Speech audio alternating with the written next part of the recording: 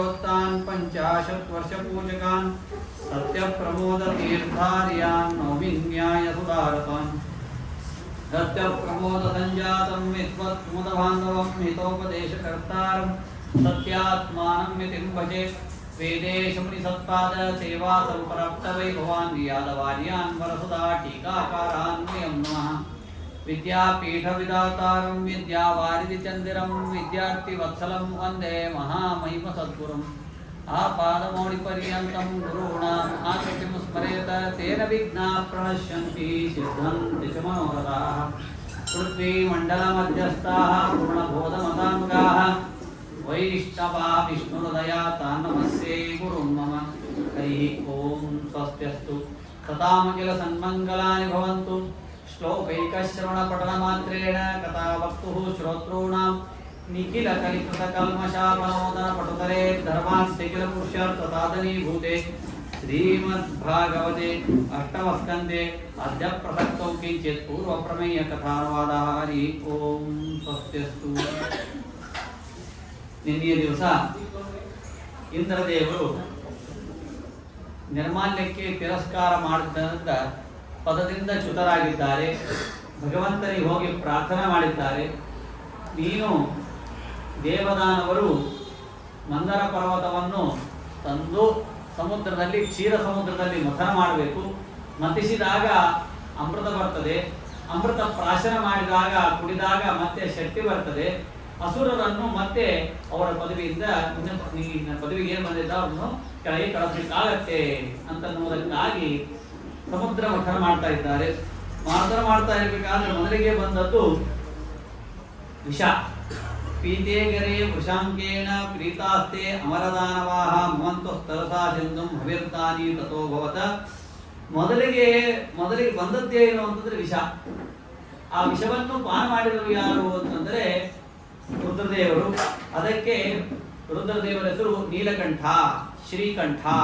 ಶ್ರೀ ಅನು ಶಬ್ದಕ್ಕೆ ಅನೇಕ ಅರ್ಥ. ಶಂರೂಪೇತು ಸ್ಥಿತೇರ್ವಾಯು ಶ್ರೀರಿತ್ತೇವ ಚ ಕೀರ್ತಿತೆ.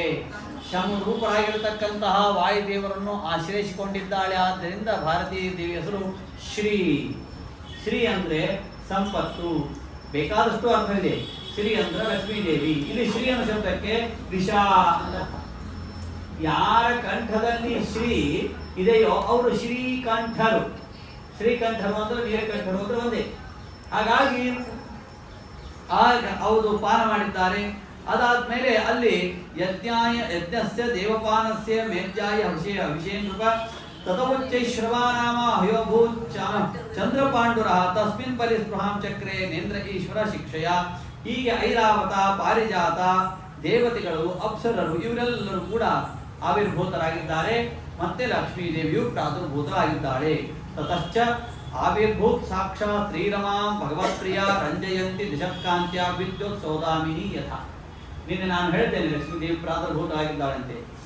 ಸದ್ದು ಗೆಜ್ಜೆಯಿಂದ ಶೋಭಿತ ಪಾದಳೆ ಮುದ್ದು ಮಂದಹಾಸ ಮುದಮುಖಿಯೇ ಕಮಲ ಕಂಗಳೆಯ ಭರದ ಕುಚಭಾರಕ್ಕೆ ಲಸಿತ ಕೃಷಕಾಯಳೆ ರವ ಕಂಕಣಳೆ ರುದ್ರಾದಿ ಸೇವಿತೆ ಅಂಬರ ಶೃಂಗಾರೆ ಜಾಂಬೂನ ಕುಂತಲ ಮಂಡಿತಳೆ ನಮೋ ಉನ್ನತಿ ಕೇಶಳೆ ಮುರುಜೀವ ಅಮ್ಮಳೆ ಉರ್ವಿ ಕೊತ್ತವನ ಸುರಮಣಿಯೇ.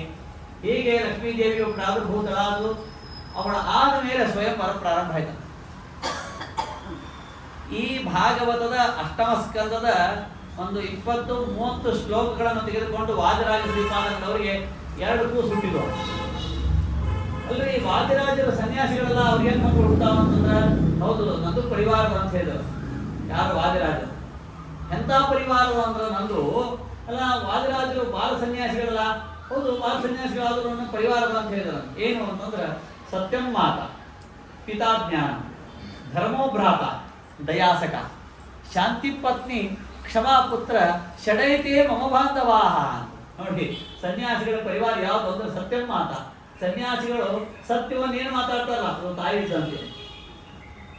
ಮತ್ತೆ ಯಾಕಂದ್ರೆ ಮಣ್ಣು ಹೇಳಿದ್ರು ಪ್ರವಚನದಾಗ ವಾದಿರಾಜರು ಮತ್ತು ವಿವಾಹ ಆಗಿಲ್ಲ. ಹೀಗೆ ಹೇಳುವ ಕಲ್ಪನೆ ಸತ್ಯಂ ಮಾತ. ಸನ್ಯಾಸಿಗಳ ಮಡದಿ ಯಾರು ಅಂತಂದ್ರೆ ಅವರು ಸತ್ಯವನ್ನು ಮಾತನಾಡೋದೇ ಅವರಿಗೆ ಮಡದಿ ಇದ್ದಂತೆ. ಪಿತಾಜ್ಞಾನ, ಅವರ ಜ್ಞಾನವೇ ಅವರಿಗೆ ತಂದೆ ಇದ್ದಂತೆ. ಧರ್ಮೋ ಭ್ರಾತ, ಸನ್ಯಾಸ ಧರ್ಮವನ್ನು ಏನು ಆಚರಣೆ ಮಾಡ್ತಾರಲ್ಲ ಅದು ಅಣ್ಣ ತಮ್ಮಂದಿರಿದ್ದಂತೆ. ದಯಾ ಸಖ, ನಮ್ಮಂತ ಭಕ್ತರ ಮೇಲೆ ಅನುಗ್ರಹ ಮಾಡ್ತಾರಲ್ಲ ಅದು ಗೆಳೆಯರಿದ್ದಂತೆ. ಶಾಂತಿ ಪತ್ನಿ, ಅವ್ರು ಶಾಂತರಾಗಿರ್ತಾರಲ್ಲ, ಸಿಟ್ಟಿಗೆ ಬರದೇ ಇರೋದೇನಲ್ಲ.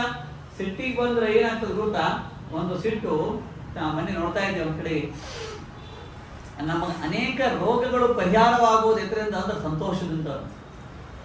ಸಂತೋಷದಿಂದ ಇರುವವರಿಗೆ ಯಾರ ಸಂತೋಷದಿಂದ ಯಾವಾಗ ನಗತಾ ಇರ್ತಾರಲ್ಲ ಅವ್ರಿಗೆ ಪ್ರಾಯ ರೋಗಗಳು ಬಹಳ ಕಡಿಮೆ ಅಂತ. ಯಾರು ಶ್ರೀಮದ್ ಗಾಂಭೀರ್ಯದಿಂದ ಇರ್ತಾರಲ್ಲ ಸ್ವಲ್ಪ ಅವರಿಗೆ ಗಾಂಭೀರ್ಯನೂ ಹೆಚ್ಚು, ರೋಗನೂ ಹೆಚ್ಚು ಅಂತ ಏನ್ರಿ. ಹಾಗಾಗಿ ಸಂತುಷ್ಟನಾಗಿರ್ಬೇಕಂತೆ ಯಾವಾಗಲೂ. ಶಾಂತಿ ಪತ್ನಿ ಕ್ಷಮಾ ಪುತ್ರ ಷಡೈತೆ ಮಮ ಬಾಂಧವಾ. ಅಲ್ಲ ಮತ್ತ ನಿಮ್ಗೆ ಸಂತಾನ ಆಯ್ತು ಅಂತ ಕೇಳಿದೆ, ಏನದು ಅಂತಂದ್ರೆ 2 ಸಂತಾನ ಅದು.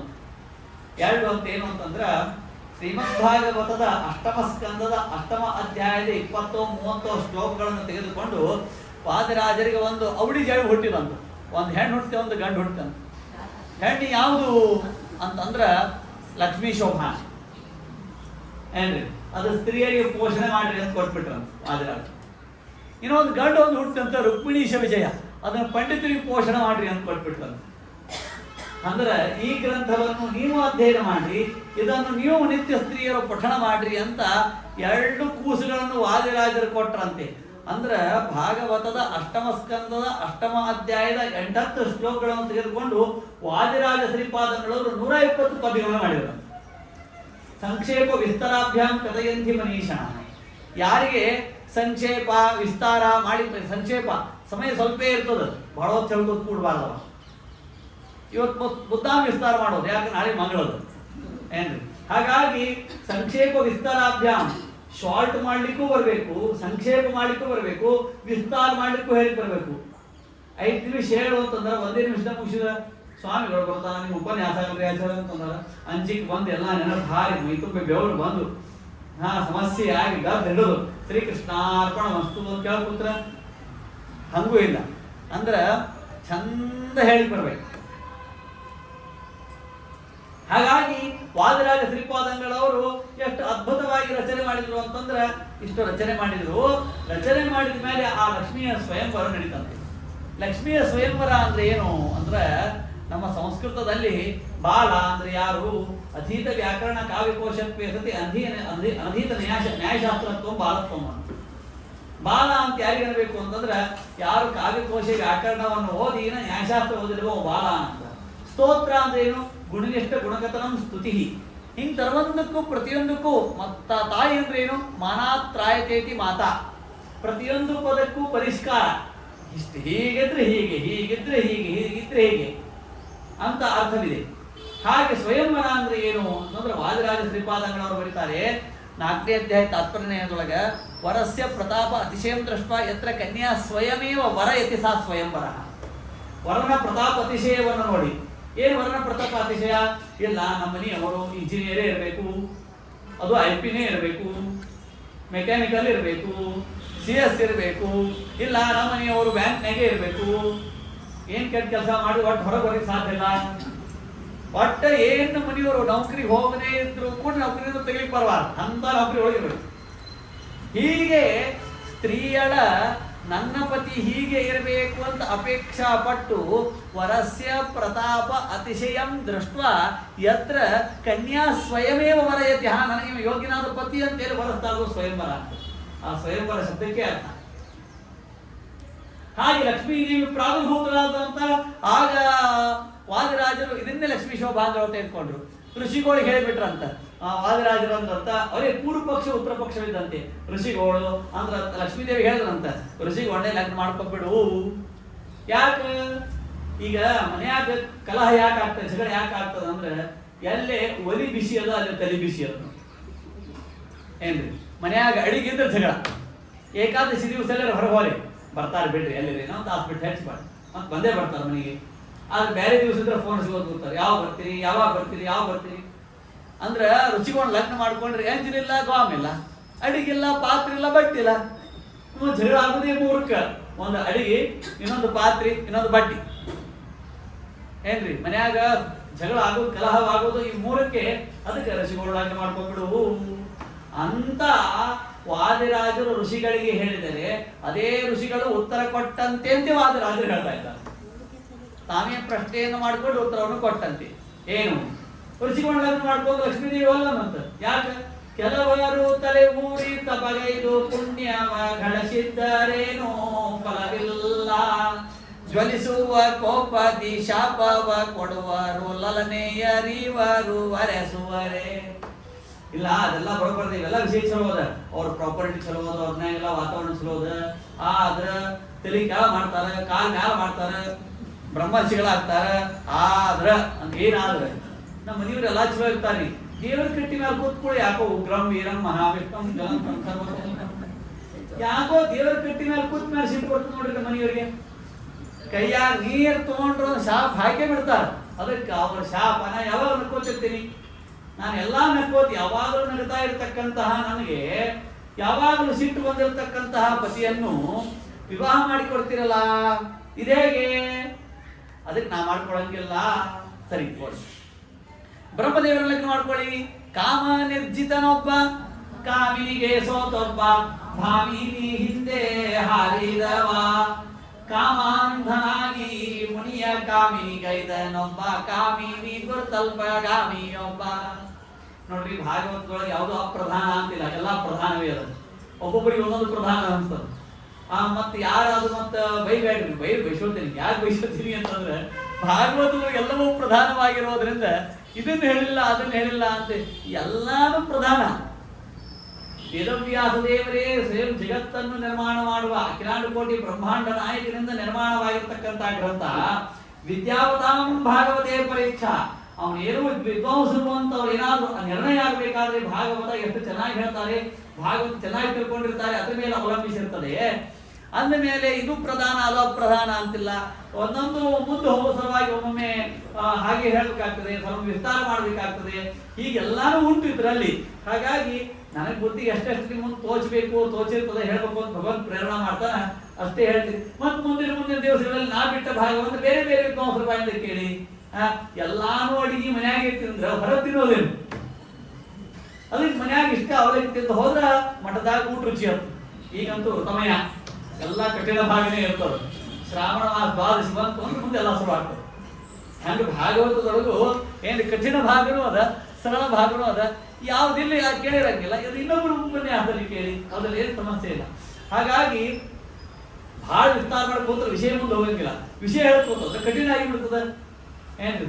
ಅದಕ್ಕೆ ಕೃಷ್ಣ ಪರಮಾತ್ಮ ಹೇಳ್ತಾನೆ, ಕೃಷ್ಣ ಅರ್ಜುನಿಗೆ ಹೇಳ್ತಾನೆ, ಎಲ್ಲ ಉಪದೇಶ ಮಾಡಿ ಹೇಳ್ತಾನೆ, ನೋಡಪ್ಪ ಎಲ್ಲಾರಿಗೂ ನಾವು ಪ್ರೀತ್ಯಾಸ್ಪದನಾಗಿ ಇರ್ಲಿಕ್ಕೆ ಸಾಧ್ಯ ಇಲ್ಲ. ಜಗತ್ತಿನ ಕಷ್ಟ ಆಗಿಬಿಟ್ಟದ ನನಗೆ. ಬಂಧು ಬಾಂಧವರನ್ನು ನೋಡಿದರೆ ಹೆಂಡತಿ ಸಿಟ್ಟಿಗೆ ಬರ್ತಾರೆ. ಹೆಂಡತಿನ ಮ್ಯಾನೇಜ್ ಮಾಡ್ಲಿಕ್ಕೆ ಹೋದ್ರೆ ಬಂಧು ಬಾಂಧವರು ಬರೀ ಇದು ಜೋರಕ್ಕೂ ಗುಲಾಮ್ ಅಂತಾರೆ. ಇನ್ನ ಲೌಕಿಕವಾಗಿ ನೋಡ್ಲಿಕ್ಕೆ ಹೋದೆ ಅಂದ್ರೆ ಧರ್ಮ ಬಿಡಬೇಕಾಗ್ತದೆ. ಧರ್ಮ ಮಾಡ್ಲಿಕ್ಕೆ ಹೋದೆ ಅಂತ ಯಾರು ಪ್ರೀತಿ ಮಾಡಂಗಿಲ್ಲ. ಮಡಿಲಿ ಬಹಳ ಆಚಾರ್ಯ ಕಲಿಬೇಡ ಅಂತಾರೆ. ಹೆಂಗ್ ಹೊಂದಾಣಿಕೆ ಮಾಡ್ಬೇಕು? ಇದು ಕೃಷ್ಣನಿಗೆ ಸಮಸ್ಯೆ ಆಗಿಬಿಡ್ತದ, ನನಗಲ್ಲ. ಏನ್ರಿ? ಈ ಭಾಗವತವನ್ನು ರಚನೆ ಮಾಡಿರ್ತಕ್ಕಂಥ ಕೃಷ್ಣಗೆ ಇದು ಸಮಸ್ಯೆ ಅಂದ್ರೆ ಅವ್ರಿಗೆ ಯಾವ ಸಮಸ್ಯೆ ಇಲ್ಲ. ಹೀಗೆ ಸಮಸ್ಯೆ ಉಂಟು ಅಂತ ಅರ್ಜುನ ಮುಂದೆ ಹೇಳ್ತಾನೆ. ಎಲ್ಲ ಒಬ್ಬನೇ ಎಲ್ಲವನ್ನು ಜೀವನದೊಳಗೆ ಗೆಲ್ಲಿಕ್ಕೆ ಸಾಧ್ಯವಿಲ್ಲ. ಹಾಗೆ ಭಾಗವತ ಪ್ರವಚನದೊಳಗು ನಾ ಎಲ್ಲಾ ಕೇಳಿ ಅರ್ಥ ಮಾಡ್ಕೊಳ್ತೀನಿ ಅಂತ ಅನ್ನೋದು ಸಾಧ್ಯವಿಲ್ಲ. ಹೇಳೋರಿಗೂ ಸಾಧ್ಯ ಇಲ್ಲ, ಕೇಳೋರಿಗೂ ಸಾಧ್ಯ ಇಲ್ಲ. ಅದು ಹೇಳೋರು ಒಬ್ಬರೇ ವೇದವ್ಯಾಸ ಇರುತ್ತೆ. ಅದಕ್ಕೆ ಲಕ್ಷ್ಮೀದೇವಿಗೆ ಹೇಳಿದಂತ ಬ್ರಹ್ಮದೇವರ ಲಗ್ನ ಮಾಡ್ಕೋ ಅಂತಂದ್ರ ಕಾಮ ನಿರ್ಜಿತನೊಬ್ಬ ತೃತೀಯ ಸ್ಕಂದ ಭಾಗವತದೊಳಗೆ ಸೃಷ್ಟಿ ಮಾಡ್ತಾ ಇರ್ತಾರೆ. ಸೃಷ್ಟಿ ಮಾಡ್ತಾ ಇರಬೇಕಾದ್ರೆ ಸರಸ್ವತಿಯನ್ನು ಮಗಳನ್ನಾಗಿ ಪಡೆದು, ಸ್ವರೂಪದಲ್ಲಿ ಹೆಂಡತಿ ಇರಬಹುದು, ಮಗಳನ್ನಾಗಿ ಪಡೆದಾಗ ವಿವಾಹ ಮಾಡಬೇಕು ಅಂತ ಅಪೇಕ್ಷೆ ಪಡ್ತಾರೆ. ಆಗ ಸಪ್ತರ್ಷಿಗಳಂತಾರ, ಅಪ್ಪ ಈಗ ನಿನ್ನ ಮಗಳು ಹಾಕಿ ಯಾವ ತಂದೆ ಆದ್ರೂ ಮಗಳನ್ನ ಲಗ್ನ ಮಾಡ್ಕೋತಾನ? ಇಲ್ಲ, ಅದಕ್ಕೆ ಬ್ರಹ್ಮದೇವರು ಬೇಡ ಅಂತಂದ ಲಕ್ಷ್ಮೀದೇವಿ. ಕಾಮ ನಿರ್ಜಿತನೊಬ್ಬ, ಕಾಮಿನಿಗೆ ಸೋತೊಬ್ಬ, ಭಾಮಿನಿ ರುದ್ರದೇವರು ಹೇಳಿದ್ರಂತ, ಪಾರ್ವತಿ ಮುಂದೆ ಹೇಳಿರ್ತಿದ್ರಂತ, ನಾ ಅಂದ್ರೆ ಏನು ಅಹಂಕಾರ ತತ್ವಾಭಿಮಾನಿ ಹಾಗೆ ಹೀಗೆ ಎಲ್ಲ ಹೇಳ್ತಿದ್ರಂತ. ಅಷ್ಟೊಳಗೆ ಭಗವಂತ ಮೋಹಿನಿ ರೂಪ ತಾಳ್ಕೊಂಬಂದು, ಮೋಹಿನಿ ರೂಪ ನೋಡುತ್ತೆ. ಆಗ ಒಂದ್ 2 ನಿಮಿಷದಿಂದ ಬರ್ತೀನಿ ಅಂತಿಕೊಂಡು ರುದ್ರದೇವರ ಆ ಮೋಹಿನಿ ರೂಪದಿಂದ ಬೆನ್ನು ಹಚ್ಚಿದ್ರು. ಭಗವಂತ ಓಡಿಸಿದಂತ, ಹಂಗೆ ಓಡಿಸಿ ಓಡಿಸಿ ಓಡಿಸಿ ಓಡಿಸಿ ಕಡಿಕ ಒಂದ್ ಕಡೆ ಬಂದಿತ್ತಂತ. ರುದ್ರದೇವರು ಆಲಿಂಗನ ಮಾಡಿಕ್ ಹೋದ್ರ. ಆಲಿಂಗನ ಮಾಡ್ಕೊತ ಹೋಗಾರ ಆ ಭಗವಂತ ಥಟ್ಟನೆ ಶಂಖ ಚಕ್ರ ಗದಾ ಪದ್ಮ ಕಿರೀಟ ಹಾಕೊಂಡಿದ್ ಬಿಟ್ಟಂತ. ಹಿಂಗೆ ಅದನ್ನ ಲೈವ್ ಪಾರ್ವತಿ ಒಳಗಿದ್ದಂತ. ಏನ್ರಿ ಮತ್ತೆ ಇಷ್ಟೊತ್ತರ ಏನ್ ಹೇಳಿದ್ರಿ ನೀವು ಅಹಂಕಾರ ತತ್ವಾಭಿಮಾನಿ ಅಂತ ಅನ್ನತ್ತೆ. ಅದಕ್ಕೆ ವಾದಿರಾಜರು ಹೇಳಿದ್ರು, ಕಾಮ ನಿರ್ಜಿತನೊಬ್ಬ ಕಾಮಿನಿಗೆ ಸೋತೊಬ್ಬ ಭಾಮಿನಿ ಹಿಂದೆ ಹಾರಿದವ. ಇಂದ್ರ ದೇವರನ್ನ ಮಾಡ್ಕೊಳ್ಳಿ ಅಂದ್ರ ಅಹಲ್ಯಾಚಾರ. ಚಂದ್ರನ ಮಾಡ್ಕೋಲಗ್ರಿ ಅಂತಂದ್ರೆ ಅವನು ಇಲ್ಲ, ಬೃಹಸ್ಪತ್ಯಾಚಾರ ಮಾಡಿದ್ರೆ ಆಗಿರ್ತಕ್ಕಂಥ ತಾರ್ಯ ಸಂಘ ಮಾಡಿಬಿಟ್ಟಾನ. ಹೀಗೆ ಒಬ್ಬೊಬ್ರದ ಇಲ್ಲ ಬೃಹಸ್ಪತ್ಯಾಚಾರ ಲಗ್ನ ಮಾಡ್ಕೋರಿ. ಶುಕ್ರಾಚಾರು ಭಗವಂತ ಎಂತ ಜ್ಞಾನ ಗೊತ್ತಾ ಆಗಿನ ಕಾಲಕ್ಕೆ ಬೃಹಸ್ಪತ್ಯಾಚಾರ್ಯರಿಗೆ ಎಂತ ಜ್ಞಾನ ಅಂತಂದ್ರ ಎಲ್ಲಾ ದೇವತೆಗಳು ಹೋಗಿ ಪ್ರಾರ್ಥನೆ ಮಾಡಿದ್ರಂತ. ಯಾರಿಗೆ? ಮತ್ತ ಭಗವಂತನಿಗೆ. ಅಲ್ಲ ಸ್ವಾಮಿ, ನೀ ಅಂತೂ ನಿನ್ನ ವೈಕುಂಠಕ್ಕೆ ಹೊಂಟ್ಬಿಟ್ಟಿ, ನಮಗೆ ಮುಂದೆ ಪಂಚರಾತ್ರ ಆಗವನ್ನು ಉಪದೇಶ ಮಾಡೋರು ಯಾರು ಅಂತ ಕೇಳಿದಾಗ ಬೃಹಸ್ಪತ್ಯಾಚಾರ ಶುಕ್ರಾಚಾರ್ಯ ಇದ್ದಾರ, ಅದಕ್ಕೆ ಅವ್ರ ಲಗ್ನ ಮಾಡ್ಕೋರಿ ಅಂತಂದ್ರು ಅಂತ. ವಾದಿರಾಜರು ಲಕ್ಷ್ಮೀದೇವಿ ಹೇಳಿದ್ರಂತೆ ಏನಂತ, ಇಲ್ಲ ಮತ್ತ ಬೃಹಸ್ಪತ್ಯಾಚಾರ ಮಾಡ್ಕೋರಿ, ಭಾರಿ ವಿದ್ವಾಂಸರಿದ್ದಾರೆ ಏನ್ರಿ. ಆದ್ರ ಮಠದಾಗಿದ್ದವ್ರು ಕೊಟ್ಬಿಟ್ರದು ಭಾಳ ಚಲೋ, ಅಡಿಗಿಲ್ಲ ಏನಿಲ್ಲ, ಸರ್ ಊಟ ಬರೋದು ಮ್ಯಾಲ ಕುಡಿದು ಊಟ ಮಾಡಿ ಹೋಗುದು.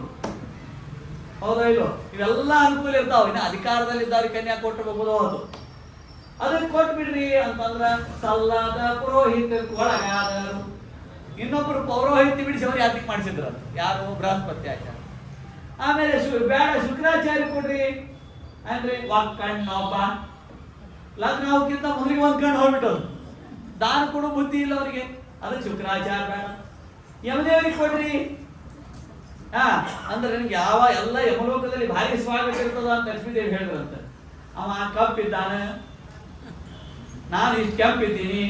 ಹಿಂದಿನ ಕಾಲಕ್ಕೆಲ್ಲ ಮತ್ಲಾಗ್ನಾಗ್ಯಾವಲ್ರಿ, ಅವಾಗೆಲ್ಲ ನಮ್ಮಪ್ಪ ತಂದೆ ಬೈದ್ರು ಅಂತ ಹೇಳ್ತಿರ್ತಾರೆ, ಸ್ತ್ರೀ ಎಲ್ಲ ಬೈತಿರ್ತಾರೆ, ಹೇಳ್ತಿರ್ತಾರೆ ಈಗಿನ ಕಾಲ. ಇಲ್ರಿ ನಮ್ಮಪ್ಪ ಭಾಳ ಬೈಕತ್ರು, ಕೆಳಗೆ ಹೋಗಿ ವರ ಕರೀದು ತೊಗೊಂಡು ಏನ್ ಮಾಡ್ತೀವಿ ಮಾಡ್ಕೊಂಡ್ಬಿಡು, ಗೌರ್ಮೆಂಟ್ ಅದ ನೌಕರಿ ಅದ 20 ಎಕರೆ ಹೊಲ ಅದ ಮಾಡ್ಕೊಂಡ್ಬಿಡು, ಗಾಪ್ಬಿಡು ಮಾಡ್ಕೊ ಅಂತ ಬಿಟ್ರ. ಈಗಿನ ಎಲ್ಲ ಯಾರು ಈಗಿನ ಕನ್ಯಾಗಳು ಯಾರು ಒಪ್ಪಂಗೆ ಇಲ್ಲ ಏನ್ರಿ. ಇದೆಲ್ಲ ಕೃತಿಗಳ ಕಥೆ ಹೇಳ್ತೀನಿ, ಕಲಿಯುವುದಲ್ಲ. ಹಾಗಾಗಿ ಇದೆಲ್ಲ ನಡೀತಂತ. ಹೀಗೆಲ್ಲ ಒಬ್ಬೊಬ್ಬರ ದೋಷಗಳನ್ನು ಹೇಳಿ ತನ್ನ ಮಕ್ಕಳ ಕುಂದ ತಾನೇ ಪೇಳುವುದಕ್ಕೆ ಮನ್ನ ದಿನಾಚಿ ಮಹಲಕೂಮಿ. ಅದಕ್ಕೆ ತನ್ನ ಮಕ್ಕಳ ನಾಚಿಗೆ ಹೇಳಿಕೆ ಅವರಿಗೆ ತಪ್ಪು ಹೇಳಿ ನಾಚಿಕೆ ಬಂತಂದ ಒಂದೊಂದು ದೋಷಗಳನ್ನು ಹೇಳಿ ಇಂತಹ ದೋಷ ಇರ್ತಿದ್ರು. ಅದಕ್ಕೆ ನನಗೆ ಒಬ್ಬನೇ ಸರಿಯಾದ ಪತಿ ಯಾರು? ಜನಾರ್ದನಶ್ಚ ರುಕ್ಮಿಣಿ ಕರಂ ಶುಭೇ ದಿನೇ ಗ್ರಹಿ ಮಹೋತ್ಸವಸ್ತದ ಭವತ್ ಕುಶಸ್ಥಲಿ ನಿವಾಸಿನ. ನಾನಾ ಕುಸುಮಗಳಿಂದ ಮಾಡಿದ ಮಾಲೆ ಶ್ರೀನಾರಿ ತನ್ನ ಕರದಲ್ಲಿ ಪೀನ ಕದ್ಧರದ ತ್ರಿವಿಕ್ರಮರಾಯನ ಕೊರಳಿನ ಮೇಲಿಟ್ಟು ನಮಿಸಿದಳು ಅಂತ. ಈ ರೀತಿಯಾಗಿ ಆ ಲಕ್ಷ್ಮೀ ದೇವಿ ನಾರಾಯಣನನ್ನೇ ವರಿಸಿದಳು. ಇಷ್ಟೆಲ್ಲ ವರಿಸಿದ ಮೇಲೆ ಮುಂದೆ ಧನ್ವಂತ ರೂಪಿಯಾದ ಭಗವಂತ ತಾನು ಅವತಾರ ಮಾಡಿದ್ದಾನೆ. ಅಮೃತ ಕಲಶ ಬಂದಿದೆ. ಆಗ ಭಗವಂತ ಮೌನ್ಯ ರೂಪ ತಾಳಿದ್ದಾನೆ. ಅಸುರರಿಗೆ ಕೊಟ್ಟಿಲ್ಲ, ಅಸುರರಿಗೆ ಒಂದು ಪಂಕ್ತಿಯಲ್ಲಿ ಕುಡಿಸಿದ್ದಾರೆ. ಅಸುರಿಗೆ ಯಾಕೆ ಅಮೃತ ಪಾನ ಮಾಡ್ತಿಲ್ಲ ಅಂತಂದ್ರೆ ಅಸುರಾಣಾಂ ಸುಧಾಪಾನಾಂ ಸರ್ಪಾಣಾಂ ಯೋಧೃನಯಂ. ಸರ್ಪಕ್ಕೆ ಹಾವಿಗೆ ಎಷ್ಟು ಹಾಲು ಎರೆದ್ರು ಕೂಡ, ನಾಳೆ ಬಂತು ನಾಗರ ಪಂಚಮಿ, ಬೇಕಾದಷ್ಟು ಹಾಲು ಎರೆದ್ರು ಕೂಡ ಅದು ವಿಷಯಕ್ಕೆ ಬಿಡೋದಿಲ್ಲ ಅಂತಿಕೊಂಡು ಭಗವಂತ ಮೋಹಿನಿ ರೂಪ ತಾಳಿದಾಗ ಆ ಭಗವಂತನ ಮೋಹಿನಿ ರೂಪ ತೋಡು ಎಲ್ಲರಿಗೂ ಆನಂದ ಆಗಿಬಿಡ್ತಂತೆ. ಅಸುರರು ಏನು ಎಲ್ಲ ದೈತ್ಯರ ಕೈಲಿ ಹೋಗ್ತಿತ್ತಂತ ಅಮೃತ ಕಲಶ. ಆ ಭಗವಂತ ಮೋಹಿನಿ ರೂಪ ತಾಳಿದಂತ ಆಗ ಅಸುರರು ಈ ಮೋಹಿನಿ ರೂಪಿಯಾದ ಭಗವಂತನ ಕೈಯಲ್ಲಿ ಕೊಟ್ಟರು. ಆಗ ಭಗವಂತ ಹೇಳಿದಂತ ನೀವೆಲ್ಲ ಕಣ್ಣು ಮುಚ್ಕೊಂಡು ನೋಡ್ಬೇಕು, ನಾನು ಬಡಿಸ್ತೀನಿ ಅಂತ ಹೇಳಿದ್ರು. ಆಗ ಎಲ್ಲಾರು ಕಣ್ಣು ಮುಚ್ಕೊಂಡು ಕೂತಿದ್ರಂತ ದೇವತೆಗಳು, ಆಮೇಲೆ ಆ ಅಸುರರು. ಆಗ ಅವ್ರು ಏನ್ ಮಾಡಿದ್ರಂತ ರಾಹುಕೇತುಗಳ ಬಂದು ದೇವತೆಗಳ ಪಂಕ್ತಿಯಲ್ಲಿ ಕೊಡ್ತಾರೆ. ಅದನ್ನ ಯಾರು ನೋಡಿದ್ರಂತ? ಯಾರು ನೋಡಬಾರ್ದು ಅವರೇ ನೋಡ್ಬಿಟ್ರು. ಸೂರ್ಯಚಂದ್ರ ಭಗವಂತನಿಗೆ ಸಕಲ ಮನೋವೃತ್ತಿ ಪ್ರೇರಕ ಅವನಿಗೆ ಕೂರ್ತದೆ ಇಲ್ವೋ, ಇವ್ರು ಕಾಣ್ ಮಾಡಿದ್ರು. ಯಾರು? ಈಗ ಯಾರು ನಮ್ಮ ಪಂಕ್ತಿಯಲ್ಲಿ ಯಾರು ಸ್ವಲ್ಪ ಅಷ್ಟೊಂದು ಪಾರಾಯಣ ಸಂಘದವ್ರು ಇರಂಗಿಲ್ಲ, ನಮ್ಮ ಭಜನಾ ಸಂಘದ ಮಂಡಳಿಯವರು ಇರಂಗಿಲ್ಲ, ಸೀರೆ ನೋಡ್ತಾರೆ. ಯಾವುದು ಹಸಿರು ಸೀರೆ ಕೂತಾರಲ್ರಿ, ಇಲ್ಲಿ ಎಲ್ಲ ನೀಲಿನೇ ಇರ್ಬೇಕು, ಇಡೀ ಪಂಕ್ತಿ ತುಂಬ ನೀಲಿನೇ ಇರ್ಬೇಕು. ಇದ್ದಾಗ ಬಡಿ ಇದ್ದಾಗ ಹಳದಿನೇ ಇರ್ಬೇಕು. ಇವ್ರ ಪಾರಾಯಣ ಸಂಖ್ಯೆ ಇರ್ಬೇಕು. ಅವ್ರು ಬೇರೆ ಪಾರಾಯಣ ಸಂಘ ಬಂದ್ರ ನೀವು ಇಲ್ಲಿ ಬಂದ್ರಿ ಏನ ಅಂದ್ರೆ ಇಲ್ಲಿ ಯಾಕೆ ಕೊಡ್ತೀರ ಅಂತ ಅಂತದ್ದು ಏನೋ ಕಾರ್ಯಕ್ರಮ ನಿಮ್ಗೆ ಏನು ಪರಿಚಯ ಆಗ್ಬೇಕು ಏನೋ ಇವೆಲ್ಲ ಕೇಳ್ತಿರ್ತಾರಲ್ಲ, ನಾ ಈ ಪಂಕ್ತಿ ಒಳಗೆ ಯೋಗ್ಯ ಅಲ್ಲ ಅಂತ ಇರ್ತದೋ, ನಮ್ದೆಲ್ಲ ಒಂದೇ ಲೈನ್ ನಮ್ ಲೈನ್ದಾಗ ಯಾಕೆ ಬಂದು ಕೂತೀರಿ ಅಂತಿರ್ತಾವ ಪ್ರಶ್ನೆಗಳು. ಹಂಗ ರಾಹುಕೇತುಗಳು ದೇವತೆಗಳ ಪಂಕ್ತಿಯಲ್ಲಿ ಹೋಗಿ ಬಂದು ಕೊಟ್ಬಿಟ್ಟ. ಪಂಕ್ತಿ ಬಂದು ಕೂತಾಗ ಸೂರ್ಯ ಚಂದ್ರ ಹಿಂಗ ಕಣ ಮಾಡಿದ್ರು ಭಗವಂತನಿಗೆ. ಅದು ರಾಹುಕೇತುಗಳು ನೋಡಿಬಿಟ್ರು. ಓಹೋ ಭಗವಂತ ಮತ್ತು ಸೂರ್ಯ ಚಂದ್ರ ಮಾತು ಕೇಳೇನೆ ನಮಗ ಅವ ಅಮೃತ ಪ್ರಾಶನ ಮಾಡಿಸ್ಬೇಕಾದ್ರೆ ಅವರು ತಪಸ್ಸು ಮಾಡಿದ್ರು. ಅವ್ರು ಹೊಟ್ಟೆಯಾಗಿ ಇರಲಿ ಅಂತ ತಪಸ್ಸು ಮಾಡಿದ್ದಿಲ್ಲ, ಬರೀ ಕುಡಿಯಬೇಕು ಅಂತ. ಏನ್ರಿ? ಗ್ರಹಣ ಬೇರೆ, ಧಾರಣ ಬೇರೆ. ಇಲ್ಲಿ ಕೂತಾಗ ಪ್ರವಚನ ಕೇಳಿದಾಗ ಎಲ್ಲರಿಗೂ ಗ್ರಹಣ ಅರ್ಥ ಆಗ್ತದೆ, ಆದ್ರೆ ಮನೆಗೆ ಹೋಗುವಷ್ಟು ನೆನಪು ಹಾರ್ತದ, ಧಾರಣ ಇಲ್ಲ ಅಂತ ಏನ್ರಿ? ಗ್ರಹಣ ಶಕ್ತಿ ಬೇರೆ, ಧಾರಣ ಶಕ್ತಿ ಬೇರೆ. ಪಾನ ಮಾಡಿದ್ರು ಆಗ ಹೊಟ್ಟೆಯೊಳಗೆ ಹೋಗಲಿಲ್ಲ, ಅವ್ರ ಹೊಟ್ಟೆ ತಪಸ್ಸು ಮಾಡಿದ್ರು. ಹಾಗಾಗಿ ಚಕ್ರದಿಂದ ಕಿತ್ತಿ ಹಾಕಿದ, ಬಿಟ್ಟು ಇಷ್ಟೆಲ್ಲ ಮುಗಿತು. ಆಮೇಲೆ ಅಮೃತ ಪಂತು, ಅಮೃತ ಪ್ರಾಶನ ಮಾಡಿ ಮತ್ತೆ ಇಂದ್ರದೇವರು ತಮ್ಮ ಪದವಿಯಲ್ಲಿ ತಾವು ಹೊಂದಿದರು. ಇದೆಲ್ಲ ಇಷ್ಟೆಲ್ಲ ಯಾಕ ಅಂತಂದ್ರ ದೂರ್ವಾಸರು ಕೊಟ್ಟ ನಿರ್ಮಾಲ್ಯಕ್ಕೆ ತಿರಸ್ಕಾರ ಮಾಡಿದ್ದರಿಂದ ಏನು ಆಗತ್ತೆ ಅಂತ ಹೇಳಿಕ್ಕೆ ಭಾಗವತ ನಿದರ್ಶನ ಹೇಳಿತು, ದೃಷ್ಟಾಂತ ಹೇಳಿತು, ಉಪಾಖ್ಯಾನ.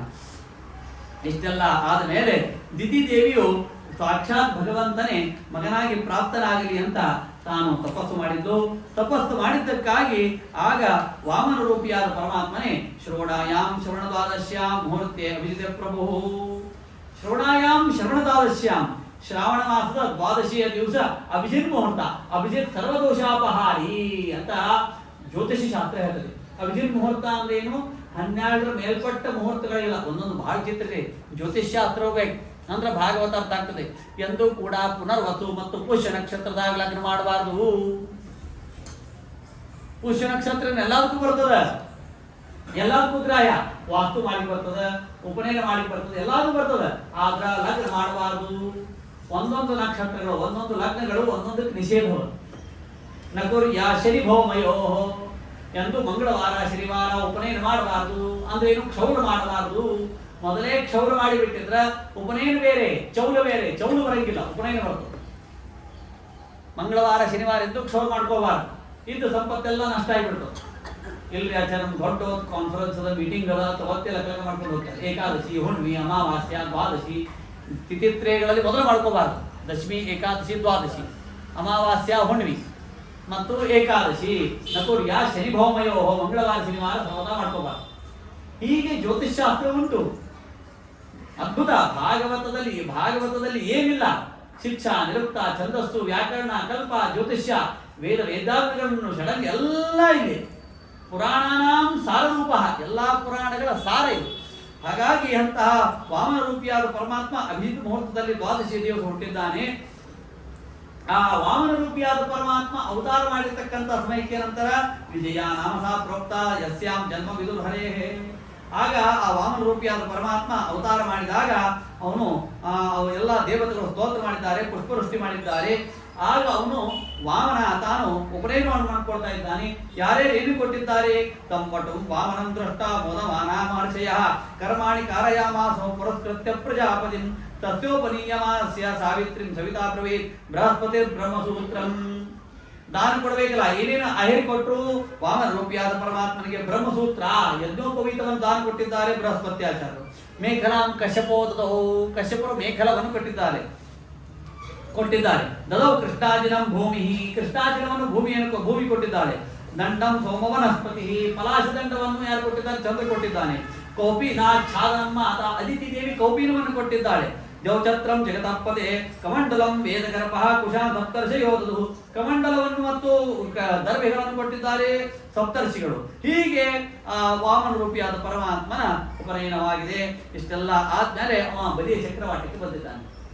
ಬಲಿಯ ಚಕ್ರವಾಟಕ್ಕೆ ಬಂದರೆ ಬಲಿ ಅವತ್ತು ಯಾವುದೇ ಬ್ರಾಹ್ಮಣರು ಮನೆಗೆ ಬಂದ ಕೂಡಲೇ ಸನ್ಯಾಸಿಗಳು ಬ್ರಾಹ್ಮಣರು ಬಂದ್ರೆ ಪಾದಕ್ಕೆ ನೀರು ಹಾಕಬೇಕು. ಯಾಕೆ ಅಂತಂದ್ರ ಮೇಲೆ ಪಿತೃಗಳು ತೃಪ್ತರಾಗ್ತಾರಂತೆ. ಅಜ್ಜನ ಪಿತರ ತೃಷ್ಟ ಅಜ್ಜನ ಪಾವಿತ. ಮನೆಗೆ ಸನ್ಯಾಸಿಗಳು ಬಂದಾಗ ಯಾಕೆ ಪಾದ ಪೂಜೆ ಮಾಡಬೇಕು ಅಂತಂದ್ರೆ ಭಾಗವತ ಹೇಳ್ತದೆ, ಯಾರೇ ಬ್ರಾಹ್ಮಣರು ಬರಲಿ, ಸನ್ಯಾಸಿಗಳು ಬರಲಿ, ಯಾವತೀರ್ವೈ ದೇವತಾ ಸರ್ವಾ ವೇದವಿದೆ ಬ್ರಾಹ್ಮಣೇ ವದಂತಿ ತಸ್ಮಾತ್ ಬ್ರಾಹ್ಮಣೇಭ್ಯೋ ವೇದವಿದ್ಯೋ ದಿವೇ ದಿವೇ ನಮಸ್ಕುರ್ಯಾತ್ ನಾಸ್ತೀನಂ ಕೀರ್ತ ಏ ದೇವತಾ ಏವ ದೇವತಾ ಪ್ರೀಣಾತಿ. ಶಾಸ್ತ್ರವನ್ನು ಓದಿ ಜ್ಞಾನ ಸಂಪಾದನೆ ಮಾಡಿರ್ತಕ್ಕಂತಹ ಬ್ರಾಹ್ಮಣನ ದೇಹದಲ್ಲಿ ಸಕಲ ದೇವತೆಗಳ ಸನ್ನಿಧಾನವಿರ್ತದಂತೆ. ಹೆಂಗ ತುಳಸಿ ಸ್ತೋತ್ರವನ್ನು ಮಾಡ್ತಾ ಇರಬೇಕಾದ್ರೆ ತುಳಸಿ ಯಾಕೆ ಭಗವಂತನಿಗೆ ಏರ್ಬೇಕು? ಎನ್ಮೂಲೆ ಸರ್ವತೀರ್ಥಾನಿ ಯದಗ್ರೆ ಸರ್ವದೇವತಾ ಎನ್ಮಧ್ಯೆ ಸರ್ವ ವೇದಾಶ್ಚ ತುಳಸಿ ತ್ವಾಂ ನಮಾಮ್ಯ. ಸಕಲ ದೇವತೆಗಳ, ಸಕಲ ವೇದಗಳ, ಸಕಲ ತೀರ್ಥಗಳ ಸನ್ನಿಧಾನವಿರ್ತದೆ ತುಳಸಿ ಪತ್ರದಲ್ಲಿ. ಅದಕ್ಕೆ ತುಳಸಿಗೆ ಎಂದೂ ಪ್ರೋಕ್ಷಣ ನೀರು ಪ್ರೋಕ್ಷಣ ಮಾಡಬಾರ್ದು. ಹಸಿ ಇತ್ತು ಅಂದ್ರೆ ಒಣಗಿಸಿಕೊಳ್ಬೇಕು. ಹೂವಿಗೆ ನೀರು ಪ್ರೋಕ್ಷಣ ಮಾಡಿತ್ತು ನಡೀತದೆ, ತುಳಸಿಯಂತೂ ಪ್ರೋಕ್ಷಣ ಮಾಡಬಾರ್ದು. ಸ್ವಯಂ ತುಳಸಿ ಪವಿತ್ರ, ಹಾಗೆ ಸ್ವಯಂ ಬ್ರಾಹ್ಮಣ ಪವಿತ್ರ. ಹೇಮ ವಿಪ್ರ ಸದಾ ಶುಚಿ. ಬಂಗಾರ ಯಾವಾಗಲೂ ಹೇಗೆ ಶುದ್ಧವೋ, ಬಂಗಾರಕ್ಕೆ ಶುದ್ಧಿ ಬೇಕಾಗಿಲ್ಲ. ಅಗ್ನಿನ ಶುದ್ಧತೆ, ವಾಯುನ ಶುದ್ಧತೆ. ಕೆಲವೊಂದು ವಸ್ತುಗಳಿಗೆ ಅಗ್ನಿ ಸ್ಪರ್ಶವಾದರೆ ಶುದ್ಧಿ, ಕೆಲವೊಂದು ವಸ್ತುಗಳಿಗೆ ವಾಯುವಿನಿಂದ ಶುದ್ಧಿ, ಕೆಲವೊಂದಿಗೆ ಕ್ರಯ ವಿಕ್ರಯಗಳಿಂದ ಶುದ್ಧಿ. ಹಾಗೆ ಬಂಗಾರಕ್ಕೆ ಶುದ್ಧಿ ಇಲ್ಲೇ ಇಲ್ಲ. ಬಂಗಾರ ಹೀಗೆ ಸ್ಪರ್ಶ ಮಾಡಿಬಿಟ್ಟು ಮುಟ್ಟ ಸ್ವಯಂ ಶುದ್ಧಿ. ಅದಕ್ಕೆ ಬ್ರಾಹ್ಮಣನು ಹಾಗೆ ಶುದ್ಧಿ. ಹಾಗಾಗಿ ಅಂತಹ ವಾಮನ ರೂಪಿಯಾದ ಪರಮಾತ್ಮನ ಬಂದಾಗ ಸ್ವಾಗತಂತೆ ನಮಸ್ತುಭ್ಯಂ ಬ್ರಹ್ಮನ್ ಕಿಂ ಕರ್ಮಾಮತೆ ಬ್ರಹ್ಮರ್ಷೀಣಾಂ ತಪಸ್ಸಾಕ್ಷಾತ್ ಮನ್ಯೇ ತ್ವಾರ್ಯ ಉಪರ್ಧರಂ ಅದ್ಯನ ಪಿತರಸ್ತುಪ್ತ ಅದ್ಯನ ಪಾವಿತಂ ಕುಲಂ ಅದ್ಯನ ಸ್ಪಷ್ಟ ಕೃತುರಯಂ ಯದ್ ಭಗವಾನ್ ಆಗತೋ ಗೃಹಾನ್. ಬಲಿಚಕ್ರವರ್ತಿ ಹೇಳ್ತಾನಂತೆ, ಇವತ್ತು ನನ್ನ ಯಜ್ಞವು ಪೂರ್ಣವಾಗ್ತಾ ಇದೆ, ಸಂಪನ್ನಗೊಳ್ತಾ ಇದೆ, ಇದು ಒಳ್ಳೆಯದು ಅಂತ ಈ ರೀತಿಯಾಗಿ ಹೇಳಿದಾಗ ಅಂತ ಸ್ವಾಗತ ಮಾಡಿದ್ದಾನೆ. ಬಲಿಚಕ್ರವರ್ತಿಯ ಒಂದು ಸ್ವಭಾವ, ಯಾರೇ ಯಜ್ಞವಾಟಕ್ಕೆ ಯಜ್ಞಶಾಲೆಗೆ ಬಂದರೆ ದಾನ ಕೊಡ್ತಿದ್ದ. ದಾನ ಕೊಟ್ಟ ಅಂದ್ರೆ ಅವನಿಂದ ದಾನ ತೆಗೆದುಕೊಂಡ ವ್ಯಕ್ತಿ ಇನ್ನೊಮ್ಮೆ ಯಾರಿಂದಲೂ ದಾನ ತೆಗೆದುಕೊಟ್ಟಿದ್ದ ಅಂತ ದಾನ ಕೊಡುವವ.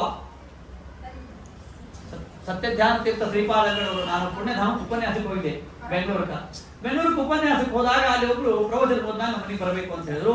ಹೋದ ತಕ್ಷಣ 60-40 ಅಷ್ಟು ದೊಡ್ಡ ಮನೆ ಬೆಂಗಳೂರಲ್ಲಿ ಮಲ್ಲೇಶ್ವರ ಅಂತ ಹೇಳಿದ್ರು. ಮಾತಾಡ್ಕೊತೀವಿ ಕೊಡ್ದಾಗ ಎಷ್ಟು ದೊಡ್ಡ ಮನೆ ಅದ ಇದೆಲ್ಲ ಭಾಳ ಚಲೋ ಆಯ್ತು ನೋಡಿ, ಸಂತೋಷ ಆಯ್ತು ಅಂತ ಅಂದೆ. ಇದೆಲ್ಲ ಸತ್ಯಧ್ಯಾನ ಅನುಗ್ರಹ ಅಂತಂದ್ರು. ಯಾಕೆ ಸತ್ಯಧ್ಯಾನ ಅನುಗ್ರಹ ಏನು? ಅವ್ರು ಯಾರೋ ಒಬ್ರು ಪೂರ್ವಜರು ನ್ಯಾಯಾಮೃತ ಸಂಪೂರ್ಣ ಬಾಯಿ ಕೊಟ್ಟಿದ್ರಂತ.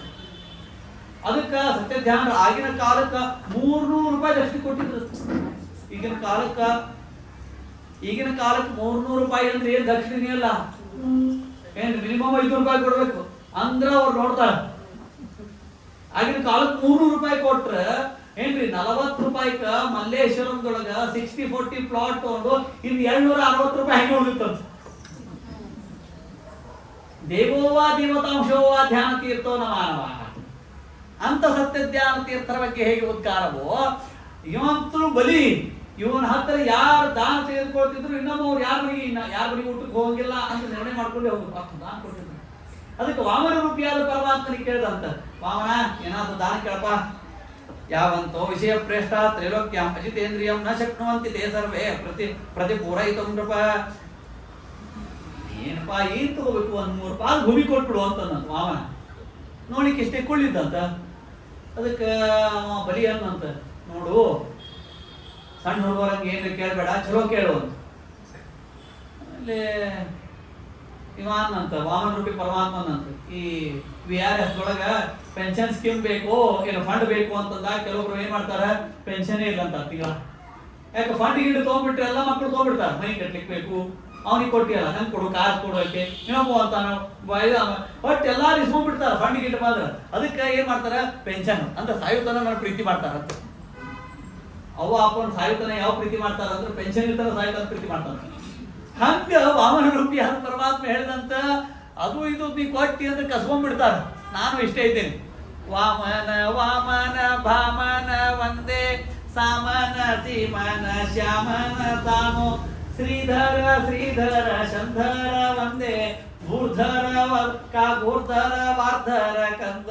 ಆ ವಾಮನ ರೂಪ ನೋಡಿದ್ರಿ ಎಷ್ಟು ಚಂದ, ಇಷ್ಟ ಕುಳಿದಂತ. ಆ ಕುಳ್ಳ ವಾಮನನ್ನು ನೋಡಿ ಆತಪ್ಪ ಮಹಾರಾಯ ಕೊಡ್ತೀನಿ ತಗೋ ಅಂತಂದಂತ. ತಗೋ ಕೇಳಿದಾಗ ವಾಮನ ಇದ್ದಂತ. ಆಮೇಲೆ ದಾನ ಕೊಡ್ಲಿಕ್ಕೆ ಶುರು ಮಾಡಿದಂತ. ಅವಾಗ ತ್ರಿವಿಕ್ರಮ ವಿಕ್ರಮ ನಿಷ್ಕ್ರಮ ಒಂದೇ. ಅದಕ್ಕೆ ಜಗತ್ತಿನ ಅವತ್ತಿಂದ ಶುರು ಆತು, ಕಳ್ಳು ನಂಬಿದ್ರು ಕುಳ್ಳು ನಂಬಾರ್ದು ಏನ್ರಿ. ಕಳ್ಳು ನಂಬುದು ಕಳ್ಳಿನ ಮೇಲೆ ವಿಶ್ವಾಸ ಸಾಧ್ಯ, ಕುಳ್ಳು ನಂಬಾರ್ದಂತೆ ಏನ್ರಿ. ಯಾವಾಗ ಏನ್ ಮಾಡ್ತಾರೆ ಗೊತ್ತಿಲ್ಲ. ಇಷ್ಟಾಯ್ತು, ಇಷ್ಟಾದ್ಮೇಲೆ ಹೂ ಅಂತೂ ಅಂದ್ಬಿಟ್ಟ ಬಲಿಚಕ್ರವರ್ತಿ. ತಸ್ಮಾತ್ರೀನಿ ಪದಾನ್ಯೇವ ವರದರ್ಶಭಾತ್ ಏತಾವತೈವ ಸಿದ್ಧೋಹಂ ವಿತ್ತಂ ಯಾವತ್ ಪ್ರಯೋಜನ. ಯಾರು ಕಳ್ಳ ಬಂದು ಮತ್ತೇನ್ರಿ ತಗೊಂಡು ಹೋದ್ರೆ ಏನ್ ಮಾಡಿ, ಅದಕ್ಕೆ ವಿತ್ತ ಉಪಯೋಗ ಇಲ್ಲ, ಮತ್ತೆ ನನಗೆ 3 ಪಾಲು ಭೂಮಿಯನ್ನು ಕೊಡು. ಸರಿ ಆಯ್ತು ಅಂತ ಶುಕ್ರಾಚಾರ್ಯರು ಏನ್ ಮಾಡಿದ್ರು, ಶುಕ್ರಾಚಾರ್ಯ ಗುರುಗಳು ಬಲಿಚಕ್ರವರ್ತಿ ಹೇಳಿಕ್ ಹೋದ. ಸ್ವಾಮಿ ಮತ್ತೆ ಹೋಗಿ ನಮಸ್ಕಾರ ಮಾಡಿದಂತ, ಏನಪ್ಪಾ ಬಲಿ ಆರಾಮಿದ್ದೀರ? ಆರಾಮ್. ಮತ್ತೇನು ವಿಶೇಷ ಇಲ್ಲ, ಒಂದು ದಾನ ಕೊಡಬೇಕು ಅಂತ ಸಂಕಲ್ಪ ಮಾಡಿದ್ದೀನಿ. ಯಾರಿಗೆ ಅಂತ ಕೇಳಿದ್ರು. ಇಲ್ಲ, ನಮ್ಮ ಯಜ್ಞ ಮಾಡಕ್ಕ ವಾಮನ ರೂಪಿಯಾದ ಪರಮಾತ್ಮ ಬಂದಾನ, ಮತ್ತು ಅಪೇಕ್ಷೆ ಆಗ್ಯದ ದಾನ ಕೊಡ್ಬೇಕಂತ, ಮತ್ತೆ ಕೊಡ್ಬೇಕು ಅಂತ ಮಾಡೀನಿ, ಕೊಡು ಅಂತಂದು. ಏನ್ ಕೊಡ್ಬೇಕಂತ ಮಾಡಿ? ಇಲ್ಲ, ಒಂದು 3 ಪಾಲು ಭೂಮಿ ಕೇಳ್ಯಾನ, ಒಂದು ಪ್ಲಾಟು ಆಗಂಗಿಲ್ಲ, 30-40 ಆಗಂಗಿಲ್ಲ, ಏನು ಸಣ್ಣ ಇಷ್ಟೇ ಇದ್ದಾನೆ ಕೊಟ್ರಾಯ್ತು, ಒಂದು ಇಚ್ಛಾ ಪೂರ್ಣ ಆಗ್ತದೆ. ಅದಕ್ಕೆ ಶುಕ್ರಾಚಾರ್ಯ ಹೇಳಿದ್ರಂತ, ಕೊಡಬೇಡೋ ಅಂತ ಹೇಳಿದ್ರಂತ. ಯಾಕೆ ಸ್ವಾಮಿ, ನಿನ್ನ ಕಡೆ ದಾನ ತೊಳೆದು ಬಂದಿಲ್ಲ, ನಿನ್ನ ಪ್ರಾಣ ತೆಗಿಲಿಕ್ಕೆ ಬಂದಾನ ಅವನು ಹಂಗಂತೀರಿ? ಮತ್ತೆ ಸಂಕಲ್ಪ ಮಾಡಿಬಿಟ್ಟಿಲ್ಲ. ಈಗ ಬ್ರಾಹ್ಮಣಿಗೆ ಸಂಕಲ್ಪ ಮಾಡಿದ ಮೇಲೆ ಕೊಡ್ತೀನಿ ಅಂತ ಹೇಳಿ ಕೊಡದೇ ಇದ್ರೆ ದೊಡ್ಡ ಪಾಪ ಬರ್ತದೆ, ಬ್ರಹ್ಮಹತ್ಯೆ ಬರ್ತದೆ. ಬಂಧನಂ ದ್ರವಿಣಾದಾನಂ ಸ್ಥಾನಾತ್ ನಿರ್ಯಾಪಣಂ ತದ ಏಷಿ ಬ್ರಹ್ಮಬಂಧೂನ ವಧೋ ನನ್ನ ಹಸ್ತದೇಹಿಕ. ಮತ್ತೆ ದೋಷ ಬಂದ್ಬಿಡ್ತದ, ಬಂದು ಬಂದಾಗ ಬ್ರಹ್ಮಹತ್ಯೆ ಬರ್ತದ ಅಂತಂದ್ರೆ ಆವಾಗ ಶುಕ್ರಾಚಾರ್ಯ ಹೇಳ್ತಾರಂತ, 5 ಪ್ರಸಂಗಗಳು ಮಾತಾಡ್ಬೇಕಪ್ಪ ಅಂತ ಹೇಳಿದಂತ. ಯಾರಿಗೆ? ಬರಿಗೆ. ಯಾವ್ಯಾವ ಪ್ರಸಂಗ ಸ್ವಾಮಿ ಅಂತ ಕೇಳಿದಂತ. ಸರ್ವಂ ನೇತ್ಯತಿತಂ ಬ್ರೂಯ ಸದ್ದುಷ್ಕರ್ತಿ ಸ್ವತಂತ್ರತಃ. 5 ಪ್ರಸಂಗಗಳಲ್ಲಿ 5 ಮಂದಿ ಮುಂದೆ ಸುಳ್ಳು ಹೇಳ್ಬೋದಂತ. ಯಾವತ್ತು? ಸ್ತ್ರೀಷು ನರ್ಮೇ ವಿವಾಹೇ ಚ ವೃತ್ಯರ್ಥೆ ಪ್ರಾಣ ಸಂಕಟೆ. ಸ್ತ್ರೀಷು, ಸ್ತ್ರೀಯರ ಮುಂದೆ ಸುಳ್ಳು ಮಾತಾಡ್ಬೇಕಂತ. 80,000 ಪಗಾರ ಇತ್ತು, 35 ಅಂತ ಹೇಳ್ಬೇಕಂತ. ಇಲ್ಲ ಎಲ್ಲಾನು ಕೇಳಿ ಉತ್ತರ ಕೊಡ್ಬೇಕಾಗ್ತದ. ಒಂದಕ್ಕೂ ಸ್ತ್ರೀಯರ ಮುಂದೆ ಪ್ರಾಯ ಸುಳ್ಳು ಮಾತಾಡಿದ್ರೆ ನಡೀತದ. ಇದ್ದಂಗೆ ಹೇಳಬಾರ್ದಂತೆ ಎಂದು ಆಚಾರ ಮೊದಲೇ ಭಾಗವತ್ ಹೇಳಿದ್ರೆ ಚಲೋ ಆಗ್ತಿತ್ತು. ಈಗ ನಮ್ಗೆಲ್ಲ 60-70 ಆಗ್ಬಿಟ್ಟದ. ಇನ್ನೇನು ನಾವು ಕೇಳುವ ಪ್ರಸಂಗ ಬಂದ್ಬಿಟ್ಟದ ಈಗೆಲ್ಲ. ನಾ ಏನ್ ಮಾಡಿ, ಭಾಗವತ್ ನೀವು ಕೇಳಿಲ್ಲ, ನಾ ಹೇಳಿಲ್ಲ, ಅಥವಾ ಹೇಳೋರ್ ಬಾಯಿಂದ ಕೇಳಿಬಿಟ್ಟದೆ. ಇದೇನು ಗೊತ್ತಾಗ್ತಿತ್ತು? ಸ್ತ್ರೀಷು ನರ್ಮೇ, ನರ್ಮೇ ಚೇಷ್ಟಿಗೆ ಗೊತ್ತಾಗ ಸುಳ್ಳು ಮಾತಾಡ್ಬೋದಂತೆ. ಜಿದ್ ಹಚ್ಚ 1000 ರೂಪಾಯಿ ಅಂತ ಆವಾಗ ಸುಳ್ಳು ಮಾತಾಡ್ಬೋದಂತ. ಸ್ತ್ರೀಷು ನರ್ಮೇ ವಿವಾಹೇ ಚ, ವಿವಾಹದಲ್ಲಿ ಸುಳ್ಳು ಮಾತಾಡ್ಬೋದಂತ.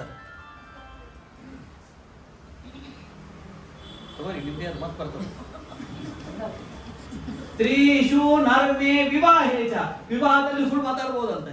ಎಂತ ಸುಳ್ಳು ಮಾತಾಡ್ಬೇಕು ಅಂದ್ರೆ, ಯಾವ ಸುಳ್ಳು ಮಾತಾಡಿದ್ರ ಬಗೆ ಇರ್ತದ ಅಂತ ಮಾತಾಡ್ಬೇಕಂತ. ಅಂತ ಸುಳ್ಳು ಹೆತ್ತಾದ್ರು ಯಾವುದು ಅಂತಂದ್ರ, ನಮ್ಮ ಮಗನಿಗೆ ನೋಡ್ರಿ ಒಂದು 50,000 ರೂಪಾಯಿ, 1 ಲಕ್ಷ ರೂಪಾಯಿ ಪಗಾರ ಅಂತ ಹೇಳ್ಬೇಕಂತ. ಅವ್ನಿಗೆ 55,000 ರೂಪಾಯಿ ಇರ್ತದೆ.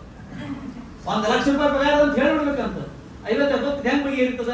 ಲಗ್ನ ಆಗಿ ಹಳೆತನ ಆಗಿ 1 ವರ್ಷ ಆಗ್ತಾನ 1 ಲಕ್ಷ ಆಗಿಬಿಟ್ಟಿರ್ತದೆ. ಮತ್ತ ಅದ್ರ ಇದ್ದಾಗ ಲಗ್ನ ಮಾಡ್ಕೊಂಡಾಗ ಎಷ್ಟಿರ್ತದ? 50 ಇರ್ತದ. 1 ವರ್ಷದ ತನ ಗುರ್ತಾಗಿಲ್ಲ, ಹಳೆಯ ಯಾರು ಮಾವ ಹೆಂಗ ಸ್ವಭಾವ ಗುರ್ತಾಗಿಲ್ಲ ಏನ್ರಿ. 5 ವರ್ಷ ಹಾಕಿಟ್ಟಾರ ಮಂಗಳಾಗೌರಿ ಅಂತಂದ್ರ 5 ವರ್ಷ ತನಕ ಗೊತ್ತಾಗ್ಬಿಡ್ತದೆ. ನಮ್ಮ ಹಳೆ ಅಂದ್ರೆ ಏನು, ನಮ್ಮ ಮಾವ ಅಂದ್ರೆ ಏನು, ಅಷ್ಟು ಜಗಳ ಇಷ್ಟ ಆಗುತ್ತಾನ ಬರೋಬ್ಬರ ಅಲ್ಲಿ ಬಂದ್ಬಿಟ್ಟಿರ್ತದೆ. ಮೊದಲೇ ಹೇಳಿಸ್ಯಾಗ್ರಿ. ಸ್ತ್ರೀಷು ನರ್ಮೇ ವಿವಾಹೇ ಚ ವೃತ್ಯರ್ಥೆ, ವೃತ್ತಿ ಒಳಗೂ ಸುಳ್ಳು ಮಾತಾಡ್ಬೋದಂತ. ಹೆಂಗ? ಒಂದು ದಿವಸ ನಾನೇ ಇದ್ದಿಲ್ಲ, ಎಕ್ಸಾಂಪಲ್, ನೀವು ಎಲ್ಲಿದ್ದೀರಿ ಅಂತ ಕೇಳಿದ್ರೆ ನಾವು ನಿಮ್ಮ ಮನೆಗೆ ಇದ್ದೀವಿ ಅಂತ ಹೇಳ್ತೀವಿ. ಇಲ್ಲೇ ಪ್ರವಚನಕ್ಕೆ ಬರೀತು ಸಂದೀಪ್ ತೊಗೊಂಬರ್ತಾರ ಕಾರ್, ಅದು ಬೇರೆ ಅದ ಏನ್ರಿ. ಆಳಕ್ಕೆ ಅಂತ ಹೇಳಿದ್ರೆ ಆಳಕ್ಕೆ ಬರ್ಲಿಕ್ಕೆ ಆಗಂಗಿಲ್ಲ, ಹೆಚ್ಚು ಕಡಿಮೆ ಆಗ್ತದ. ವೃತ್ತಿ ಒಳಗೂ ಸುಳ್ಳು ಮಾತಾಡ್ಬೋದಂತ. ಈ ಕಾಟ ಮಾಡ್ತಿರ್ತಾನೆ ನೋಡ್ರಿ, ಕಾಟ ಈ ಕಾಟ ಪ್ರಾಮಾಣಿಕ ಇರ್ತಂದ್ರೆ ಈ ಕಾಟ ತಗೊಂಡು ಗಾಡಿ ತಗೊಂಡು ಊರೇ ಕಡ್ಡಿ ಆಡ್ತಾನೆ, ಓಡಿ ಕಡ್ಡಿ ಆಡ್ತಾನೆ. ವೃತ್ತಿ ಒಳಗೂ ಸುಳ್ಳು ಮಾತಾಡ್ಬೋದು.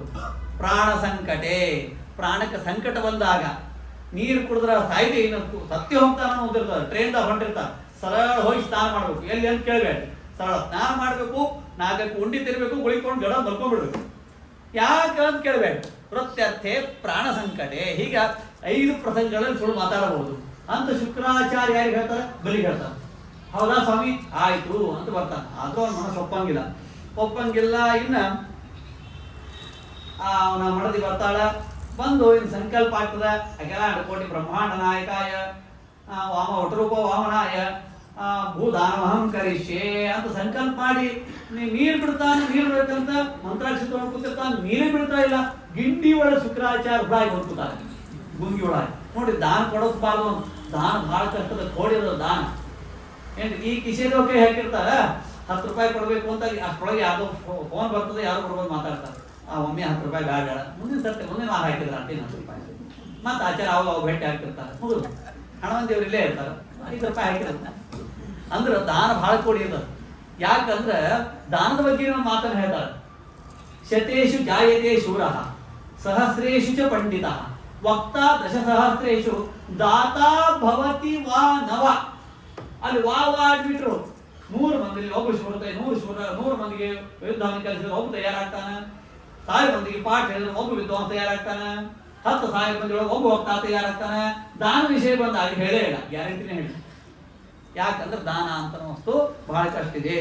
ಹಾಗಾಗಿ ಭಗವಂತ ದರ್ಭೆಯನ್ನು ತೋಡು ಚುಚ್ಚಿದಾಗ ಒಂದು ಕಣ್ಣು ಹೋಯ್ತಂತೆ, ಒಕ್ಕಣ್ಣೊಬ್ಬ. ಹಾಗಾಗಿ ಆಗ ಸಂಕಲ್ಪ ಮಾಡಿ ನೀರು ಬಿಟ್ಟಂತೆ ತ್ರಿವಿಕ್ರಮ ಅಥವಾ ತ್ರಿವಿಕ್ರಮ ವಿಕ್ರಮ ನಿಷ್ಕ್ರಮವಂತೆ. ಆಗ ತ್ರಿವಿಕ್ರಮ ರೂಪಿಯಾದ ಪರಮಾತ್ಮನ ಪಾದ ಹೋಗಿ ಒಂದು ಪಾದ ಸಮಸ್ತ ಬ್ರಹ್ಮಾಂಡದಲ್ಲಿ ವ್ಯಾಪಿಸಿಬಿಡ್ತು, ಎರಡನೇದ್ದು ಆಕಾಶದಲ್ಲಿ ವ್ಯಾಪ್ತವಾಯಿತು, ಮೂರನೇ ಪಾದವನ್ನು ಇಡಲಿಕ್ಕೆ ಸ್ಥಳವೇ ಇಲ್ಲ. ಆಗ ಏನಾಯ್ತು ಅಂತಂದ್ರೆ ಆ ಬಲಿಚಕ್ರವರ್ತಿ ಹೇಳಿದ, ನನ್ನ ತಲೆ ಮೇಲೆ ಪಾದವನ್ನು ಇಟ್ಬಿಡು. ಅವನು ದಾನ ಕೊಟ್ಟು ಅಹಂಕಾರ ಬಂದಿತ್ತಂತ. ದಾನದಿಂದಲೂ ಅಹಂಕಾರ ಬರ್ತದಂತ. ಅಲ್ಲಿ ಯಾರು ಎಂಕರೇಜ್ ಮಾಡ್ತಿರ್ತಾರಲ್ಲ ನಿರ್ವಾಹಕರು ಅವ್ರ ಮುಂದೆ ಹೇಳ್ತಾರ, ಆಚಾರ್ಯ ಯಾರ ಮುಂದೆ ಹೇಳ್ಬೇಡ, ಇನ್ನೇ ದಾನ ಕೊಟ್ಟಿನಿ ಸ್ವಾಮಿಗಳು ಹೇಳ್ಬೇಡ, ಮತ್ ಅವ್ರಿಗೆ ಆ ಎಂಕರ್ ಒಂದು ಯಾಕೆ ಹೇಳ. ಅದಕ್ಕೆ ದಾನ ಅಂತ ಅನ್ನೋಷ್ಟು ಬಹಳ ಕಷ್ಟ ಅದ. ದಾನ ಅಂತ ಅನ್ನೋದು ಏನಂತ ಗೊತ್ತಾ? ಸ್ವಸತ್ತಾ ಪರಿತ್ಯಾಗೇನ ಪರದತ್ತಾಪಾನಂ ದಾನ. ಎಲ್ಲ ಸತ್ತಾ ಪ್ರತೀತಿ ಪ್ರವೃತ್ತಿಗಳನ್ನು ಕೈಗೊಳ್ಳಿ ಎಲ್ಲ ಕಳ್ಕೊಂಡೇ ಕೊಡೋದಾಗ್ತದೆ. ಏನೋ ಒಂದು ಯಾರೋ ಪ್ರವಚನ ಮುಗಿದ್ಮೇಲೆ ಯಾರೋ ಒಬ್ರು ಗಂಟಿ ದಾನ ಕೊಟ್ಟರು. ಗಂಟಿ ದಾನ ಕೊಟ್ಟ ಮೇಲೆ ಒಂದು 2-3 ತಿಂಗಳು ಅದು ಭೇಟಿ ಆದ್ರು. ಅಜ್ಜನ ಮತ್ತೆ ನಮ್ದೇನು ಗಂಟಿ ಬಾರಿಸ್ತಿರೋ ಇಲ್ಲ, ಯಾಕೆ ನಿಮ್ಮ ಗಂಟಿ ನಾವು ಬಾರಿಸ್ತೀವಿ ಮತ್ತೆ ನಾವು ದಾನ ಕೊಟ್ಟಿವಲ್ಲ ಅಂತ.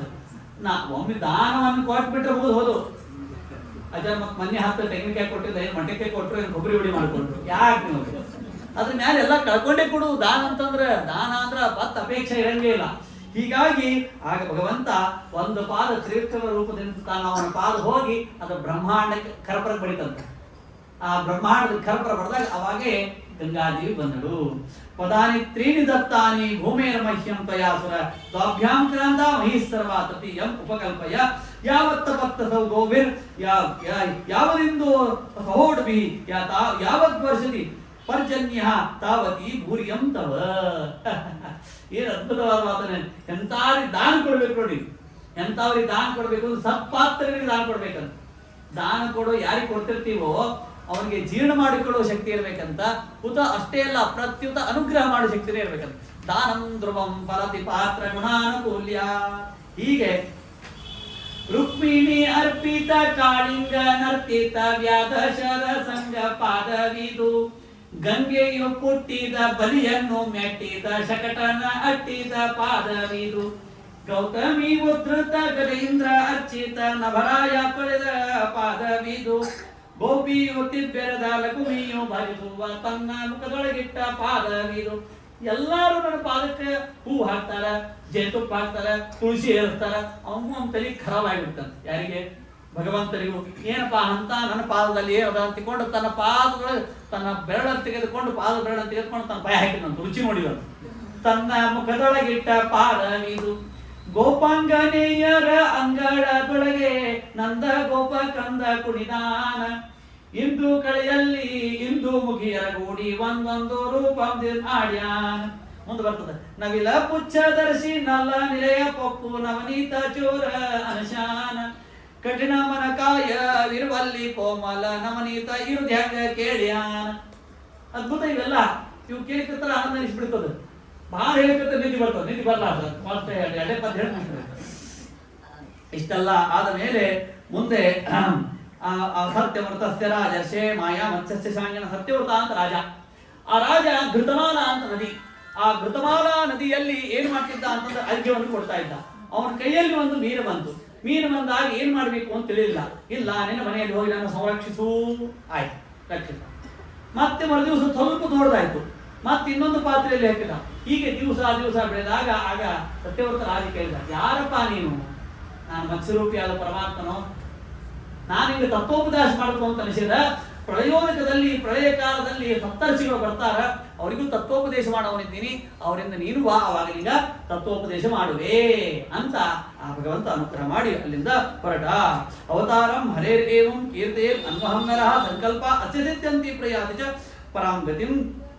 ಇಷ್ಟ ಆದ್ಮೇಲೆ ಹಿಂದಿನ ಜನ್ಮದ ಸತ್ಯವೃತ ರಾಜನ ಯಾರೋ ಅವನೇ ನವಸ್ಕಂದ ಪ್ರಾರಂಭವಾಯಿತು. ಅವನು ಹಿಂದೆ ಬಂದವನು ಸ್ವಯಂಭೂಮನು, ಹೀಗೆ ಬರುವವನು ವೈವಸ್ವತಮನು. ಹಾಗಾಗಿ ಮನ್ವಂತರಾಣಿ ಸರ್ವಾಣಿ ತ್ವಯೋಕ್ತಾನಿ ಶ್ರುತಾನಿ ಮೇ ವೈರ್ಯಾಣಿ ಅನಂತವೀರ್ಯಸ್ಯ ಹರೇಸ್ತತ್ರ ಕೃತಾಂಚ ಯೋಸೌ ಸತ್ಯವೃತೋ ನಾಮ ರಾಜರ್ಷಿ ಧರ್ಮೇಶ್ವರ ಧ್ಯಾನಂ ಯೋತೀತ ಕಲ್ಪಾಂತೆ ಲೇವೇ ಪುರುಷ ಸೇವೆಯ ಸವೈ ವಿವಸ್ವತೋ ಪುತ್ರೋ ಮನುರಾಸೀತ್ ಇತಿ ಶ್ರುತಂ ತ್ವಯಾ ಯತ್ತಸ್ಯ ಸುತಾಶ್ಚೋಕ್ತ ಇಕ್ಷ್ವಾಕು ಪ್ರಮುಖಾನೃಪ ತೇಷಾಂ ವಂಶ ಪೃಥಕ್ ಬ್ರಹ್ಮನ್ ವಂಶಾನ್ ಚರಿತಾನ್ ಚ ಕೀರ್ತಯಸ್ವ ಮಹಾಭಾಗ ನಿತ್ಯಂ ಶುಶ್ರೂಷತಾಂ ಹೀನಃ. ಪರೀಕ್ಷಿತ 9ನೇ ಸ್ಕಂದ ಬಂತು, ಇನ್ನು 3 ಸ್ಕಂದ ಉಳಿದಾವ ಏನ್ರಿ. ಇನ್ನು 3 ಸ್ಕಂದ ಆದ್ಮೇಲೆ ಅವ ಪ್ರಾಣ ಬಿಡಬೇಕು. ಆದ್ರೂ ಭಾಗವತದ ಪ್ರಮೇಯಗಳಿಗೆ ಭಾರಿ ಎಚ್ಚರ, ಭಾರಿ ಅರಿವು, ಜ್ಞಾನ ಮಾಡ್ಕೊಂಡೇ ಬಿಡಬೇಕು. ಹಾಗಾಗಿ ಅವೆಲ್ಲ ವಂಶವನ್ನು ನನಗೆ ಹೇಳಿ ಅಂತ ಹೇಳಿದಾಗ, ಶ್ರೂಯತ ಮನಮವಂಶ ಪ್ರಾಚುರ್ಯೇಣ ಪರಂತಪ ನ ಶಕ್ಯತೆ ವಿಸ್ತರತೋ ವಕ್ತುಂ ವಶಿಷ್ಠತೆ ಇರಲಿ. ಒಂದು ಶಬ್ದವನ್ನು ಆಡ್ತಾರೆ, ವಿಸ್ತರತೋ. ಸಂಸ್ಕೃತದೊಳಗೆ ಎಷ್ಟು ವಿಚಿತ್ರದ ಅಂತಂದ್ರೆ ಭಾರಿ ಭಾರಿ ಭಾಷೆ ಅದು ಸಂಸ್ಕೃತ. ದೇವನಾಗಲಿ ದೇವ ಭಾಷೆ ಅದು. ವಿಸ್ತಾರೋ ಅರ್ಥ ವಿಸ್ತಾರ, ವಿಸ್ತಾರ ಶಬ್ದ ವಿಸ್ತಾರ. ವಿಸ್ತಾರ ಅಂತಂದ್ರೆ ಶಬ್ದದಿಂದ ವಿಸ್ತಾರ, ವಿಸ್ತಾರ ಅಂದ್ರೆ ಅರ್ಥದಿಂದ ವಿಸ್ತಾರ, ವಿಸ್ತಾರೋ ಅರ್ಥ ವಿಸ್ತಾರ, ವಿಸ್ತಾರ ಶಬ್ದ ವಿಸ್ತಾರ. ವಿಸ್ತಾರ ಅಂತ ಶಬ್ದ ಪ್ರಯೋಗ ಮಾಡಿದ್ರೆ ಶಬ್ದದಿಂದ ವಿಸ್ತಾರ, ವಿಸ್ತಾರ ಅಂತ ಪ್ರಯೋಗ ಮಾಡಿದ್ರೆ ಅರ್ಥದಿಂದ ವಿಸ್ತಾರ. ಹಾಗಾಗಿ ಅದಕ್ಕ ವೇದವ್ಯಾಸದೇವರು ಹೇಳಿದ್ರು, ಇವರು ಬಹಳ ಕಥೆ ಇರಪ್ಪ, 100 ವರ್ಷ ತಗೊಂಡ್ರು ಇವ್ರ ಕಥೆ ಮುಗಿಯಂಗಿಲ್ಲ, ಎಷ್ಟಾಗ್ತದೆ ಅಷ್ಟು ಹೇಳ್ತೀನಿ. ಅವರು ಅದೇ ಹೇಳಿರ್ತಾರೆ. ಹಾಗಾಗಿ ಭಗವಂತನ ಮಗ ಯಾರು? ಬ್ರಹ್ಮದೇವರು. ಬ್ರಹ್ಮದೇವರ ಮಕ್ಕಳು ಯಾರು? ಮರೀಚಿ. ಮರೀಚಿಗಳ ಮಕ್ಕಳು ಯಾರು? ಕಶ್ಯಪರು. ಕಶ್ಯಪರ ಮಕ್ಕಳು ಯಾರು? ವಿವಸ್ವಾನಾಮಕನಾಗಿರ್ತಕ್ಕಂಥ ಸೂರ್ಯ. ಅವನ ಮನೆ ವೈವಸ್ವತಮನು. ಅವನ ಹಿಂದಿನ ಜನ್ಮದ ಸತ್ಯವ್ರತನೇ ಈಗ ವೈವಸ್ವತಮನವಾಗಿ ಹುಟ್ಟಿದ. ಶ್ರಾದ್ದ ದೇವ, ಅವರಿಗೆ ಶ್ರದ್ಧಾ ಎಂಬ ಮಡದಿ. ಅವರಿಗೆ ಸಂತಾನವಿರಲಿಲ್ಲ ಅಂತೆ. ಹಾಗಾಗಿ ವಸಿಷ್ಠರಿಗೆ ಹೋಮ ಒಪ್ಪಿಸಿದ್ರು. ಈಗೇನದಲ್ಲ, ನಮ್ಮ ಪುರೋಹಿತರಿಗೆಲ್ಲ ಒಪ್ಪಿಸ್ಬಿಟ್ಟಿವ್ರಿ, ಅವ್ರ ನ್ಯಾಗ ಕಡ್ಲಿ ಬ್ಯಾಳಿ ಇರಲಿ ಉದ್ದಿನ ಬ್ಯಾಳಿ ಇರಲಿ, ಒಟ್ಟು ಪುರೋಹಿತರಿಗೆ ಹೇಳ್ಬಿಡುದು, ಆಚಾರ್ಯ ನೀವೇ ಎಲ್ಲರಿಗೂ ಆಚಾರ್ಯ ಕೇಳಬೇಕ. ಈಗ ಹಿಂಗಂದ್ರೆ ಕಡ್ಲಿ ಬ್ಯಾಳಿ ಅಂತಂದ್ರೆ ನಾಮಕರಣ. ಮೊನ್ನೆ ಯಾರಿಗೂ ಕೇಳಿದೆ, ಆಚಾರ್ಯ ಮತ್ತೆ ನೀವು ಏನೇನು ಯಾವ್ಯಾವ ಕಾರ್ಯಕ್ರಮ ಮಾಡ್ತೀರಿ ಅಂತ ಕೇಳಿದೆ.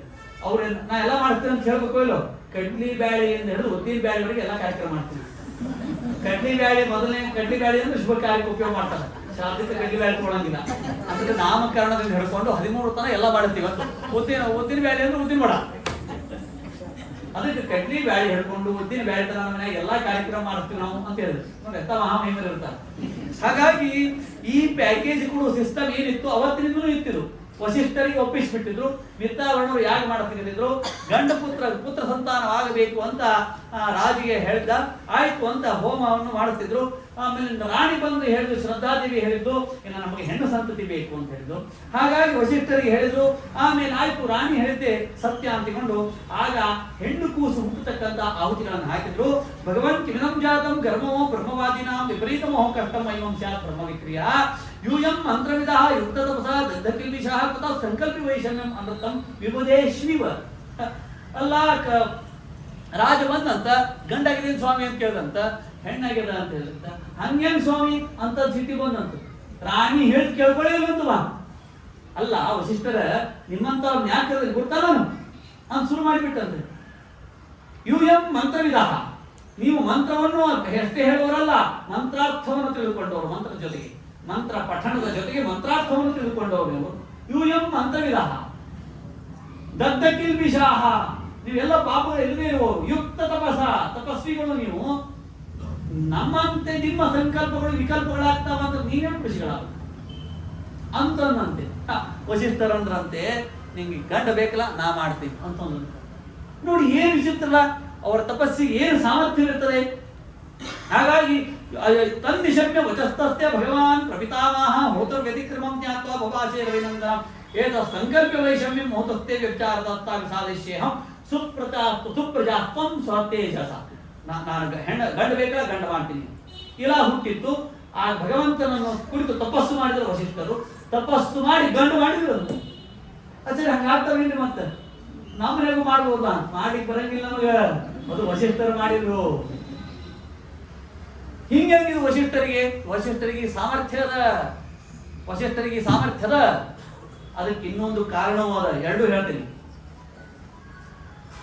ವಸಿಷ್ಠರಿಗೆ ಏನು ಸಾಮರ್ಥ್ಯದ ಅಂದ್ರೆ, ವಿಶ್ವಾಮಿತ್ರರ ಆಶ್ರಮಕ್ಕೆ ವಸಿಷ್ಠರು ಹೋಗಿದ್ರಂತ. ವಿಶ್ವಾಮಿತ್ರ ಏನೆಲ್ಲ ಉಪಚಾರವನ್ನು ಮಾಡಿಬಿಟ್ರಂತ.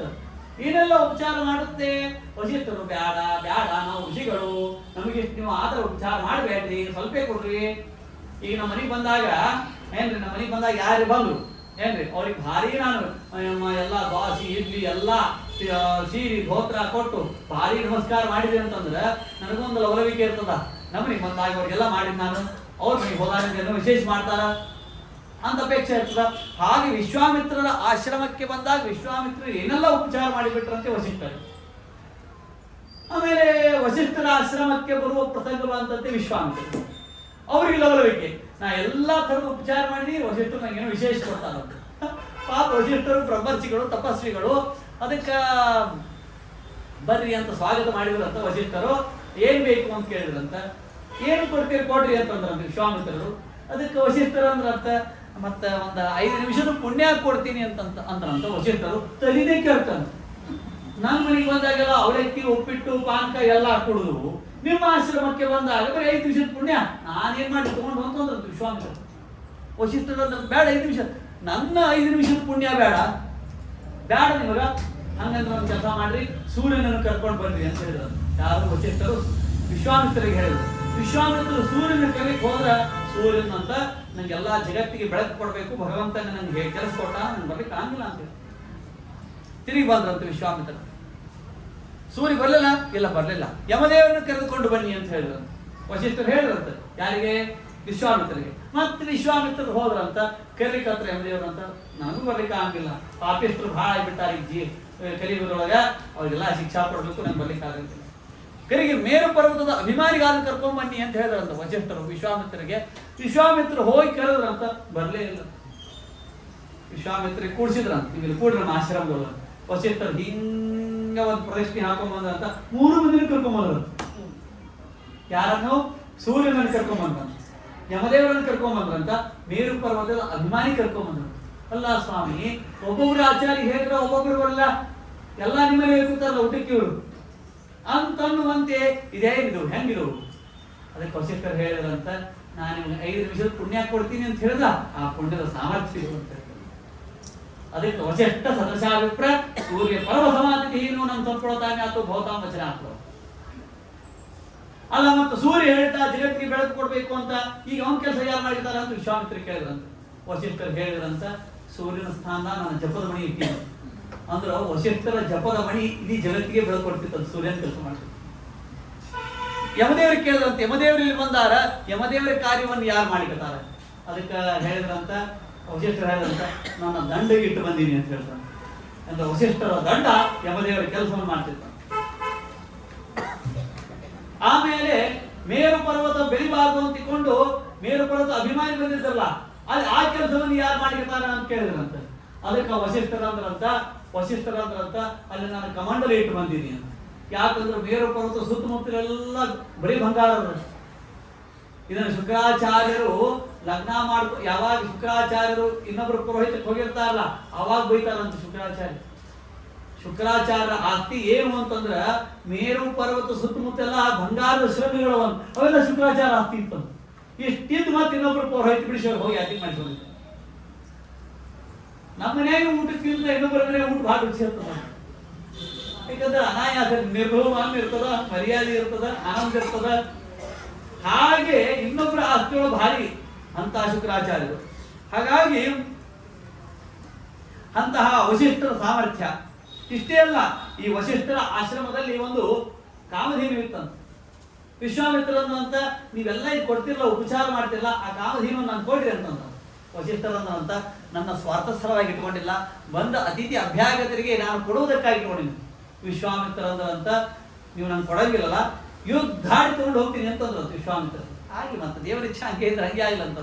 ಅದಕ್ಕೆ ವಸಿಷ್ಠರು ಏನ್ ಮಾಡಿದ್ರಂತ, ಒಂದು ಹುಲ್ಲಿನ ಕಡ್ಡಿ ಇಡ್ತೀರಿ, ಇದನ್ನ ಅಡಿಗೆ ಆಡಿಸಿ ಆಮೇಲೆ ತಗೊಂಡು ಹೋಗಿ ಅಂತ. ಆಗ ವಿಶ್ವಾಮಿತ್ರರು ಎಲ್ಲ ಅಸ್ತ್ರವನ್ನು ಪ್ರಯೋಗ ಮಾಡಿದ್ರಂತ. ಆ ಹುಲ್ಲಿನ ಕಡ್ಡಿನೇ ಅಡಿಗೆ ಆಡ್ಲಿಕ್ಕೆ ಆಗಲಿಲ್ಲ. ಆಗ ವಿಶ್ವಾಮಿತ್ರ ಕೇಳಿದ್ರಂತ, ಈ ಶಕ್ತಿ ನಿಮಗೆ ಎಲ್ಲಿಂದ ಬಂತು? ನಿತ್ಯ ಒಂದು 10 ಗಾಯತ್ರಿ ಜಪ ಅಂತ ನಾವು ಹೇಳೋದು, ಅವ್ರು ನಿತ್ಯ ಗಾಯತ್ರಿ ಮಂತ್ರ ಮಾಡ್ತಿದ್ರು. ನಿತ್ಯ ಗಾಯತ್ರಿ ಮಂತ್ರದ ಶಕ್ತಿ ಏನು ಅಂತಂದ್ರೆ, ನಾ ಅದಕ್ಕೆ ಹೇಳ್ತಿರ್ತೀನಿ ನನ್ನ ಪ್ರವಚನದೊಳಗೆ, ನಮಗೆ ಔಟ್ಪುಟ್ದೊಳಗೆ ಏನೂ ಪ್ರಾಬ್ಲಮ್ ಇಲ್ಲ. ಮನೆಯು ಗ್ರಾನೈಟ್ಸ್ ಅದ, ಕಲರ್ ಚಲೋ ಆಗ್ಯದ, ದೇವ್ರ ಮನೆ ಭಾರಿ ಗಂಟೆ ಅವ, 10 ಗಂಟೆ ಅವ, ದೇವ್ರ ಮನೆ ಎಲ್ಲ ಸ್ವಚ್ಛ ಅದ. ಇಲ್ಲ ಅಂದ್ರೆ ಇನ್ಪುಟ್ದೊಳಗೆ ಫುಲ್ ಪ್ರಾಬ್ಲಮ್ ಅದ, ಎಲ್ಲ ಸ್ಕ್ರೂ ಢೀಲ ಅವ. ಇನ್ಪುಟ್ ಅಂದ್ರೆ ನಮ್ಮ ಅನುಸಂಧಾನ, ನಮ್ಮ ಗಾಯತ್ರಿ ಮಂತ್ರ, ನಮ್ಮ ವಿಷ್ಣು ಸಹಸ್ರನಾಮ ಪಠಣ, ನಾವು ಮಾಡ್ತಕ್ಕಂತಹ ಎಂದು ವಾಸ್ತು ಮಾಡಿರ್ತೀವೋ ಅವತ್ತು ಸಂಕಲ್ಪ ಮಾಡಿರ್ತದೆ ಆಗತಾನ ಸಜ್ಜನಾನ ಸುಖ ಆವಾಸ ಸಿದ್ಧಾರ್ಥಂ ವಾಸ ಗೃಹ ಪ್ರವೇಶಾಂಗಭೂತ ವಾಸ್ತು ಶಾಂತ್ಯಕ್ಕೆ ಕರ್ಮ ಕರಿಷ್ಯೆ ಅಂತ ಸಂಕಲ್ಪ. ಆದ್ರೆ ಮನೆಯಾಗ ಯಾರು ಬರಬಾರ್ದು ಅಂತ ಸಂಕಲ್ಪ. ಮತ್ತೆ ಅಂದ್ರೆ ಔಟ್ಪುಟ್ ಬೇರೆ ಇನ್ಪುಟ್ ಬೇರೆ. ಔಟ್ಪುಟ್ ಇದು ಪ್ರಾಬ್ಲಮ್ ಇಲ್ಲ, ಭಾರಿ ಕರೆಕ್ಟ್ ಅವ. ಇದು ಇನ್ಪುಟ್. ಅದಕ್ಕೆ ವಸಿಷ್ಠರು ಹೇಳಿದ್ರಂತ ಈ ಸಾಮರ್ಥ್ಯ ಬಂದದ್ದೇ ನನಗೆ ಗಾಯತ್ರಿ ಮಂತ್ರವನ್ನು ಪಠಣ ಮಾಡುವುದು. ಆಗ ವಿಶ್ವಾಮಿತ್ರರು ಹೇಳಿದ್ರಂತೆ ದಿಗ್ಬಲಂ ಕ್ಷತ್ರಿಯ ಬಲಂ ಬ್ರಹ್ಮ ತೇಜೋ ಬಲಂ ಬಲಂ. 10 ಗಾಯತ್ರಿ ಜಪ ಮಾಡಿ ಮನೆಯಲ್ಲಿ ವಾತಾವರಣ ನೋಡಿ. ಗಾಯತ್ರಿ ಜಪ ಮಾಡಿ ಶುರು ಮಾಡಿ, ನೀವು ಸಂಧ್ಯಾ ಮಾಡಿದ್ರೆ ಇವತ್ತಿಂದ ಪ್ರಾರಂಭ ಮಾಡಿ. 1 ಹೊತ್ತು ಮಾಡೋರು ಏನು ಮಾಡದೇ ಇದ್ರು 1 ಹೊತ್ತು ಪ್ರಾರಂಭ ಮಾಡಿ. 1 ಹೊತ್ತು ಮಾಡೋರು 2 ಹೊತ್ತು ಮಾಡಿ. 2 ಹೊತ್ತು ಮಾಡ್ತಾರೆ ಅವರು 3 ಹೊತ್ತು ಮಾಡಿ. ನಿತ್ಯ ವಿಷ್ಣು ಸಹಸ್ರನಾಮವನ್ನು ಪಾಠಣ ಮಾಡಿ. ಮನೆಯ ವಾತಾವರಣ ಚೇಂಜ್ ಆಗ್ತಾ ಹೋಗ್ತದೆ. ಇದು ವಸಿಷ್ಠರ ಸಾಮರ್ಥ್ಯ. ಆಗ ರಾಜ ಕೇಳಿದಂತ ವೈವಸ್ವತಮನ್ ಕೇಳಿದ್ರೆ ಇದು ಹೆಂಗಾಯ್ತು? ಇದೇನಂತ ತಪಸ್ಸು ನನ್ನ ಬೈದಲ್ಲ ನೋಡು, ಹೆಣ್ಣಿದ್ದದ್ದು ಗಂಡ ಮಾಡಿದ್ವಿ. ಹಾಗಾದ್ರೆ ಇಲ್ಲಿ ಶಾಸ್ತ್ರ ಬಂತು. ಹಾಗಾದ್ರೆ ಹೆಣ್ಣಿದ್ದದ್ದು ಗಂಡ ಆಗ್ಬೋದಾ? ನಸ್ತ್ರೀಯ ಗೀತಾ ಭಾಷೆಗಳು ಶ್ರೀಮದಾಚಾರ್ಯ ನಸ್ತ್ರೀಯೋ ಯಾಂತಿ ಪೋಸ್ತಂತು, ಯಾರು ಸ್ವರೂಪದ ಹೆಣ್ಣಿದ್ದಾರೋ ಅವ್ರು ಎಂದೂ ಗಂಡ ಆಗಂಗಿಲ್ಲ. ಮತ್ತೆ ಗಂಡ ಆಗಲ್ಲ ಸ್ವಾಮಿ ಅಂದ್ರೆ ಸ್ವರೂಪದಲ್ಲಿ ಗಂಡ ಇದ್ದಿದ್ದದು. ಮತ್ತೆ ಗಂಡು ಇವ ಯಾವಾಗ ಹೆಣ್ಣಾಗ್ತದ? ಶಾಪತ ಕಾಮತೋಪಿವ. ಗಂಡಿಗೆ ಹೆಣ್ಣಿನ ಜನ್ಮ ಉಂಟು, ಸ್ತ್ರೀ ಜನ್ಮ ಉಂಟು. ಶಾಪದಿಂದ ವರದಿಂದ, ಶಾಪದಿಂದ ಅಲ್ಲಿಕ್ಕೆ ಇಲ್ಲ, ವರದಿಂದ ಅಲ್ಲಿಗೆ ಗೋಪಿಕಾಸ್ತ್ರೀಯರು. ಗೋಪಿಕಾಸ್ತ್ರೀಯರು ಯಾರು? ಅಗ್ನಿಪುತ್ರರು. ತಾವು ತಪಸ್ಸು ಮಾಡಿದರು. ತಪಸ್ಸು ಮಾಡಿದಾಗ ಭಗವಂತ ಪ್ರತ್ಯಕ್ಷ ಆದ ಏನು ಬೇಕು ಅಂತ ಕೇಳಿದ, ನಾವೆಲ್ಲ ಸ್ವಾಮಿ ನಿನ್ನ ಮಡದಿಯರಾಗಬೇಕು. ಓಂ ತಥಾಸ್ತು. ಪುರುಷರಿಗೆ ಸ್ತ್ರೀ ಜನ್ಮ ಉಂಟು, ಇದರಿಂದ ಶಾಪತಃ ಕಾಮತೋಪಿವ, ವರದಿಂದ ಶಾಪದಿಂದ. ಸ್ತ್ರೀಯರಿಗೆ ಅತ್ಯುತ್ಕಟವಾಗಿರತಕ್ಕಂತಹ ಪುಣ್ಯವನ್ನು ಮಾಡಲಿ, ಅತ್ಯುತ್ಕಟವಾದ ಘೋರವಾದ ಪಾಪವನ್ನು ಮಾಡಲಿ ಎಂದು ಕೂಡ ಪುರುಷ ಜನ್ಮವಿಲ್ಲ. ಇದು ಶಾಸ್ತ್ರ. ಭಾಗವತ ಅಲ್ಲಿ ಕೂಡಿಸ್ಬೇಕು. ಸರಿ, ಇಷ್ಟು ಇನ್ನು ಕಥೆಗೆ ಬರುವುದು ಗೊತ್ತಾತ.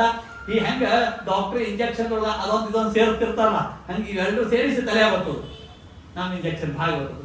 ಹಾಗಾಗಿ ಇಷ್ಟೆಲ್ಲ ಆದ್ಮೇಲೆ ಏವಂ ವ್ಯವಸಿತೋ ರಾಜನ್ ಭಗವಾನ್ ಸ ಮಹಾಯಶಃ ಅಸ್ತೌಷಿತ್ ಆದಿಪುರುಷ ಇರಾಯ ಪುಸ್ತಕಾಮಿಯ. ಆಮೇಲೆ ಗಂಡಾಯ್ತು. ಒಮ್ಮೆ ಜಿಲೇಬಿ ಹೋಗಿ ಶುರು ಆಗ್ಬಿಟ್ಟು ಅಡಿಗೆವ್ರಿಗೆ ಹೇಳ್ಬಿಟ್ಟು ಜಿಲೇಬಿ ಬ್ಯಾಡ ಹೋಗಿ ಶುರು ಮಾಡ್ಬಿಟ್ಟ. ಆನಂದ ಆಯ್ತು. ಎಷ್ಟೋ ದಿವಸ ಮೇಲೆ ಗಂಡು ಹುಟ್ಟಿದ್ದಕ್ಕಾಗಿ ಬಹಳ ದಿವಸ ಆದ್ಮೇಲೆ ಗಂಡು ಹುಟ್ಟಿದ್ರೆ ಒಟ್ಟ ಹೊರಬಿಡಂಗೆ ಇಲ್ಲ ಅವ್ರು. ಹಂಗ ಇವರಿಗೂ ವೈವಸ್ವತನಿಗೆ ಹಾಗೆ ಆಯ್ತು. ಆಮೇಲೆ ಅದು ಸುದ್ಯುಮ್ನ, ಅವನ ಗಂಡಿದ್ದಾಗ ಸುದ್ಯುಮ್ನ, ಹೆಣ್ಣಿದ್ದಾಗ ಇಲ್ಲ. ನೋಡಿ, ಇಂಥದೆಲ್ಲ ಒಂದು ಚರಿತ್ರೆ ಅವ್ರು ಸಿಗತ್ತಾ ನಮಗೆ?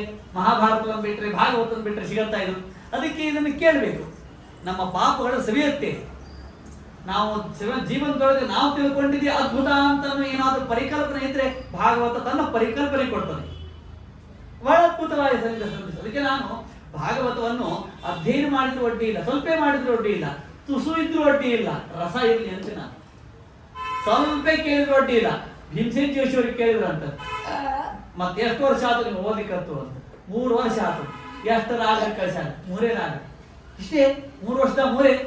ಅದಕ್ಕೆ ಭೀಮಸೇನ್ ಜೋಶಿ ಹೇಳಿದಂತ ಅವ್ರು 3 ವರ್ಷದಾಗ 3 ರಾಗ ಕಳ್ಸ್ಯಾರ, ಆದ್ರೆ ನನ್ನ 100 ರಾಗ ಹಾಡುವಷ್ಟು ವ್ಯುತ್ಪತ್ತಿ ಅಂತ ಹೇಳಿದ್ರು. ಹಾಗೆ ನಾವು ಕೇಳಿದ ಭಾಗವತ ಸ್ವಲ್ಪವಿರ್ಬೋದು ಏನ್ರಿ, ಆದ್ರೆ ಅದೇನಾಗಿರ್ಬೇಕು ಅಂದ್ರೆ ಬಿಂದು ಸರೋವರ ಆಗಿರ್ಬೇಕು. ನಾವು ಕೇಳಿದ ಬಿಂದು ಆಗಿದ್ರು ಕೂಡ ನಮ್ಮ ಜ್ಞಾನದ ವ್ಯಾಪಕತೆ ಸರೋವರವಾಗಿರ್ಬೇಕು. ಹಾಗೆ ಅಧ್ಯಯನ ಮಾಡ್ಬೇಕು, ಹಾಗೆ ತಿಳ್ಕೊಳ್ಬೇಕು, ಅಂದ್ರೆ ಭಾಗವತ ಅರ್ಥ ಆಗ್ತದೆ. ಆ ಕತೆ ಬರಲಿಲ್ಲ, ಈ ಕತೆ ಬರಲಿಲ್ಲ, ಭಾಗವತ ಸಮುದ್ರದ ಎಲ್ಲಾನು ಬರ್ಲಿಕ್ಕೆ ಆಗ್ಲಿಕ್ಕೆ ಸಾಧ್ಯ ಇಲ್ಲ. ಹಾಗಾಗಿ ಈ ಪ್ರದ್ಯುಮ್ನಗೆ ಬಿಟ್ರು, ಬಿಡ್ತಾ ಈ ಸುದ್ಯುಮ್ನಗೆ ಬಿಟ್ರು. ಸುದ್ಯುಮ್ನ ಬಂದ ಅಪ್ಪ ನಂಗೆ ಭಾಳ ದಿವಸ ನೀನು ಹೊರಗೆ ಬಿಡಂಗಿಲ್ಲ, ಮೊದಲು ನೀ ಹೆಣ್ಣಿದ್ದೀಪ, ಆಮೇಲೆ ಗಂಡ ಅದೇ ಹೆಂಗೆ ಹೇಳೋದು? ಇಲ್ಲ, ಬೇಡ ಇದು ಒಂದು ದಿವಸ ಭಯಂಕರ ಹಠ ಮಾಡಿದ. ಬಿಟ್ರು ಅವನು ಹೊರಗೆ ಬಂದ. ಅವನ ಜೊತೆಗೆ 4 ಮಂದಿ ಸೈನಿಕರನ್ನು ಕೊಟ್ಟು ಕಳಿಸಿದಾಗ ಸುಕುಮಾರವನಮೇರೋ ಅದಸ್ತಾ ಪ್ರವಿವೇಶ ಯತ್ರ ಹಸ್ತೆ ಭಗವನ್ ಚರ್ಮೋ ರಮಮಾಣ ಸೋಮಯ ತಸ್ಮಿನ್ ಪ್ರವಿಷ್ಟ ಏವಾಸತ್ತು ಸುದ್ಯುಮ್ನ ಪರವೀರ ಅಪಶ್ಯಸ್ತ್ರೀಯಮಾತ್ಮಾನಂ ಅಶ್ವಂಚ ವಡವಾನ್ ಕೃಪ ತಥಾ ತದನುಗಾ ಸರ್ವ ಆತ್ಮಲಿಂಗ ವಿಪರ್ಯಂ ದೃಷ್ಟ್ವಾ ವಿನಸೋ ಭೂಮನ್ ವೀಕ್ಷಣಾ ಪರಸ್ಪರ. ಆ ಮೇರು ಪರ್ವತದ ಕೆಳಗೆ ಇರತಕ್ಕಂಥ ಯಾವುದು ಅಂತಂದ್ರೆ ಒಂದು ಸುಕುಮಾರವನ. ಆ ಸುಕುಮಾರ ವನದ ಪಕ್ಕದಲ್ಲಿ ಇರತಕ್ಕಂಥದ್ದು ರುದ್ರದೇವರ ಸ್ಥಳ. ಆ ರುದ್ರದೇವರು ಪಾರ್ವತಿ ಮಾತಾಡ್ಕೊಂಡು ಕೂತಿದ್ರಂತ. ಆವಾಗ ಅಲ್ಲಿ ಹೋಗ್ಬಿಟ್ಟ. ಯಾರು? ಸುದ್ಯುಮ್ನ ಹೋದ ತಕ್ಷಣ ಮಾತ್ರ ಹೆಣ್ಣಿನ ವೇಷ ಬಂದ್ಬಿಡ್ತದೆ. ಹೆಣ್ಣಿನ ವೇಷ ಬಂತಂತ ಅವನ ಜೊತೆಗೆ 4 ಮಂದಿ ಸೈನಿಕರು ಇರ್ತಾರಲ್ಲ, ಗಂಡು ಕುದುರೆ ಇರ್ತಾವ, ಅವು ಹೆಣ್ಣಾಗ್ತಾವಂತ, ಅವು ಸೈನಿಕರು ಹೆಣ್ಣಾಗಿರ್ತಾವ. ಅದಕ್ಕೆ ನಾವು ಅವೆಲ್ಲ ಸೈನಿಕರು ಮಾತಾಡಿಕೊಡ್ತಾವ ಅಂತ ಎಲ್ಲ ಪರಸ್ಪರ ಸೀರೆ ಉಟ್ಕೊಂಡು ಕೂತ್ಬಿಟ್ಟು ಒಮ್ಮೆ ನೋಡ್ತಾವ. ಸೈನಿಕ ರಾಜರಲ್ಲಿ ಇದ್ದಾರ, ಅದು ಹೆಣ್ಣಾಗಿ ಕೂತ್ಬಿಟ್ಟದ ಸುದ್ದಿನ. ಅದಕ್ಕೆ ಇವು ಜೋಡಿ ಬರಲಾರ್ದು ನೋಡ್ರಿ, ಹಿಂಗಾಯ್ತದ ನೋಡ್ರಿ. ಬೆಟ್ಟದ ನವಿಲಿಗೆ ಕಣ್ಣೀರು ಬಂದರೆ ಬೇಟೆಗಾರಗೆ ದಯ ಪುಟ್ಟಿದೆ. ಊರು ಬಿಟ್ಟು ಪರ ಊರಿಗೆ ಹೋದರೆ ಪ್ರಾರಬ್ಧವು ಬೇರಾದೀತೆ.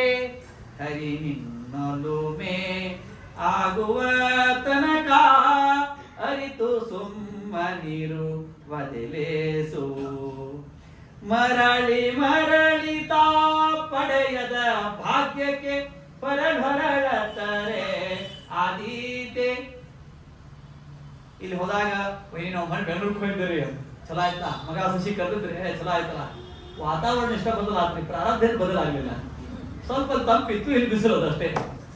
ಊರು ಬಿಟ್ಟು ಪರ ಊರಿಗೆ ಹೋದರೆ ಹೆಣ್ಣಿತ್ತು.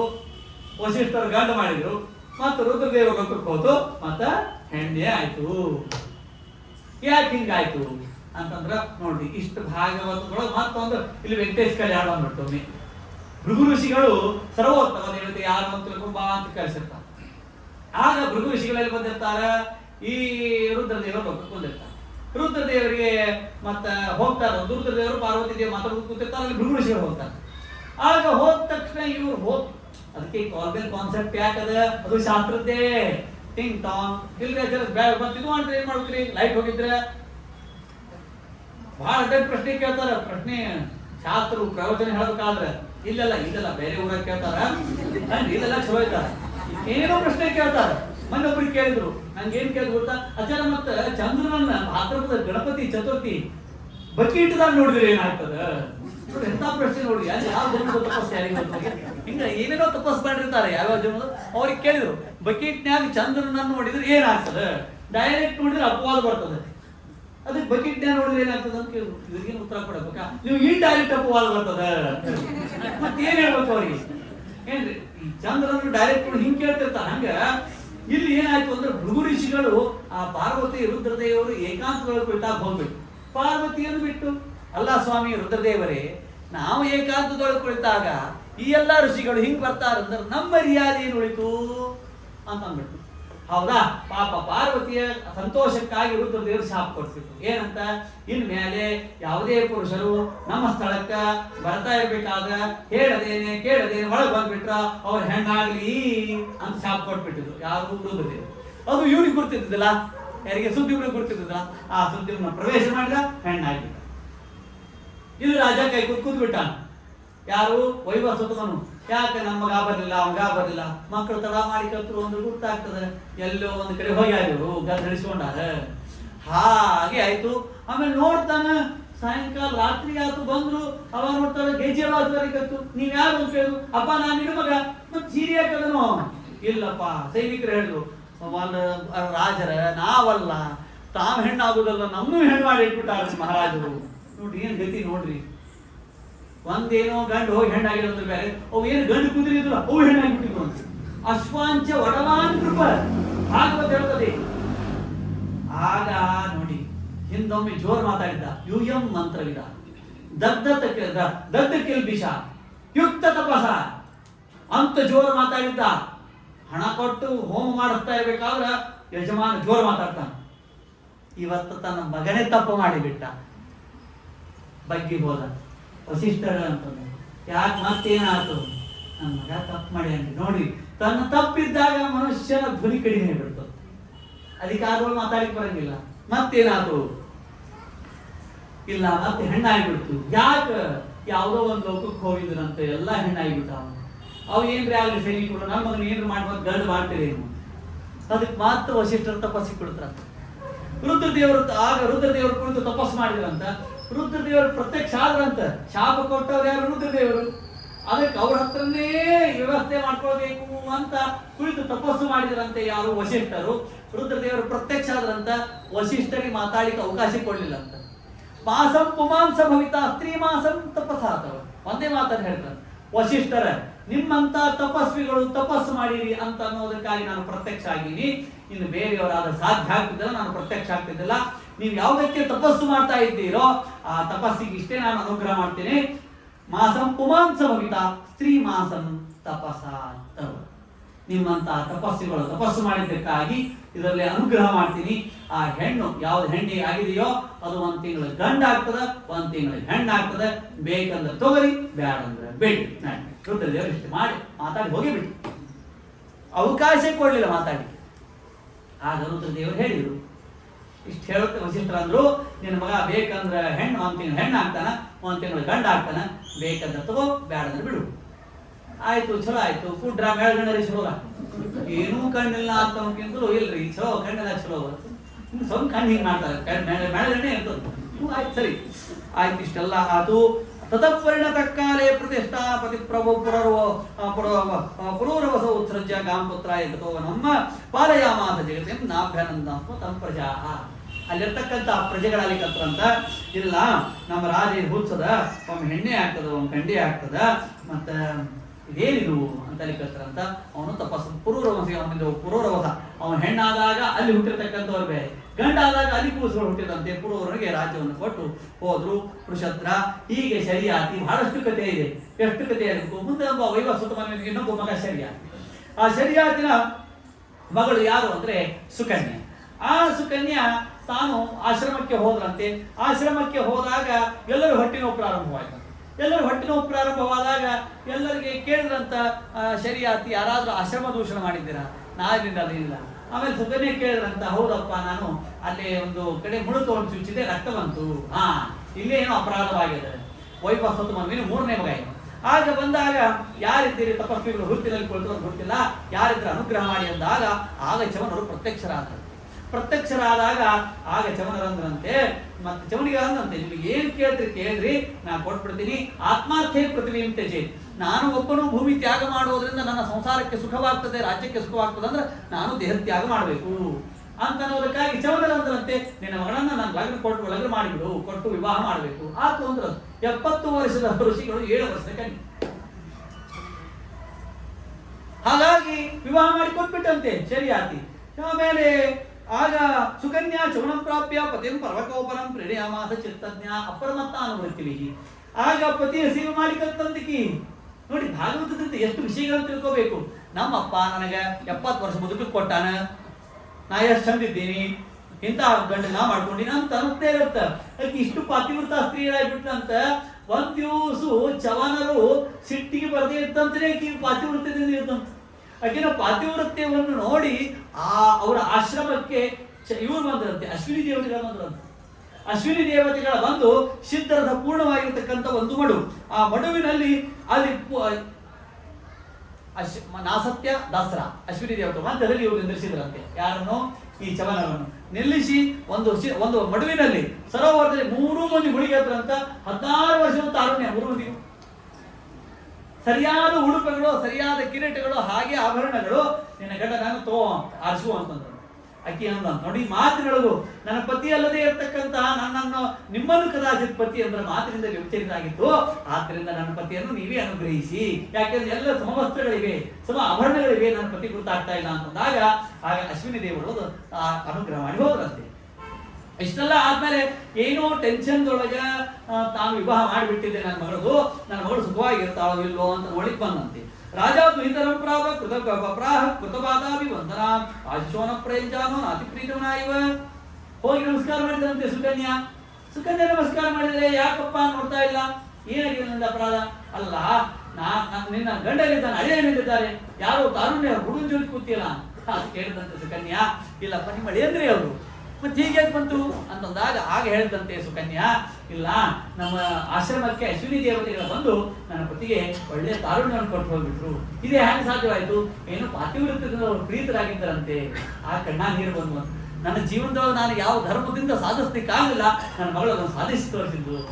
ಹಾಗಾಗಿ ಇದೊಂದು ಕಥೆ. ಈ ಕಥೆಯನ್ನು ಯಾರು ಕೇಳ್ತಾರೋ ಅವರಿಗೆ ಕಣ್ಣಿನ ತೊಂದರೆ ಇದ್ರೆ ಆ ಕಣ್ಣಿನ ತೊಂದರೆ ಪರಿಹಾರವಾಗುತ್ತೆ ಅಂತ 9ನೇ ಸ್ಕಂದದ 4ನೇ ಅಧ್ಯಾಯದ ಕಥೆ ಇದು. ಸುತಾಂ ದತ್ಯಂ ನವತ್ಯಾಂಗಿಂ ಬಲಾಯ ಬಲಶಾಲಿನೇ ಬದರ್ಯಾಖ್ಯಂ ಯುವರಾಜ ತತ್ವ ನಾರಾಯಣ ಆಶ್ರಮ. ಇನ್ನು ಇನ್ನೊಬ್ಬ ಮಗ ಯಾರು ಅಂದ್ರೆ ನಾ ಭಾಗ. ಎಲ್ಲರಿಗೂ ಎಲ್ಲವನ್ನು ಕೊಟ್ಟಿದ್ದಂತೆ. ಆದ್ರೆ ಇವನು ನ ಭಾಗ ಯಸ್ಯ ಪಿತ್ರಾರ್ಜಿತದಲ್ಲಿ ಯಾರಿಗೆ ಭಾಗವೇ ಇಲ್ಲವೋ ಅವನ ಭಾಗ, ಅವನ ಆ ಭಾಗ ಏನು ಕೊಡಲಿಲ್ಲ ಅಂತ, ನನಗೆ ಯಾಕೆ ಕೊಡಂಗಿಲ್ಲ ಅಂತ ಕೇಳಿದಂತ.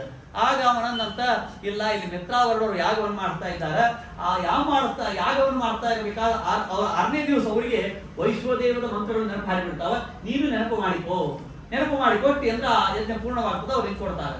ಆಯ್ತು ಅಂತ ತಿಳ್ಕೊಂಡು ಅವ್ರು ಮಿತ್ರಾವರ್ಣರ ಹತ್ರ ಹೋದಂತೆ ಸರಿಯಾಗಿ 6ನೇ ದಿವಸದ ಮಂತ್ರಗಳು ನೆನಪು ಹರಿದು ಅಂತ.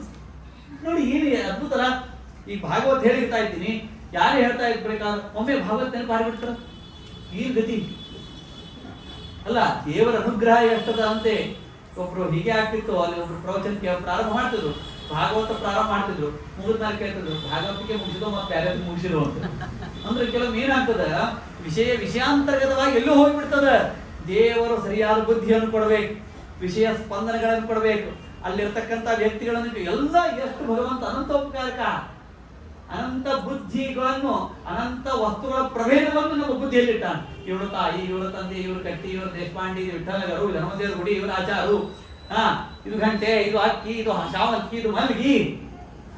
ಏನು ಒಂದು ಅಕ್ಕಿಯ ಜ್ಞಾನವೋ, ಒಂದು ಹೂವಿನ ಜ್ಞಾನವೋ, ಒಂದು ವಸ್ತುವಿನ ಜ್ಞಾನವೋ, ಒಬ್ಬ ವ್ಯಕ್ತಿಯ ಜ್ಞಾನವೋ. ಮೊಬೈಲ್ ನೋಡಿ ಸಂತೋಷ ಪಡ್ತಕ್ಕಂತಹ ನಮಗೆ ಭಗವಂತಂತಾನೆ ನಿನ್ನೆ ಒಂದು ಮೊಬೈಲ್ ಮಾಡಿ ಇಟ್ಟಿ. ನಾನು ಭಗವಂತನ ಕೈ ಮೊಬೈಲ್ ಕೊಡಂತ ನಾವು 20 ವರ್ಷ ಏನಲ್ರಿ, 20 ವರ್ಷದವರೆಲ್ಲ 1 ಲಕ್ಷ ರೂಪಾಯಿ ಮೊಬೈಲ್ ಇದ್ದಾನೆ. ಏನೇ ಕೆಲಸ ಹೇಳಿ ಚಟಪಟ ಮಾಡ್ತಿರ್ತಾರೆ. 30 ದಾಟ್ತೀವಿ ಅಂದ್ರೆ 50-50 50,000 ರೂಪಾಯಿ ಮೊಬೈಲ್. ಹುರುಪಿದ್ರ ಮನ್ಯಾಗ ಓಡಾಡ್ತಾವ, ಇಲ್ಲ ಸಿಟ್ಟು ಬಂತು ಶಟ್ಕೊಂಡು ಗಾಡದ ಹೋಗ್ಬಿಡ್ತಾವ. ಒಮ್ಮೆ ಕಾರ್ಯಕ್ರಮ ಮುಗಿದ ಮೇಲೆ ಕೊಡೋದು. 60 ದಾಟ್ತಿ ಒಂದು ಮುಗಿದವ್ 3,000 ರೂಪಾಯಿ ಮೊಬೈಲ್. ಏನೇ ಓದ್ತೀವಿ 3 ಬರ್ತದೆ. ಅಲ್ಲಿ ಸುಮುಹೂರ್ತೆ ಸಾವಧಾನ್ ಅಂತ ನಡೆದಿರ್ತದೆ. ಇಬ್ರು ಮಾತಾಡ್ತಿರ್ತಾರೆ, 60 ವರ್ಷದ 70 ವರ್ಷದವ್ರು. ಮೊನ್ನೆ ನಮ್ಮ ಅವ್ರ ಮಗ ಇದ್ದಲ್ಲ, ಭಾವನ ಕಾಕನ ಮಗ ಮೊನ್ನೆ ಹೋದ. ಇಲ್ಲಿ ಸುಮುಹೂರ್ತೆ ಸಾವಧಾನ್ ಅಂದ್ರೆ ಅವ್ರ ಜೋಡಿ ಇದು ಮಾತಾಡಬಾರ್ದ್ರಿ ಅಂದ್ರೆ ಗಪ್ ಕೊಡಲ್ಲ, ನಮ್ಗೆಲ್ಲ ಗುರ್ತದ. 70 ವರ್ಷ ಕಂಡಿನಂತ ಸುಮ್ಮನೆ ಹೇಳಬಾರ್ದು. ಏನು ಒತ್ತಿದ್ರು 3 ಬರ್ತದೆ.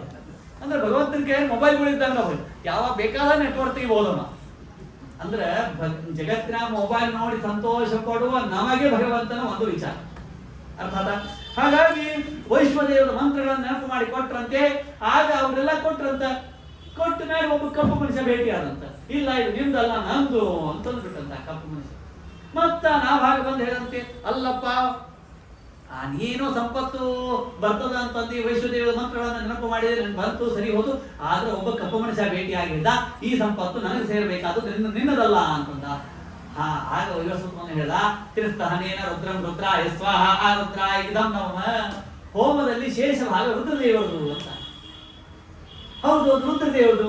ಮತ್ತ ಸಂಪತ್ತೆಲ್ಲ ತಂದು ರುದ್ರದೇವರಿಗೆ ಸಮರ್ಪಣೆ ಮಾಡ್ತಾ ಇರ್ಬೇಕಾದ್ರೆ ರುದ್ರದೇವರು ಹೇಳಿದ್ರಂತ, ಸಂತೋಷಾತ್ಮ ಎತ್ತೇ ಪಿತಾ ವದಧರ್ಮಂ ತಂಚ ಸತ್ಯಂ ಪ್ರಭಾಷತೆ. ನೀನು ತಂದೆಯ ಮಾತನ್ನು ಕೇಳಿದಿ, ನನ್ನ ಮಾತನ್ನು ಕೇಳಿದಿ, ಇದೆಲ್ಲ ನೀನು ಸಂಪತ್ತು ತಗೋ, ಅಷ್ಟೇ ಅಲ್ಲ ನೀನು ಉತ್ತಮ ಜ್ಞಾನಿಯಾಗು ಅಂತ ಅನುಗ್ರಹ ಮಾಡಿದ್ರಂತೆ. ಇದು ನಾಭಾಗನ ಚರಿತ್ರೆ. ಈ ನಾಭಾಗನ ಮಗ ಯಾರು ಅಂದ್ರೆ ಅಂಬರೀಷ. ಈ ಅಂಬರೀಷ ಏನ್ ಮಾಡ್ತಿದ್ದ ಅಂತಂದ್ರ, ಸವೈಮನ ಕೃಷ್ಣ ಪದಾರವಿಂದಯೋರ್ ವಚಾಂಸಿ ವೈಕುಂಠ ಗುಣಾನುವರ್ಣನೆ ಕರೌ ಹರೇರ್ ಮಂದಿರ ಮಾರ್ಜನಾತಿಷು ಶ್ರುತಿಂ ಚಕಾರಾಚ್ಯುತ ಸತ್ಕಲೋದಯೇ. ಸೂರ್ಯೋದಯದಿಂದ ಹಿಡ್ಕೊಂಡು ಚಂದ್ರೋದಯವರೆಗೆ ರಾಜಭಾರ ಮಾಡ್ತಿದ್ದಂತ. ಮನಿ ಕಸ ಹುಡುಕ್ತಿದ್ದಂತ. ದೇವರ ಮನಿ ಕಸ ನಾವು ಹುಡುಗಿದ, ನಮ್ಮ ಮನಿ ಕಸ ದೇವ್ರ ಹುಡುಕ. ಏನಂದ್ರ ನಮ್ಮ ಮನಸ್ಸು ಯಾವಾಗಲೂ ಕೆಟ್ಟದ್ದನ್ನೇ ವಿಚಾರ ಮಾಡ್ತಿರ್ತದ. ಅಂತೂ ಇವತ್ತಾಯ್ತು, ಕೊನೆ ದಿವಸ ಆಯ್ತು, 7 ಆಗ್ಯದ, ಇನ್ನೊಂದು ಅರ್ಧ ತಾಸು ಆಚಾರ ಇಷ್ಟು ಹೇಳ್ಬಿಡ್ತಾರ, ನಾಳೆ ಅಷ್ಟೇ ಫ್ರೀ ಇರ್ತೀವಿ, ನಾಳೆ ಟೆನ್ಷನ್ ಇರಂಗಿಲ್ಲ. ಏಕಾದಶಿ ಬಂದ್ರೆ ದ್ವಾದಶಿ ಟೆನ್ಷನ್ ಏನ್ರಿ. ಒಂದಾವಣ ಒಂದಿದ್ದೇ ಇರ್ತದೆ ಅಂದ್ರೆ ಒಂದಾವಣ ಒಂದು ಹೀಗೆ ಅನಂತ ಬಂಧಗಳು, ಅನಂತ ಮೋಕ್ಷಗಳು. ಹಾಗಾಗಿ ನಿತ್ಯ ಕಸ ಹುಡುಕ್ತಿದ್ದಂತೆ, ನಿತ್ಯ ಪ್ರವಚನ ಕೇಳ್ತಿದ್ದಂತೆ, ಎಲ್ಲಾ ಭಾರ ಮಾಡ್ತಿದ್ದಂತೆ. ಅದಕ್ಕೆ ಇವ್ರ ಕಥೆ ಕೇಳಬೇಕು. ಮುಕುಂದ ಲಿಂಗಾಲಯ ದರ್ಶನೇ ದೃಶವು. ನಿತ್ಯ ದೇವರಿಗೆ ಕಸ ಹುಡುಕ್ತಿದ್ದಂತೆ. ಅದ್ಭುತ. ಹಾಗಾಗಿ ಅಂತಹ ಅಂಬರೀಷ ದಿನತ್ರಯವನ್ನು ಮಾಡಿದ್ದಂತೆ. ದಶಮಿ, ಏಕಾದಶಿ, ದ್ವಾದಶಿ, ಆಮೇಲೆ ವೃತಾಂತೆ ಕಾರ್ತಿಕೇ ಮಾಸೆ. ಆ ದಿನತ್ರಯವನ್ನು ಒಂದು ವರ್ಷ ಮಾಡಿದಂತೆ. ಅಂದ್ರೆ ದಶಮಿ ಒಪ್ಪತ್ತು ಊಟ ಮಾಡ್ಕೋಬೇಕು, ಸಾಯಂಕಾಲ ಏನು ತೆಗೆದುಕೊಳ್ಳಬಾರದು. ಏಕಾದಶಿ ನಿಶ್ಚಕ್ರ, ಏನೇನು ತೆಗೆದುಕೊಳ್ಳಬಾರದು. ಪ್ರತಿಯೊಂದು ತಿಥಿಗಳಿಗೂ ತಿಥಿಭಿಮಾನಿ ದೇವತೆಗಳಿದ್ದಾರೆ. ಆದ್ರೆ ಏಕಾದಶಿಗೆ ವಿಷ್ಣುವೇ ತಿಥಿಭಿಮಾನಿ ದೇವ. ಅವತ್ತು ಎಲ್ಲ ನಾವು ಯಾರು ಅನ್ಯಥಾ ಭಾವಿಸಬಾರದು. ಧರ್ಮದ ದೃಷ್ಟಿಯಿಂದ ಹೇಳ್ತಾ ಇದ್ದೇನೆ, ಸನಾತನ ಧರ್ಮದ ದೃಷ್ಟಿಯಿಂದ ಹೇಳ್ತಾ ಇದ್ದೇನೆ. ಪ್ರತಿಯೊಬ್ಬರು ಇವತ್ತಿಗೆ ನಾನು ನಿಂತು ನೋಡ್ತಿರ್ತೇನೆ, ಜರ್ಮನ್ದಿಂದ, ನೆದರ್ಲ್ಯಾಂಡ್, ಇವರು ಏನೇನೋ ಕಳಿಸ್ತಿರ್ತಾರೆ. ಏಕಾದಶಿ ಎಲ್ಲರೂ ಹೋಗ್ತಾರೆ. ಯಾಕೆ ಅಂತಂದ್ರೆ ನಿತ್ಯ ಯಂತ್ರಗಳು ಕೆಲಸ ಮಾಡಿ ಸಾಕಾಗ್ತಾವ ಅಂತಿಕೊಂಡು ರವಿವಾರ ಸೂಟಿ ಇಟ್ಟಿದ್ದು. ಯಾಕೆ? ಯಂತ್ರಗಳಿಗೆ ಸ್ವಲ್ಪ ವಿಶ್ರಾಂತಿ. ಹಂಗೆ ನಮ್ಮ ದೇಹದಲ್ಲಿರುವ ಯಂತ್ರಗಳಿಗೂ 15 ದಿವಸಕ್ಕೆ ಒಮ್ಮೆ ವಿಶ್ರಾಂತಿ, ಅದು ಏಕಾದಶಿ. ಇಷ್ಟೇ ಅಲ್ಲ, ಅವತ್ತಿನ ದಿವಸ ಎಲ್ಲಾ ಆಹಾರದಲ್ಲಿರತಕ್ಕಂತ ಬ್ರಹ್ಮ ಹತ್ಯಾ ದೋಷಗಳು ಬಂದು ಕೂತ್ಬಿಟ್ಟಿರ್ತಾವ. ಎಲ್ಲಾದ್ರ ಮೇಲೆ ಅವಲಕ್ಕಿ, ಸಾಬುದಾನಿ ಕೇಸು, ಮಂಡಾಳ, ಹಾಲು, ಹಣ್ಣು, ಏನ್ರಿ ಅದು ತಗೊಂಡ್ರು ಬರ್ತದೆ, ಇನ್ನೂ ಹೇಳ್ತಿರ್ತಾರೆ. ಏನೇನ್ ತಗೊಂಡ್ರು ಬರಂಗಿಲ್ಲ. ಏಕಾದಶಿ ಅಂದ್ರೆ ಏಕಾದಶಿನೇ. ಉಪವಾಸನೆ, ಉಪ ಅಂದ್ರೆ ಹತ್ರ, ವಾಸ ಅಂದ್ರೆ ವಾಸ ಮಾಡ್ಬೇಕು. ಭಗವಂತನ ಹತ್ರ ಮೊದಲಿಗೆ ವಾಸ ಮಾಡಬೇಕಾದ್ರೆ ಆವಾಸ ಮಾಡ್ಬೇಕಾದ್ರೆ ಇದು ಉಪವಾಸ ಮಾಡ್ಬೇಕು. ಹಾಗಾಗಿ ಅವನು ವೃತ್ತಾಂತೆ ಕಾರ್ತಿಕೇ ಮಾಸೆ ತ್ರಿರಾತ್ರಂಸ ಉಪೋಷಿತ ನಾತಕ್ ಕದಾಚಿತ್ ಕಾಳಿಂದ್ಯಾಂ ಹರಿಂ ಮಧುವರೇ ಚೇತ. ಅದಕ್ಕೆ ಇದು ಉದ್ಯಾಪನ ಅಲ್ಲ, ಇದು ವಿಷ್ಣು ಪಂಚಕ ಉದ್ಯಾಪನ, ಋಷಿ ಪಂಚಮಿ ಉದ್ಯಾಪನ, ಮತ್ತೆ ಏಕಾದಶಿ ಉದ್ಯಾಪನ ಅನ್ನಬಾರದು. ಏಕಾದಶಿ ಉದ್ಯಾಪನ ಅಂದ್ರೆ ಮುಗಿದೋತು, ಮುಗಿತಂತರ್ಥ. ಮುಂದಿನ ಏಕಾದಶಿ ತೋಳಿಗೆ ಬರ್ತದೆ ಅಂತರ್ಥ. ಏನಿಗೆಲ್ಲ ಉದ್ಯಾಪನೆ ಇರ್ತವೆ ಏಕಾದಶಿ, ಹಾಗೆ ಮಾಡಬಾರದು. ಏಕಾದಶಿ ಉದ್ಯಾಪನ ಇಲ್ಲ. ವೃತ್ತಾಂತೆ ಕಾರ್ತಿಕೇ ಮಾಸಿ ತ್ರಿರಾತ್ರಂಸ ಉಪೋಷಿತ ನಾತಕ್ ಕದಾಚಿತ್ ಕಾಳಿಂದ್ಯಾಂ ಹರಿಂ ಮಧುವರೇ ಚೇತ. ಯಾವ ಮಧುವನದಲ್ಲಿ ಧ್ರುವರಾಜರು ನಾರದರ ಉಪದೇಶದಿಂದ ವಾಸುದೇವ ರೂಪಿಯಾದ ಪರಮಾತ್ಮನನ್ನು ಪ್ರತ್ಯಕ್ಷೀಕರಿಸಿಕೊಂಡಿದ್ದರೋ ಅದೇ ಮಧುವನದಲ್ಲಿ ಇವನು ದಾರ್ಪಡಿಗದಾನ. ಏನ್ ದಾರ್ಪಡಿಗದ ಅಂತ ನೆರಭೂದಾನಿ ಶಟ 600 ಲಕ್ಷ ಆಕಳ ಕರ ಕೊಡಿಗದಾನ. ಅಷ್ಟೇ ಮಂದಿ ಊಟಕ್ಕೆ ಅಲ್ಲ. ಈಗ 10 ಮಂದಿ ಅಂತ ಹೇಳಿರ್ತೀವಿ, 20 ಮಂದಿ ಆದ ಒಂದು ಮುಂದಿನವ್ರಿಗೆ ಅಂಗಾರಕ್ಷತೆ ಸಿಗಂಗಿಲ್ಲ. 10 ಮಂದಿ ಸಿಗ್ತದೆ ಗಂಧ ಅಂಗಾರಕ್ಷತೆ, ಅದು ಸಿಗಂಗಿಲ್ಲ. ಇಲ್ಲೇನಾಗಿದೆ ಅಂತಂದ್ರ ಮಹಾಭಿಷೇಕ ವಿಧಿನ ಸರ್ವೋಪಸ್ಕರ ಸಂಪದ ಅಭಿಷಿಚ್ಯ ವರಾಕಲ್ಪರಿ ಗಂಧಮಾಲಹರಿ ಅನಾದಿಭಿ ತದ್ಗದಾಂತರ ಭಾವೇನ ಪೂಜಯಾಮಾಸ ಕೇಶವಂ ಬ್ರಾಹ್ಮಣಶ್ಚ ಮಹಾಭಾಗಾನ್ ಸಿದ್ಧಾರ್ಥಾನ್ ಅಭಿಭಕ್ತಿತಃ ಗವಾಂ ರುಗ್ಮ ವಿಷಾಣೀನಾಂ ರೂಪ್ಯಂ ರೀಣಾಂ ಸುವಾಸತಾಂ ವಯಶೀಲ ವಯೋರೂಪ ವತ್ಸೋಪಸ್ಕರ ಸಂಪದ. ಅವು ಆಗ ಎಂತದ್ದು ಸಾಲಂಕೃತವಾದ ಗೋದಾನ.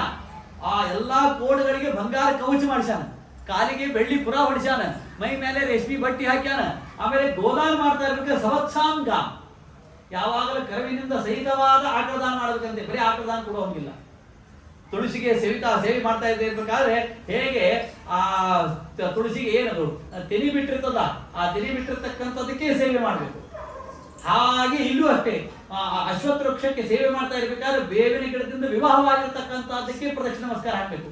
ಯಾವಳು ಗರ್ಭಿಣಿ ಆಗ್ತಿರಂಗಿಲ್ವೋ ಅವಳ ಗರ್ಭದಲ್ಲಿರ್ತಕ್ಕಂತಹ ಗರ್ಭಿಣಿ ಆಗಬೇಕಾದಕ್ಕೆ ಏನು ದೋಷಗಳಿವೆಯೋ ಆ ದೋಷಗಳನ್ನು ಪರಿಹಾರ ಮಾಡ್ತದಂತೆ ಅಶ್ವತ್ಥ ವೃಕ್ಷಣಿ ಹಾಕುವ ಆ ವೃಕ್ಷಕ್ಕೆ ಹಾಕ್ತಕ್ಕಂಥ ಪ್ರದಕ್ಷಿಣೆ ನಮಸ್ಕಾರ. ಅದಕ್ಕೆ ಮುಂಜಾನೆ ಸೂರ್ಯೋದಯ ಕಾಲದಲ್ಲಿ ಮಾಡ್ಬೇಕಂತೆ, ಬಹಳ ಅದ್ಭುತವಾಗಿರ್ತಕ್ಕಂಥದ್ದು. ಹಾಗೆ ಗೋದಾನವನ್ನು ಕೊಡ್ತಾ ಇರ್ಬೇಕಾದ್ರೆ ಕರುವಿನಿಂದ ಸಹಿತವಾಗಿರ್ತಕ್ಕಂಥ ಆಕಳದಾನ ಕೊಡಬೇಕು. ಅವುಗಳಿಗೆ ಬಂಗಾರ ಕೂಡ ಮಾಡಿಸ್ಬೇಕು, ಅವುಗಳಿಗೆ ವಾರಿ ಹಾಕಬೇಕು. ಎಷ್ಟು ಅದ್ಭುತ! ಇಷ್ಟೆಲ್ಲ ಸಿದ್ಧ ಮಾಡಿಕೊಂಡಿದ್ದಾನೆ. ಆಗ ಮರುದಿವಸ ದ್ವಾದಶಿಯ ದಿವಸ ಆಗ ಇನ್ನು ಊಟ ಕೂಡಿಸ್ಬೇಕು ಅನ್ನೋಷ್ಟೊಳಗೆ ದೂರ್ವಾಸರು ಬಂದ್ಬಿಟ್ಟು ಚಿಂತೆಯಾಮಾಸ ಧರ್ಮಜ್ಞೋ ಪ್ರತಿನಿತ್ಯ ತದ್ಯಾಂಚಾಂ ಕರ್ತುಂ ಅವಶ್ಯಕಂ ಗತಃ ನಿಮಮಧ್ಯ ಬೃಹದ್ಯಾಯನ್ ಕಳೆಂದಿ ಸಕಲೇಶು. ದೀರ್ಘವಾಗಿರ್ತಕ್ಕಂಥ ಧ್ಯಾನವನ್ನು ಮಾಡ್ಕೊಂಡು ಕೂತಿದ್ದಾರೆ ಯಾರು? ದೂರ್ವಾಸರು. ಇಷ್ಟು ದಿವಸ ಏಕಾದಶಿ ಮಾಡಿರ್ತಕ್ಕಂಥ ವ್ರತಭಂಗವಾಗ್ತದೆ. ಏಕಾದಶಿ ನಿಶ್ಚಕ್ರ ಮಾಡೋದು ಎಷ್ಟು ಮಹತ್ವ, ಅಷ್ಟೇ ಮಹತ್ವ ದ್ವಾದಶಿ ದಿವಸ ಸಕಾಲಕ್ಕೆ ಪಾರಣವನ್ನು ಮಾಡೋದು.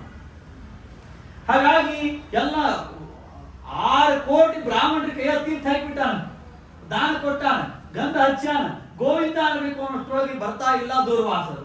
ಬಿಟ್ರ ದೋಷ, ಕೂತ್ರ ದೋಷ. ಬಿಟ್ರೆ ಏನ್ ದೋಷ? ದುರ್ವಾಸರಂತ ಜ್ಞಾನಿಗಳಿಗೆ ಬಿಟ್ಟು ಊಟ ಕೂಡಿಸೇರಿ ಅಂತ. ಕೂತ್ರ ಏನಾಗ್ತದೆ, ಸಕಾಲ ಕೂಡಿಲ್ಲ ಅಂದ್ರೆ ದ್ವಾದಶಿ ಸಕಾಲ ಪಾರಣದ ಪುಣ್ಯ ಹೋಗ್ಬಿಡ್ತು. ಅದಕ್ಕೆ ಇವನೇ ಅಂದ್ಬಿಟ್ಟ ಬ್ರಾಹ್ಮಣರಿಗೆ, ಏನು ಮಾಡಿದ್ರೆ ನನ್ನಿಂದ ಅಪರಾಧವಾಗುವುದಿಲ್ಲ ಅಂತದನ್ನು ಹೇಳಿದ್ವಿ. ನಮ್ಮ ಊಟ ಕೂಡಿತು, ನೀ ತೀರ್ಥ ಪಾರಣೆ ಮಾಡಿಬಿಡು, ದೂರ್ವಾಸ ಸವಾಯಿ ಕಾಯಿ. ಲಕ್ಷ್ಮೀ ಗೋವಿಂದ ಊಟ ಕೂಡಿಸಿದ. ದೂರ್ವಾಸರು ಬಂದು ಅವರಿಗೆ ಸಿಟ್ಟು ಬಂತು. ನನ್ನಂತಹ ಋಷಿಗಳ ಜೊತೆಗೆ ನೀನು ಚೇಷ್ಟೆ ಮಾಡ್ತೀಯಾ? ನನಗೆ ಅಪಮಾನ ಮಾಡ್ತೀಯಾ ಅಂತ ತಿಳ್ಕೊಂಡು ತಮ್ಮ ಜಟದಿಂದ ಒಂದು ಕೂದಲವನ್ನು ತೆಗೆದು ಕೃತ್ಯ ಒಂದು ಅಗ್ನಿಯನ್ನು ಸೃಷ್ಟಿ ಮಾಡಿ ಅವ ಕೈ ಮುಗಿದಂತ ಭಗವಂತನ ಚಕ್ರಕ್ಕೆ ನಾನು ಮಾಡಿರ್ತಕ್ಕಂಥದ್ದು ಅಪರಾಧಿ ಆಗಿದ್ರೆ ಅದು ನನ್ನನ್ನು ಸುಟ್ಟು ಬೂದಿಯನ್ನಾಗಿ ಮಾಡಿ ಅಂತ ಪ್ರಾರ್ಥನೆ ಮಾಡಿದ್ರೆ ಆ ಚಕ್ರ ಈ ದೂರ್ವಾಸರಿಂದ ಹುಟ್ಟಿರ್ತಕ್ಕಂತಹ ಕೃತ್ಯವನ್ನು ನಾಶ ಮಾಡಿ ಆ ಚಕ್ರ ಬೆನ್ನು ಹತ್ತಿತ್ತಂತೆ ಯಾರಿಗೆ ದೂರ್ವಾಸ. ಆಗ ಮೇರು ಪರ್ವತದ ಹತ್ರ ಹೋದ್ರು, ಬ್ರಹ್ಮದೇವರ ಹತ್ರ ಹೋದವರು, ರುದ್ರದೇವರ ಹತ್ರ ಹೋದ್ರು, ಯಾರ ದೇವರ ಹತ್ರ ಹೋಗಲಿಲ್ಲ. ಕೊಡಿಗೆ ಚಕ್ರದ ಯಾವುದು ಭಗವಂತದ್ದು. ಭಗವಂತನಿಗೆ ಹೋಗಿ ಕೇಳಿದ್ರಂತೆ, ಸ್ವಾಮಿ ಮತ್ತೆ ನಿಂದೆ ಚಕ್ರದ ಹಿಂತು ಹೋಗ್ಬಿಡು ನಂಗೆ ಬೇನಂತದ. ಅವನಂತ ಭಗವಂತ ಅನ್ನಂತ ಅಹಂ ಭಕ್ತ ಪರಾಧೀನ, ನಾನು ಆಫೀಸ್ದಾಗ ಮ್ಯಾನೇಜರ್ ಇದ್ದೀನಿ, ಆದ್ರೆ ಮನೆಗೆ ಬಂದಾಗ ನನಗೊಬ್ರು ಮ್ಯಾನೇಜರ್ ಇದ್ದ ಅಂತ ಹೇಳಿ ನಾನು ಜಗತ್ತನ್ನು ನಡೆಸುವುದಲ್ಲಿ ಸ್ವಾತಿರಿಕ್ತ ಅಶೇಷ ಧರ್ಮಿಗದ ಅಶೇಷ ಧರ್ಮ ಪ್ರಕಾರದ ಜ್ಞಾನ ನಂಗದ. ಆದ್ರೆ ನಾನು ಜಗತ್ತಿನ ವಿಷಯದಲ್ಲಿ ಸ್ವತಂತ್ರ, ಆದ್ರೆ ಭಕ್ತರ ಭಕ್ತಿಯ ವಿಷಯದಲ್ಲಿ ನಾನು ಅಸ್ವತಂತ್ರ. ಯಾರು ದ್ರೌಪದಿ ಕರೆದೋ ನಾವು ಹೋಗಬೇಕು. ವನವಾಸದಲ್ಲಿ ಕಪ್ಪಿಗೆ ನಿಂತನಗ ಕೇಶವಾಮಾಂಪಾಯಿ ಕೇಶವಾಮಾಂಪಾಯಿ. ದ್ರೌಪದಿ ಒಂದು ದಿವಸ ವನವಾಸದೊಳಗ ನೀರ್ ಕಾಯ್ತಿ ಕೆಟ್ಬಿಟ್ಟ. ಬುಡಕ ಕಟ್ಟಿಗೆ ಬೆಂಕಿ, ಮ್ಯಾಲೆ ಹಂಡೆ ಬಿಸಿ, ಕೆಳಗ ಕಟ್ಟಿಗೆ ಬಿಸಿ, ಮ್ಯಾಲೆ ಬೆಸಳ ಏನ್ರಿ, ಸುತ್ತಮುತ್ತಲೂ ನೀರೆಲ್ಲ ಕಾಯ್ಬಿಟ್ಟು ಬಿಸಿ, ಎಲ್ಲ ಕಡೆ ಬಿಸಿ. ಆದ್ರೆ ಕಪ್ಪಿ ಇದ್ದ ಜಾಗ ಮಾತ್ರ ತಂಪಿತ್ತಂತ.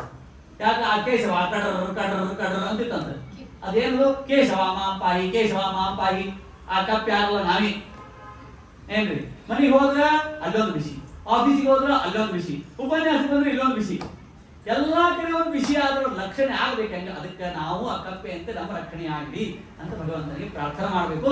ಹಾಗೆ ಭಕ್ತ ಅವ ಹೇಳಿಬಿಟ್ಟ, ಭಗವಂತ ಹೇಳಿದ, ಇಲ್ಲ ಒಂದು ಕೆಲಸ ಮಾಡು, ಯಾರ ಹತ್ರ ನೀ ತಪ್ಪು ಮಾಡಿರಲ್ಲ ದುರ್ವಾಸನ ಅವ್ರ ಹತ್ರ ಹೋಗ್ಬಿಡ್ರಿ. ಅದು ಮಾನ ಅಡ್ಡು ಬರ್ತದ. ಆಚಾರ್ಯ ಏನೋ ಸ್ವಲ್ಪ ನಮಸ್ಕಾರ ಮಾಡ್ಲಿಕ್ಕೆ ಅಡ್ಡಿ ಇಲ್ಲ, ಇನ್ನೊಂದು ಸ್ವಲ್ಪ ಬಿಳಿ ಕೂದಾಗಿತ್ತು ಅಂದ್ರೆ ನಮಸ್ಕಾರ ಮಾಡ್ತಿದ್ದೆ, ಇನ್ನೊಂದು ಸ್ವಲ್ಪ ಕೈ ಕೂದು ಸಣ್ಣವ್ರದಾರ ಅಚ್ಚ ಸಣ್ಣ ಸ್ವಾಮಿಗಳು ಸಣ್ಣವ್ರದಾರ ಅಂದ್ರೆ ಹೆಂಗೆ. ಜಗತ್ನ್ಯಾಗ ಎಲ್ಲಕ್ಕಿಂತಲೂ ಏನ್ರಿ ದೊಡ್ಡ ವಸ್ತು ವಿತ್ತಂ ಬಂಧು ವಯಃ ಕರ್ಮ ವಿದ್ಯಾ ಚೈವತು ಪಂಚಮಿ ಏತಾನಿ ಮಾನ್ಯ ಸ್ಥಾನಾನಿ ಕರಿಯೋ ಹೋತ್ತರೋತ್ತರಂ. ಜಗತ್ತಿನೊಳಗೆ ಮಾನ್ಯ ಸ್ಥಾನಗಳು ಯಾವ್ಯಾವು ಅಂತಂದ್ರೆ ವಿತ್ತಂ ಹಣ ಇದ್ದವನು ಪೂಜ್ಯ, ಹಣ ಇದ್ದವನಿಗಿಂತಲೂ ಪೂಜ್ಯನಾದವನು ಯಾರು ಬಂಧು ಆದವನು, ಬಂಧುಗಳಿಗಿಂತಲೂ ಪೂಜ್ಯರು ಯಾರು ವಿತ್ತಂ ಬಂಧು ವಯಃ, ವಯಸ್ಸಾದವರು ಬಂಧುಗಳಿಗಿಂತಲೂ ಪೂಜ್ಯರು, ವಯಸ್ಸಾದವ್ರಿಗಿಂತಲೂ ಕರ್ಮ ನಿತ್ಯ ಸಂಧ್ಯಾವನ ದೇವರ ಪೂಜೆ ಮಾಡುವವರು, ವಿದ್ಯಾ ಚೈವತು ಪಂಚಮಿ ಸರ್ವೋತ್ತಮ ಪೂಜ್ಯರು ಯಾರು ಅಂದ್ರ ವಿದ್ಯಾ ಇದ್ದವರು. ಹಾಗಾಗಿ ನೋಡಪ್ಪ ಅವನಿಗೆ ಹೋಗ್ಬೇಕು. ಆಯ್ತು ಅಂತ ತಿಳ್ಕೊಂಡಿನ್ನ ಬಂದರು. ಬಂದರೆ ಏನನ್ಬೇಕು ಏನನ್ಬೇಕು, ತ್ವಂ ಅಗ್ನಿರ್ ಭಗವಾನ್ ಸೂರ್ಯೋತ್ತಮ್ ಸೋಮಃ ಜ್ಯೋತಿಷಾಂ ಪತಿ ತ್ವಂ ಅವತ್ತಂ ಚತುರ್ಯೋಮಃ ವಾಯುಮಾತ್ರ ಇಂದ್ರಿಯಾಣಿ ಚ ಸುದರ್ಶನ ರಹಸ್ತುಭ್ಯಂ ಸವರ್. ಅದಕ್ಕೆ ಭಗವಂತನಿಗೆ ಪ್ರಾರ್ಥನೆ ಮಾಡಿದ್ರಂತ. ಆ ದುರ್ವಾಸರಿಗೆ ಗನ್ ಹತ್ತಿದ್ದು ಏನದಲ್ಲ ಆ ಚಕ್ರ ಮಾಯ ಆಗಲಿ ಅಂತ ಭಗವಂತನಿಗೆ ಪ್ರಾರ್ಥನೆ ಮಾಡಿದ್ರೆ ಚಕ್ರ ಮಾಯ ಆಗಿಬಿಡ್ತಂತ. ದುರ್ವಾಸರಿಗೆ ಹೇಳಿದ್ರಂತ, ದುರ್ವಾಸರು ಬಂದ್ರಂತ, ಬರೀ ಸ್ವಾಮಿ ನಾವಾದ್ರೆ ಏನ್ ಹೇಳ್ತೀವಿ, ಕೈಯಾಗ ಕಡ್ಡಿ ಕೊಟ್ಟಿದ್ರೆ ಆಚಾರ್ಯ ಹೋಗ್ಬೇಡ ಅಂತ, ಬಂದ್ರು ಬರೀ ಊಟ ಕೊಡ್ರಿ ಅಂತ ನಾವ್ ಹೇಳ್ತೀವಿ ಆಚಾರ್ಯ. ಇವ ಹಂಗ ಹೇಳಿದ್ರಂತ, ದುರ್ವಾಸರೇ ನೀವು ಜ್ಞಾನಿಗಳಂತಂತೆ, ಜ್ಞಾನಿಗಳು ನೀವು ಅಗ್ನಿ ಇದ್ದಂತೆ, ನೀವು ಮಹಾಜ್ಞಾನಿಗಳಪ್ಪ, ನಿಮ್ಮಿಂದ ಅಪರಾಧ ಆಗಂಗಿಲ್ಲ, ಬಂದ್ರಿ ಬಹಳ ಸಂತೋಷ ಸ್ವಾಗತ ಮಾಡಿರುವಂತೆ. ಇದು ಭಾಗವತದಿಂದ ಕಲಿಬೇಕಾದ ಗುಣ. ಭಾಗವತದಿಂದ ಕಲಿಯಬೇಕಾದ ಗುಣ ಏನು ಅಂತಂದ್ರೆ, ದುರ್ವಾಸರು ಇಷ್ಟು ಇದ್ದರೂ ಕೂಡ ನಂದು ತಪ್ಪದ ನಿಮ್ ತಪ್ಪಿಲ್ಲ ಅಂತ ಹೇಳ್ಬಿಟ್ರು. ಆಮೇಲೆ ಊಟಕ್ಕೆ ಕೂಡಿಸಿದ್ರಂತ, ಊಟಕ್ಕೆ ಕೂಡಿಸುತ್ತೆ ಅವಾಗ ಹೇಳಿದ್ರಂತ, ಅಹಂ ಅನಂತದಾಸ ನಮ್ಮ ಮಹಿತ್ವಂ ದುಷ್ಟಮಧ್ಯಮೇ ಕೃತಾಗೋಸೋಪಿ ಯದ್ರಾಜನ್ ಮಂಗಳಾನಿ ಸಮೀಯಸೆ. ಅವ್ರು ಹೇಳಿದಂತ, ಪ್ರೀತೋಸ್ಮಿ ಅನುಗೃಹೀತೋಸ್ಮಿ ತವ ಭಾಗವತಸ್ಯ.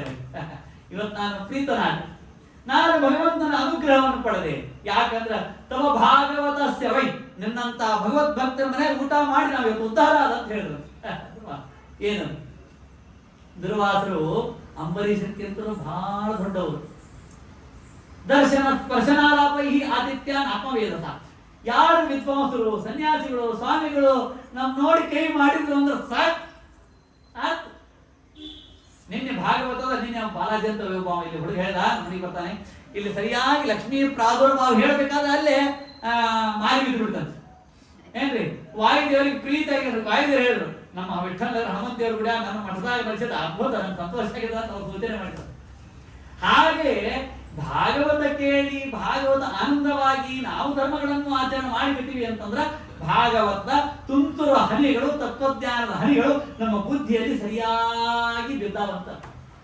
ಪ್ರೀತೋಸ್ಮಿ ಅನುಗೃಹೀತೋಸ್ಮಿ ತವ ಭಾಗವತ ವೈ ದರ್ಶನ ಸ್ಪರ್ಶನಾಲಾಪೈ ಆತಿಥ್ಯಾನಾತ್ಮವೇದಸ ಏವಂ ಸಂಕೀರ್ತ ರಾಜಾನ. ಹೀಗೆಲ್ಲ ಊಟ ಆಯ್ತು. ಊಟ ಆದ್ಮೇಲೆ ಇಷ್ಟೆಲ್ಲ ಮಾಡೋತನ ಇನ್ನೂ ಉಪವಾಸ ಇದ್ದಂತೆ.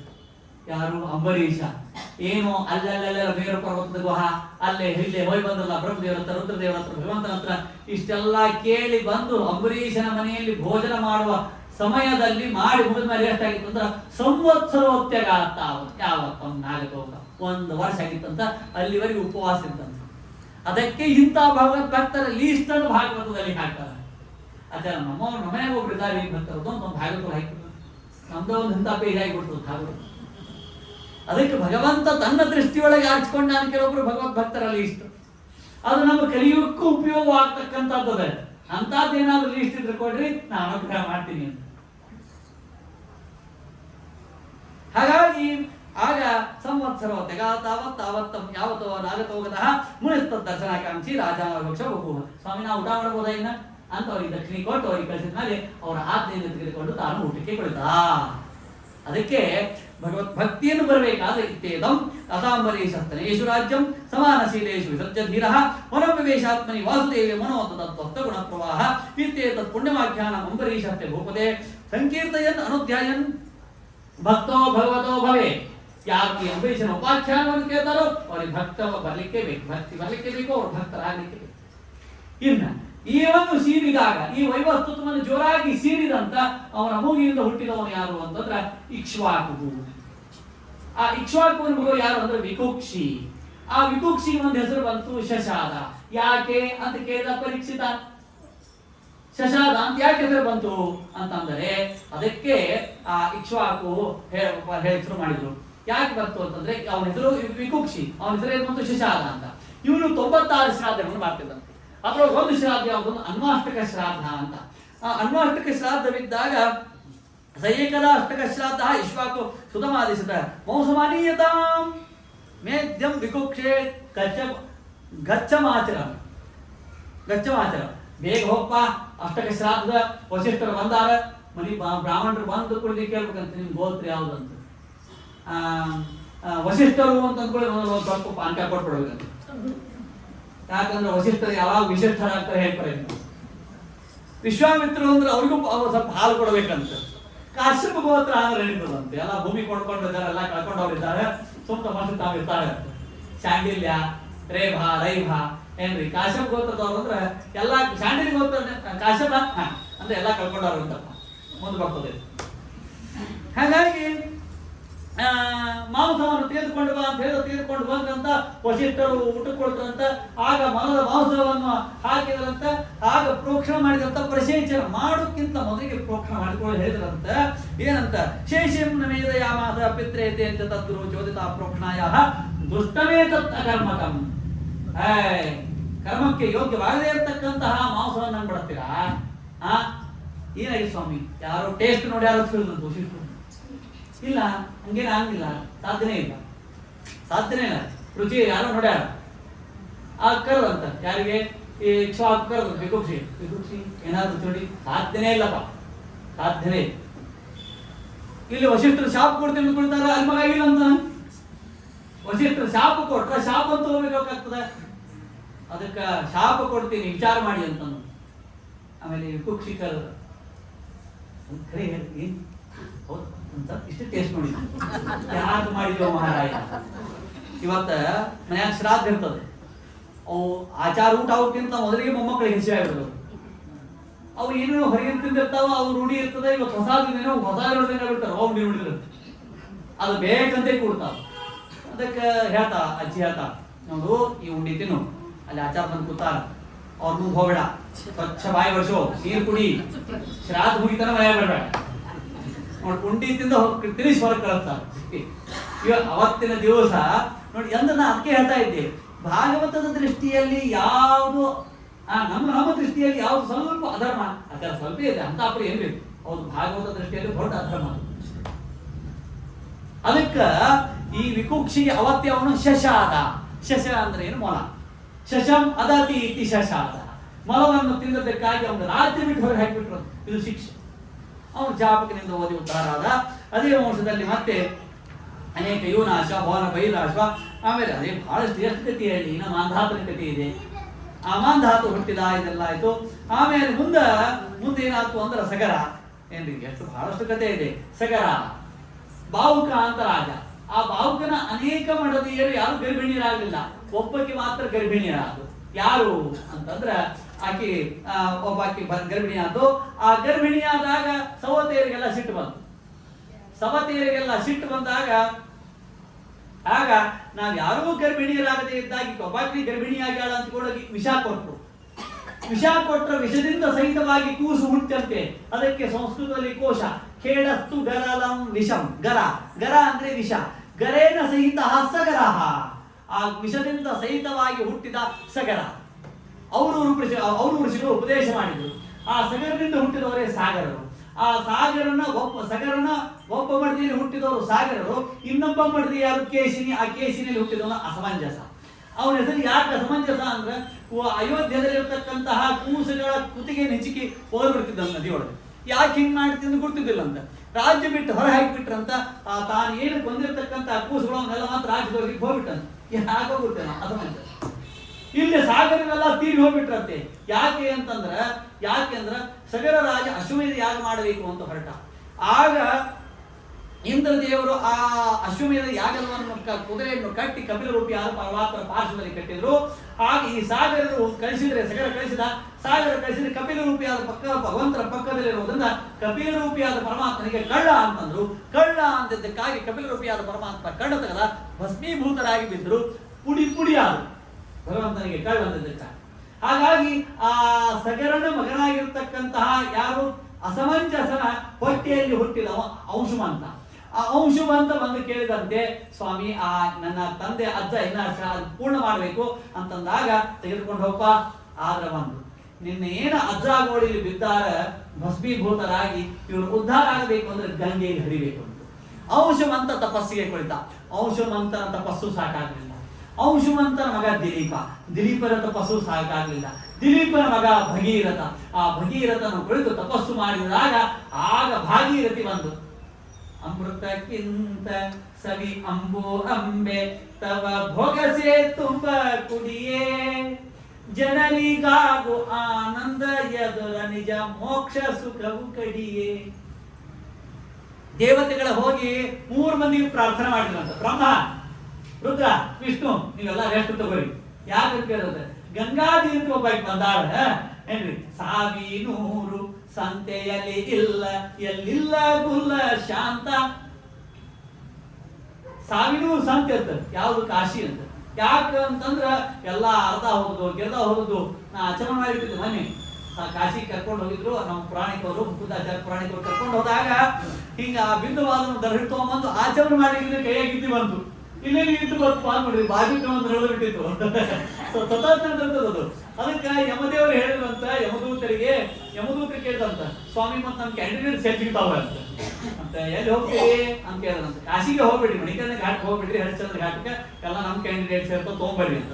ಆಮೇಲೆ ಬಂದ್ರಂತ ತಾರೀಖಿಗೆ ಮಂತ್ರಿಗೆ ಹೋಗ್ಬಿಟ್ರಂತ ಯಮದೂತರು. ಯಾಕೋ ಒಂದು ತಗೊಂಡ್ ಬಂದೇ ಇಲ್ಲ. ಸ್ವಾಮಿ ಯಾವಾಗ ಒಬ್ಬಾಕಿ ಬಂದಾಳ ಅದು ಯಾವಾಗ ತ್ರಿವಿಕ್ರಮ ರೂಪಿಯಾದ ಪರಮಾತ್ಮ ಏನು ದಾನ ತಗೋಬೇಕಾದ್ರೆ ಹೋಗಿ ಬ್ರಹ್ಮಾಂಡದ ಕರಪರಕ್ಕೆ ತನ್ನ ಪಾದ ಬಡಿಸಿದಂತ ಏನ್ರಿ.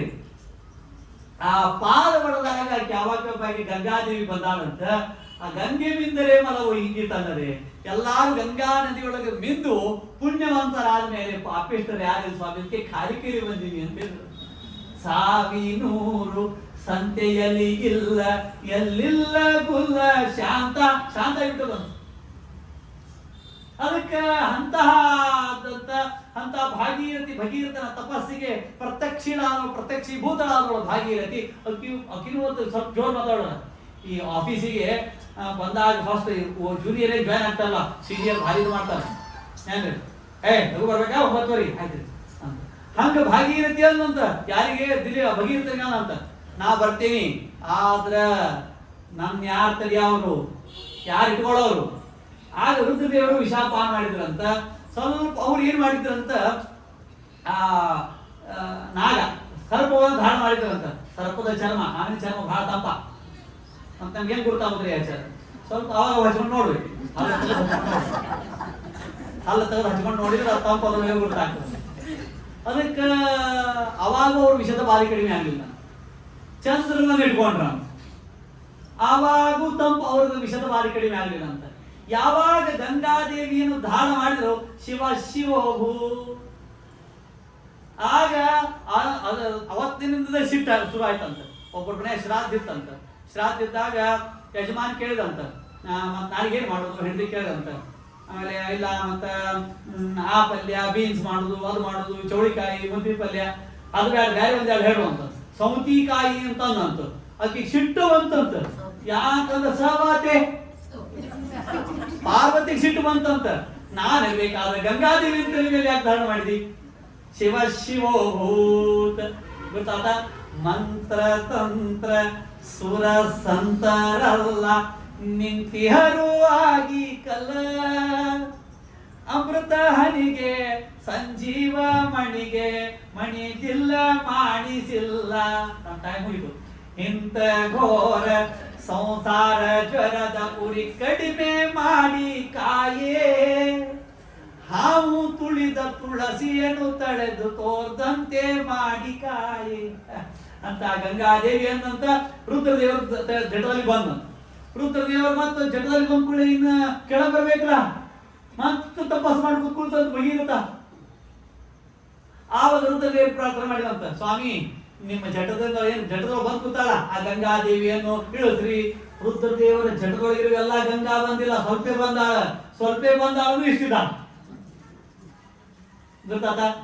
ಆ ಗಂಗಾದೇವಿನ ಅಂತ ಭಗೀರಥರಿಗೆ ಹೇಳಿಬಿಟ್ಲಂತ, ಏನ್ ನಾನು ಭಾರಿ ವಾಯು ವೇಗದಿಂದ ಬರಾಕಿ ನನ್ನ ಎಲ್ಲೂ ನಿಲ್ಲಿಸಬಾರ್ದು, ನಾನ್ ಸ್ಟಾಪ್ ಹೋಗ್ಬೇಕು ನೋಡು. ಆಯ್ತು ಅನ್ನಂತ. ವಾಯು ವೇಗದಿಂದ ಮುಂದೆ ನಿಂತು ಬಿಟ್ಟಂತ ಯಾರು ಭಗೀರಥ. ಮತ್ತೆ ಗಂಗಾದೇವಿ ಕಾಣುತ್ತೇನಂತ. ನೋಡ್ರಿ ಎಷ್ಟು ಸಮಸ್ಯೆ ಪಾಪ. ಅದಕ್ಕೆ ಬಂದಂತ ಎಲ್ಲಿದ್ದೀಯ ಗಂಗಾ?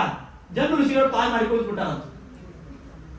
ಅವ್ರ ತಪಸ್ಸಿಗೆ ಏನೋ ಸ್ವಲ್ಪ ತೊಂದರೆ ಆಯ್ತಂತ ಅವ್ರು ಪಾಲ್ ಮಾಡಿಬಿಟ್ರಂತ. ಮತ್ತೆ ಜನ ಋಷಿಗಳು ಕುರಿತು ತಪಸ್ ಮಾಡಿದ್ರು. ಮಹಾಪ್ರಯತ್ನೋ ಅನುಭಾವ ಏವಮೇ ಮಹಾನ್ ಅನುಗ್ರಹೋ ಹರೇ ಪ್ರಯತ್ನಮೇಕಮಗ್ರತೋ ವಿಧಾಯ ಭೂತಿ ಮಾಪ್ನುಮಃ. ಮಹಾಪ್ರಯತ್ನ ಮಾಡ್ಬೇಕಂತ. ಮಹಾಪ್ರಯತ್ನ ಅಂದ್ರೆ ಏನು? ಆಚಾರ್ಯ ಒಂದ್ಸತಿ ಫೋನ್ ಹಚ್ಚೋದು, ಏನಾಗುತ್ತೆ ಮೆಸೇಜ್ ಮಾಡುದು. ಏನ್ರಿ ಆಚಾರ್ಯ ಎಷ್ಟು ಫೋನ್ ಹಚ್ಚಿದ್ರಿ ನೀವು ತಗೊಳ್ಳಿ, ಹಚ್ಚಿದೆ ಒಂದ್ಸತಿ, ಏನಾಗುತ್ತೆ ಮೆಸೇಜ್ ಮುಗಿದು. ಇದೇ ಮಹಾಪ್ರಯತ್ನ. ಇಷ್ಟು ಸಾಕಾಗಂಗಿಲ್ಲ. ಮೇಲಿಂದ ಮೇಲೆ ಪ್ರದಕ್ಷಿಣೆ ಹಾಕ್ಬೇಕು, ನಮಸ್ಕಾರ ಹಾಕ್ಬೇಕು. ಸ್ವಾಮಿ ನಿನ್ನ ಜ್ಞಾನ ಮಾಡಿಸ್ಪ, ಭಾಗವತ ತಿಳಿಸು, ಸಾಧನ ಮಾಡಿಸು, ಎಷ್ಟೋ ದುಃಖಗಳು ಅವೆಲ್ಲ ಹೋಗಿಸು. ಹಿಂಗ ಪರಿಪರಿಯಿಂದ ಪ್ರಾರ್ಥನಾ ಮಾಡಿದರೆ ಭಗವಂತ ಸ್ವಲ್ಪ ಅನುಗ್ರಹ ಮಾಡ್ತಾನೆ. ಇದಕ್ಕೆ ಎಷ್ಟೋ ಜನ್ಮದಿಂದ ನಾವೆಲ್ಲರೂ ಕೂತು ಪ್ರಾರ್ಥನೆ ಮಾಡಿವಿ. ಎಲ್ಲೋ ಕುರುಕ್ಷೇತ್ರದೊಳಗೋ, ನೈಮಿಷಾರಣ್ಯದೊಳಗೋ, ಗೋಮತಿ ತೀರದೊಳಗೋ, ಬದರಿಯೊಳಗೋ, ಹರಿದ್ವಾರದೊಳಗೋ, ನಾವು ವೃಂದಾವನದೊಳಗೋ, ಗೋಕುಲದೊಳಗೋ ಎಲ್ಲೋ ಕುಳಿತು ಒಂದ್ ಕಡೆ ಪ್ರಾರ್ಥನೆ ಮಾಡಬೇಕು. ನಾವು ಮಾಡಿರ್ಬೇಕು, ಏನು ಗಿಡ ಆಗಿರ್ಬೇಕಾಗ ನಮ್ಗೆ. ಆಗ ಭೀಮಸೇನ ದೇವರ ಕೃಷ್ಣನ ಪಾದ ಧೂಳಿ ಕಲಿಯುಗದೊಳಗ ಉದ್ಧಾರ ಮಾಡ್ತೀನಿ. ಸತ್ಯಾತ್ಮ ತೀರ್ಥದಾಗ ಬರೀ ವಿಠ್ಠಲ ನಗರದಾಗ 28ನೇ ಕಲಿಯುಗದೊಳಗ 7-8 ದಿವಸ ಹೇಳಿ ಉದ್ಧಾರ ಮಾಡ್ತೀನಿ ಅಂತ ಎಂದೋ ಜನ್ಮದ ಪ್ರಾರ್ಥನೆ ಇವತ್ತಾಗ್ತದೆ. ಗೊತ್ತಾತ? ಅಷ್ಟು ಪುಕ್ಕಟ್ಟಿ ಅನ್ನೋ ವಸ್ತು ಅಲ್ಲ ಭಾಗವತ. ಭಾಗವತ ಬರ್ತದ ಅಂತಂದ್ರೆ ಕೃಷ್ಣ ಬಂದ, ಭಾಗವತ ಬರ್ತಂದ್ರೆ ವೇದವ್ಯಾಸದೇವರು ಬಂದ, ಭಾಗವತ ಬರ್ತ ನಡೆದ ಅಂದ್ರೆ ನಾರದ ಇರ್ತಾನ, ಅಲ್ಲಿ ಗಣಪತಿ ಇದ್ದಾನೆ, ಅಲ್ಲಿ ಕುಬೇರ್ ಇದ್ದಾನೆ. ಇಷ್ಟೆಲ್ಲಾ ಮಂದಿಗಳ ಸನ್ನಿಧಾನದ ಶುಕಾಚಾರ್ಯ ಇದ್ದಾರೆ, ಪರೀಕ್ಷಿತ ಇದ್ದಾರೆ. ಅಷ್ಟು ಅದು ಭಾಗವತ. ಹಾಗಾಗಿ ಜನ್ಮ ಋಷಿಗಳನ್ನು ಕುಳಿತು ಪ್ರಾರ್ಥನೆ ಮಾಡಿದಾಗ, ಸ್ವಾಮಿ ನನ್ನ ಪಿತೃಗಳ ಉದ್ಧಾರ ಆಗಬೇಕಾಯ್ತು. ಜನ್ಮ ಕನ್ಯಾ ಪ್ರವಾಹವತ. ಭಗೀರಥ ತಪಸ್ಸು ಮಾಡಿದಾಗ ಬಂದದ್ದಕ್ಕೆ ಭಾಗೀರಥಿ ಆದರೆ ಜನ್ಮ ಋಷಿಗಳು ತಮ್ಮ ಬಲಗವಿಯಿಂದ ಬಿಟ್ಟಾಗ ಈ ಜಾಹ್ನವಿ ಅಂತ. ಆಗ ಆ ಜಾಹ್ನವಿ ಯಾವಾಗ ತಾನು ಬಂದಲೋ ಆಗ ಅವತ್ತು ಆ ಯಜ್ಜಲ ಸ್ಪರ್ಶ ವರತೇನ ವಾಯುವೇಗೇನ ಪ್ರಿಯಾಂತಂ ಅನುಧಾವತಿ ದೇಶಾನ್ ಪುರಂತಿ ನಿರ್ದಗ್ತಾನ್ ಅತಿಂಚ ಸಾಗರಾತ್ಮಜಾನ್ ಯಜ್ಜಲ ಸ್ಪರ್ಶ ಮಾತ್ರೇಣ ಬ್ರಹ್ಮದಂಡ ಹತಾಪಿ ಸಾಗರಾತ್ಮಜ ದಿವಂ ಜಗ್ಮು ಕೇವಲಂ ದೇಹಭಸ್ಮಭಿಃ. ಯಾವಾಗ ಗಂಗಾದೇವಿ ಹಿಂಗ ಆ ಸಾಗರದ ಮೇಲೆ ಹರಿದು ಹೆಂಗ ಸಟಕ್ಕಂತ ಹೋಗ್ತದ ಮೆಸೇಜು ವಾಟ್ಸಪ್ ದಿಂದ, ಅದಕ್ಕಿಂತ ಫಾಸ್ಟ್ ಅವರೆಲ್ಲ ಸ್ವಲ್ಪಕ್ಕೆ ಹೋಗ್ಬಿಟ್ರು. ಯಾರು? ಗಂಗಾ. ಅದಕ್ಕೆ ತೀರಿ ಹೋದಾಗ ಯಾಕ ಗಂಗೆಯಲ್ಲಿ ಹಾಕುವುದು ಅಸ್ಥಿಗಳನ್ನಂದ್ರ ಎಷ್ಟು ದಿವಸ ಅಸ್ಥಿಗಳು ಗಂಗೆಯಲ್ಲಿ ಇರ್ತಾವೋ ಅಷ್ಟು ದಿವಸ ಅವರು ಸ್ವರ್ಗದಲ್ಲಿ ಇರ್ತಾರೆ. ಹೀಗೆ ಇದೇ ಮುಖದ ಮೇಲೆ ಅದೇ ವಂಶದಲ್ಲಿ ಶ್ರುತ, ಭಗೀರಥನ ಮಗ ಶ್ರುತ, ಅವನ ಮಗ ನಾಭ, ಅವನ ಮಗ ಸಿಂಧುದ್ವೀಪ, ಅವನು ಏನ್ ಹೇಳಿ ಋತುಪರ್ಣ ಮಗ ನರಸಕ, ಅವನ ಮಗ ಸುದಾಸನ ಮಗ ಸೌದಾಸನ ಇನ್ನೊಂದು ಹೆಸರು ಕಲ್ಮಾಶಪಾದ. ಯಾಕೆ ಬಂತು ಸ್ವಾಮಿ? ಆ ಸೌದಾಸ ಒಂದು ದಿವಸ ಬೇಟೆಗೆ ಹೋದಾಗ ಒಬ್ಬ ರಾಕ್ಷಸನನ್ನು ಸಂಹಾರ ಮಾಡಿದಂತೆ. ಆ ರಾಕ್ಷಸರು ತಮ್ಮನಿಗೆ ಸಿಟ್ಟು ಬಂತಂತೆ. ಸಿಟ್ಟು ಬಂದ್ರೆ ಇವನ ಮನೆಗೆ ಅಡಿಗೆ ಬಂದಂತೆ, ರಾಜನ ಮನೆಗೆ. ದೊಡ್ಡವನಿಗೆ ಏನು ಮಾಡಿ ಬರಂಗಿಲ್ಲ. ಅದಕ್ಕೆ ರಾಜನ ಮನೆಗೆ ಬಂದು ಸೂತ ರೂಪಧರ ಅಡಿಗೆವನ ವೇಷಕ್ಕೊಂಬಂದಂತ ಹೇಳಿದಂತ ರಾಜಗ, ಇಲ್ಲ ನಿಮ್ಮ ಮನೆ ನಾವು ಪುಕ್ಕಟ್ ಅಡಿಗೆ ಮಾಡಬೇಕಂತ ಮಾಡೀನಿ. ಪುಕ್ಕಟ್ ಅಡಿಗೆ ಮಾಡ್ತೀವಿ ಅಂದ್ರೆ ಸಂದೇಹ ಪಡವಿ. ಅತ್ಯಾದರೋ ಶಂಕನೀಯ, ಬಹಳ ಆದ್ರ ಮಾಡಿಕತ್ತು ಅಂದ್ರೆ ಶಂಕ ಆಗುದೇನೋದ ಅಂತ ಅರ್ಥ ಏನ್ರಿ. ಅದಕ್ಕೆ ಎಂದು ಇವ್ರನ್ನ ಶ್ರಾದ್ದ ಇತ್ತು ಅಂತ ವಶಿಷ್ಠರು ಬಂದಿದ್ರು. ಎಲ್ಲ ಕಡೆ ವಶಿಷ್ಠರು ಅವ, ಹೋಮ ಆಗಲಿ ಶ್ರಾದ್ದ ಆಗಲಿ ಒಬ್ಬರೇ ಇದ್ರು ವಶಿಷ್ಠರು. ಆ ಶ್ರಾದ್ದಕ್ಕೆ ಊಟ ಬಡಿಸಿದ್ರಂತ. ಆಗ ವಶಿಷ್ಠರು ಶಾಪ ಕೈಯಾ ನೀರು ತಗೊಂಡು ನಿಂಗೆ ರಾಕ್ಷಸ ಜನ್ಮ ಬರಲಿ ಏನು ಶಾಪ ಕೊಟ್ಬಿಟ್ರಂತ. ಯಾರಿಗೆ? ಸೌದಾಸನಿಗೆ. ಅಲ್ಲ, ತಪ್ಪು ಮಾಡಿದ್ದು ಯಾರು? ತಪ್ಪೇನು? ಶ್ರಾದ್ದಕ್ಕೆ ಮನುಷ್ಯರ ಮಾಂಸವನ್ನು ಬಡಿಸಿದ್ದಂತೆ ಯಾರು? ಈ ರಾಕ್ಷಸರ ತಮ್ಮ. ಅವನು ಯಾಕೆ ಬಡಿಸಿದ್ದ ಅಂತಂದರೆ ಅವನಿಗೆ ಸಿಟ್ಟಿತ್ತೇನು, ನನ್ನ ಅಣ್ಣನನ್ನು ಕಾರಣವಿಲ್ಲದೇನೆ ಭೇಟಿಗೆ ಹೋದಾಗ ನೀ ಕೊಂದಿಯಾ ಅಂತನ್ನೋದಕ್ಕಾಗಿ ಇವನು ಶ್ರಾದ್ದದ ದಿವಸ ತನ್ನ ಮಾಂಸವನ್ನು ಬಡಿಸಿದ್ದಂತೆ. ಅದಕ್ಕೆ ವಶಿಷ್ಠರು ಶಾಪ ಕೊಟ್ರಂತೆ, ನೀನು ರಾಕ್ಷಸ ಜನ್ಮ ಬರಲಿ. ಆಗ ಇವ್ರು ಕೈಯ ನೀರು ತಗೊಂಡಂತ ಯಾರು? ಸೌದಾಸ. ನನಗೆ ಶಾಪ ಕೊಡ್ತೀನಿ, ನಾನು ಶಾಪ ಕೊಡ್ತೀನಿ. ಆಗ ಸೌದಾಸನ ಮಡದಿಯಾಗಿರ್ತಕ್ಕಂಥ ಮದಯಂತಿ ಹೇಳಿದಂತೆ, ಅವರು ಋಷಿಗಳಿದ್ದಾರೆ, ಶಾಪ ಕೊಡ್ಲಿ, ನೀವು ಶಾಪ ಕೊಡ್ಬೇಕು. ಮತ್ತೆ ಅಭಿಮಂತ್ರಣ ಮಾಡಿದ್ದೀರಿ, ಏನ್ ಮಾಡಲಿ? ಆಗ ತನ್ನ ಪಾದ ಮೇಲೆ ಹಾಕೊಂಡಂತೆ ಅವನ ಪಾದಗಳ ಕಪ್ಪಾದಂತೆ ಆಗ ಹೆಸರು ಕಲ್ಮಾಶಪಾದ. ಆ ಕಲ್ಮಾಶಪಾದ ಅಷ್ಟೇ ಅಲ್ಲ, ಆಗ ಅವನು ಏನ್ ಮಾಡಿದ ಅಂತಂದ್ರೆ ರಾಕ್ಷಸ ಜನ್ಮ ಬಂತ. ಆಗ ಬ್ರಾಹ್ಮಣನನ್ನ ಹೊರತಿಂದು ಬಿಟ್ಟಂತೆ. ಅವನ ಸ್ತ್ರೀಗಳು ಹೇಳಿದಂತೆ, ಮಡದಿ ನನ್ನ ಪತಿ ಇಲ್ಲದೇನೆ ನಾನು ಸಂತಾನ ಪಡ್ಲಿಕ್ಕೆ ಸಾಧ್ಯವಿಲ್ಲ, ಸಂತಾನ ಪಡಿಬೇಕು ಅಂತ ಹರಿದು ತಿಂದು ಬಿಟ್ಟಂತೆ. ಅವರು ಸಹಗಮನ ಹೋದಂತೆ. ಸಹಗಮನ ಹೋಗಕ್ಕಿಂತ ಮೊದಲಿಗೆ ಒಂದು ಮಾತನ್ನು ಹೇಳಿದಂತೆ, ನಾನು ಸಂತಾನ ಪಡೆಯುವ ಪ್ರಸಂಗದಲ್ಲಿ ನನಗೆ ಹೇಗೆ ದುಃಖವಾಯಿತು ಹಾಗೆ ನನಗೆ ದುಃಖವಾಗಲಿ ಅಂತ. ಅವನು 12 ವರ್ಷವಾದ್ಮೇಲೆ ರಾಕ್ಷಸ ಜನ್ಮದಿಂದ ಮುಕ್ತನಾದಂತೆ. ಸೌದಾಸ ಅಂದರೆ ಕಲ್ಮಾಶಪಾದ. ಆಗ ಅವನ ಮಡದಿ ಗರ್ಭಿಣಿಯಾಗದೇ ಇದ್ದಾಗ ಭರದ್ವಾಜರಿಂದ ಗರ್ಭಿಣಿಯಾಗದಂತೆ. 7 ವರ್ಷ ಆದರೂ ಕೂಡ ಕೂಸು ಹುಟ್ಟಿಲ್ಲಂತೆ. ಆಗ ವದಯಂತಿ ಕಲ್ಲನ್ನು ತೆಗೆದುಕೊಂಡು ತನ್ನ ಗರ್ಭಕ್ಕೆ ಪ್ರಹಾರ ಮಾಡಿಕೊಳ್ಳಂತೆ. ಆಗ ಕೂಸು ಹುಟ್ಟಿತು. ಆ ಹುಟ್ಟಿದ ಕೂಸಿನ ಹೆಸರೇ ಅಶ್ಮಕ. ಅಶ್ಮ ಅಂದ್ರೆ ಕಲ್ಲು, ಕಲ್ಲಿನಿಂದ ಹುಟ್ಟಿದ್ದಕ್ಕಾಗಿ ಅಶ್ಮಕ. ಆ ಅಶ್ಮಕನ ಹೆಸರೇ, ಮಗನ ಹೆಸರೇ ಅಶ್ಮಕ. ಮಗನೇ ಯಾರು? ಮೂಲಕ. ಆ ಮೂಲಕನ ಇನ್ನೊಂದು ಹೆಸರು ನಾರಿ ಕವಚ. ದುಷ್ಟಕ್ಷತ್ರಿಯರನ್ನು ನಾಶ ಮಾಡಬೇಕು ಅಂತ ಪರಶುರಾಮ ದೇವರು ಸಂಕಲ್ಪ ಮಾಡಿದಾಗ ನಾರಿಯರ ಸ್ತ್ರೀಯರೆಲ್ಲ ತಮ್ಮ ಮಧ್ಯದಲ್ಲಿ ಇವನನ್ನು ಇಟ್ಟುಕೊಂಡು ರಕ್ಷಣೆ ಮಾಡಿದ್ರಂತೆ. ಅದಕ್ಕೆ ಮೂಲಕನ ಇನ್ನೊಂದು ಹೆಸರು ನಾರಿ ಕವಚ. ಆ ನಾರಿ ಕವಚನ ಮಗನೇ ಯಾರು? ಖಟ್ವಾಂಗ. ಆ ಖಟ್ವಾಂಗನ ಮಗನೇ ಯಾರು? ದೀರ್ಘಬಾಹು. ಆ ದೀರ್ಘಬಾಹುನ ಮಗನೇ ಯಾರು? ಅಜ. ಅಜನ ಮಗನೇ ಯಾರು? ರಘು. ರಘುನ ಮಗನೇ ಯಾರು? ದಶರಥ. ದಶರಥನ ಮಗನೇ ಯಾರು? ರಾಮ. ಹಾಗಾಗಿ ರಾಮಚಂದ್ರ ದೇವರಾಯಿತು. ಇಲ್ಲಿಯವರೆಗೆ ನಾ ಕಥೆ ಎಲ್ಲಿಗೆ ಬಂತು ಅಂತಂದ್ರೆ ಒಂದು ಹೈಲೈಟ್ಸ್ ಗುರ್ತಾಗಬೇಕಲ್ಲ, ಅದನ್ನ 4 ನಿಮಿಷ ಮುಗಿಸ್ಬಿಡ್ತೇನೆ. ಅಂದ್ರ ಸತ್ಯವ್ರತ ರಾಜ. ಆ ಸತ್ಯವ್ರತ ರಾಜನೇ ಏನಾದ? ವೈವಸ್ವತ್ವನು ಆದ. ವೈವಸ್ವತ್ವನು ಹೇಗೆ? ಭಗವಂತನ ಮಗ ಬ್ರಹ್ಮದೇವರು. ಬ್ರಹ್ಮದೇವರ ಮಕ್ಕಳು ಬ್ರಹ್ಮದೇವರ ಮಕ್ಕಳು ಮರೀಚಿಗಳ ಮಕ್ಕಳು ಕಶ್ಯಪರು. ಕಶ್ಯಪರ ಮಕ್ಕಳು ವಿವಸ್ವಾನ್ ನಾಮಕಾಗಿರ್ತಕ್ಕಂಥ ಸೂರ್ಯ. ಅವನ ಮಗ ವೈವಸ್ವತವನು, ಅವನ ಮಗ ಶ್ರಾದ್ದದೇವ. ಹಾಗೆ ಮುಂದೆ ಬಂದರೆ ಶ್ರಾದ್ದದೇವ, ಸುದ್ಯುಮ್ನ, ಇಲ, ಪುರೂರವಸ, ಆಮೇಲೆ ಪೃಷದ್ರ, ಆಮೇಲೆ ಶರ್ಯಾತಿ ಮಗಳು ನಾಭಾ, ಸುಕನ್ಯ. ಅಲ್ಲಿ ಅವರು ಚವನಗಿರಿ ವಿವಾಹ ಮಾಡಿಕೊಂಡರು. ಅದೇ ವಂಶದಲ್ಲಿ ಮುಂದೆ ಬಂದವನು ಯಾರು? ನಾಭಾಗ. ಆ ನಾಭಾಗನ ಮಗ ಅಂಬರೀಷ. ಅಂಬರೀಷನ ಮಗ ನಾಭಾಗ ಅಂಬರೀಷ ಹೋಗ್ಬೋದು. ಆಮೇಲೆ ಅದೇ ವಂಶದಲ್ಲಿ ಮುಂದೆ ಮಾಂಧಾತ, ಬರೀಣಾಶ್ವ, ಯೋಗಣಾಶ್ವ, ಕಪಿಲಾಶ್ವ. ಅದೇ ವಂಶದಲ್ಲಿ ಮುಂದೆ ಬಂದರು ಹರಿತನ ಮಗ ಬಾಹುಕ. ಅಲ್ಲಿ ಮತ್ತಿನ ಭೂಮವಂತಿನ ಬಿಟ್ಟು ನಾನು ಬಹಳಷ್ಟು ಹೇಳಬೇಕಾದದ್ದು. ಬಾಹುಕನ ಮಗ ಸಗರನ ಮಗ ಸಾಗರನ ಇನ್ನೊಬ್ಬ ಪಡೆಯಲ್ಲಿ ಹುಟ್ಟಿದವನು ಅಸಮಂಜಸನ ಮಗನ ಯಾರು ಅಂತಂದ್ರೆ ಅಂಶುಮಂತನ ಮಗ ದಿಲೀಪನ ಮಗ ಭಗೀರಥನ ಮಗ ಶ್ರುತನ ಮಗ ಸಿಂಧುದ್ವೀಪ, ಆಯು, ಋತುಪರ್ಣ, ಸುದಾಸ, ಸೌದಾಸ, ಕಲ್ಮಾಶಪಾದನಿಂದ ಹುಟ್ಟಿದವನು ಅಶ್ಮಕನಿಂದ ಹುಟ್ಟಿದವನು ಮೂಲಕನ ಇನ್ನೊಂದು ಹೆಸರು ನಾರಿಕೌಚನ ಇನ್ನೊಂದು ಮಗ, ಅವನ ಮಗ ಯಾರು? ಖಟ್ವಾಂಗನ ಮಗ ದೀರ್ಘಬಾಹುನ ಮಗ ರಘುನ ಮಗ ಅಜನ ಮಗ ದಶರಥನ ಮಗನೇ ಈ ರಾಮ ಹುಟ್ಟಿದ. ಆ ರಾಮ ಹುಟ್ಟಬೇಕಾದ್ರೆ ಸಮಯ ಆಗಿದೆ ಹೇಳ್ಬೇಕ ಬೈತ. ಹಾಗಾಗಿ ಆ ರಾಮ ಹುಟ್ಟಿದ. ರಾಮ ನಾಮ ಭಜಿಸುವವಗೆ ಉಂಟೆ ಭವದ ಬಂಧನ. ರಮಂತೆ ಅಸ್ಮಿನ್ ಯೋಗಿ ಆಯ್ತು ರಾಮ. ಏನ್ರಿ ಅವನಿಗೆ ಯಾಕೆ ರಾಮ ಅಂತಂದ್ರೆ ತಾನು ದುಃಖದಲ್ಲಿದ್ದರೂ ಕೂಡ ಅವನಿಗೆ ದುಃಖ ಇಲ್ಲೇ ಇಲ್ಲ. ದುಃಖ ಇದೆ ಅಂತ ತಿಳಿದುಕೊಂಡು ಯಾರಾದ್ರೂ ಅವನು ತಿಳಿದುಕೊಂಡು ಉಪವಾಸ ಮಾಡಿದ್ರೆ ರಮಂತೆ ಅಸ್ಮಿನ್, ಯಾವಾಗ ನಾನು ಉಪವಾಸ ಮಾಡ್ತೀರಿ ಅದಕ್ಕೆ ಅವ್ರಿಗೆ ಯಾವಾಗ ಸುಖ ಕೊಡ್ತೀನಿ ಅಂತ. ಅದಕ್ಕೆ ಅವನ ಯಾರು ನೋಡ್ರಿ ರಾಮ ಅಂತ ಅನ್ನಂಗಿಲ್ಲಲ್ಲ, ಅವ್ರಿಗೆ ಏನ್ ಮಾಡ್ಬೇಕು ಅಂದ್ರೆ ಮಥುರ ಅಂತದ ಅಂತ ತನ್ಮತ್ತೆ ತನ್ಮುಖೋ ಭವೆ ಮಥುರ ಅಂತದೇನು ಏನದ ಮಥುರ ಮಥುರಾವನ್ನು ತಿಳಿಸಿ ರಾಥೂಮ ರಾಥೂಮ ಅಂತ ಮತ್ತೆ ಅಕ್ಷರವನ್ನು ತೆಗಿರಿ ರಾಮ. ಯಾರು ರಾಮ ರಾಮ ಅನ್ನೋಂಗಿಲ್ಲೋ ಯಾರು ಅನ್ನಂಗಿಲ್ಲೋ ಅವ್ರ ಮೇಲೆ ಥೂ ಥೂ ಥೂ ಅಲ್ವಿ ಅಂತ ಹೇಳ್ತಾರೆ. ಸಹಸ್ರ ರಾಮ ತತ್ತುಲ್ಯಂ ರಾಮನಾಮ ವರಾನನೇ ಅಂತಹ ರಾಮನ ಅವತಾರವಾಯಿತು. ಇನ್ನ ಮತ್ತೆ ಯಯಾತಿ ನಜಾತು ಕಾಮ ಕಾಮಾನಾಂ ಸಾಕಾಗ ಸಾಲಂಗಿಲ್ರಿ, ಎಷ್ಟು ದಿವಸ ಆದ್ರೂ ಭಾಗವತ ಮುಗಿಯಂಗಿಲ್ಲ. ನಜಾತು ಕಾಮ ಕಾಮಾನಾಂ ಉಪಭೋಗೇನ ಶಾಮ್ಯತೆ ಹವಿಷಾ ಕೃಷ್ಣವರ್ತೇವ ಭೂಲೋಗೇವ ಅಭಿವರ್ಧತೆ ನಿಮಿ ಆ ನಿಮಿಯ ಸಂತಾನ, ಆಮೇಲೆ ಯಯಾತಿ ಬಹಳಷ್ಟಿದೆ. ಹೀಗೆ ಕೊನೆಯ ರಾಜ ಯಾರು ಅಂತಂದ್ರೆ ಪತ್ರಂ ಪುಷ್ಪಂ ಫಲಂ ತೋಯಂ ಯೋಮೇ ಭಕ್ತಿಯ ಪ್ರಯತ್ನಿಸಿ ತದಂ ಭಕ್ತಿ ಕೃತಂ ಅಸ್ನಾಮಿ ಪ್ರಯತಾತ್ಮನ ಅಂದ್ಕೊಂಡು ಕೊನೆಯ ತಾನು ತೋಯ ನೀರು ಕೊಟ್ಟರೋದು ಭಗವಂತನ ಪೂಜೆ ಆಗ್ತದೆ ಅಂತ ಸಂಕಲ್ಪ ಮಾಡಿ ತಾನು ಭಾಗವತ ಧರ್ಮವನ್ನು ಆಚರಣೆ ಮಾಡಿದವನು ರಂತಿದೇವ ಅಂತ ರಂತಿದೇವನ ಕಥಾಭಾಗ ಮುಗಿತದೆ. ನಾಳೆಗೆ ದಶಮಸ್ಕಂದ, ಆ ಕೃಷ್ಣ ಅವತಾರ, ಕೃಷ್ಣನ ಲೀಲೆಗಳು, ರುಕ್ಮಿಣಿ ಕಲ್ಯಾಣ, ಏಕಾದಶ ಸ್ಕಂದ, ದ್ವಾದಶ ಸ್ಕಂದ ಎಷ್ಟಾಗ್ತದೆ ಅಷ್ಟು ಹೇಳಿ ಮಂಗಳ ಮಾಡೋಣ. ನಾವೆಲ್ಲರೂ ಕೂಡ ನಾಳೆಗೆ ಸಕಾಲಕ್ಕೆ 9:30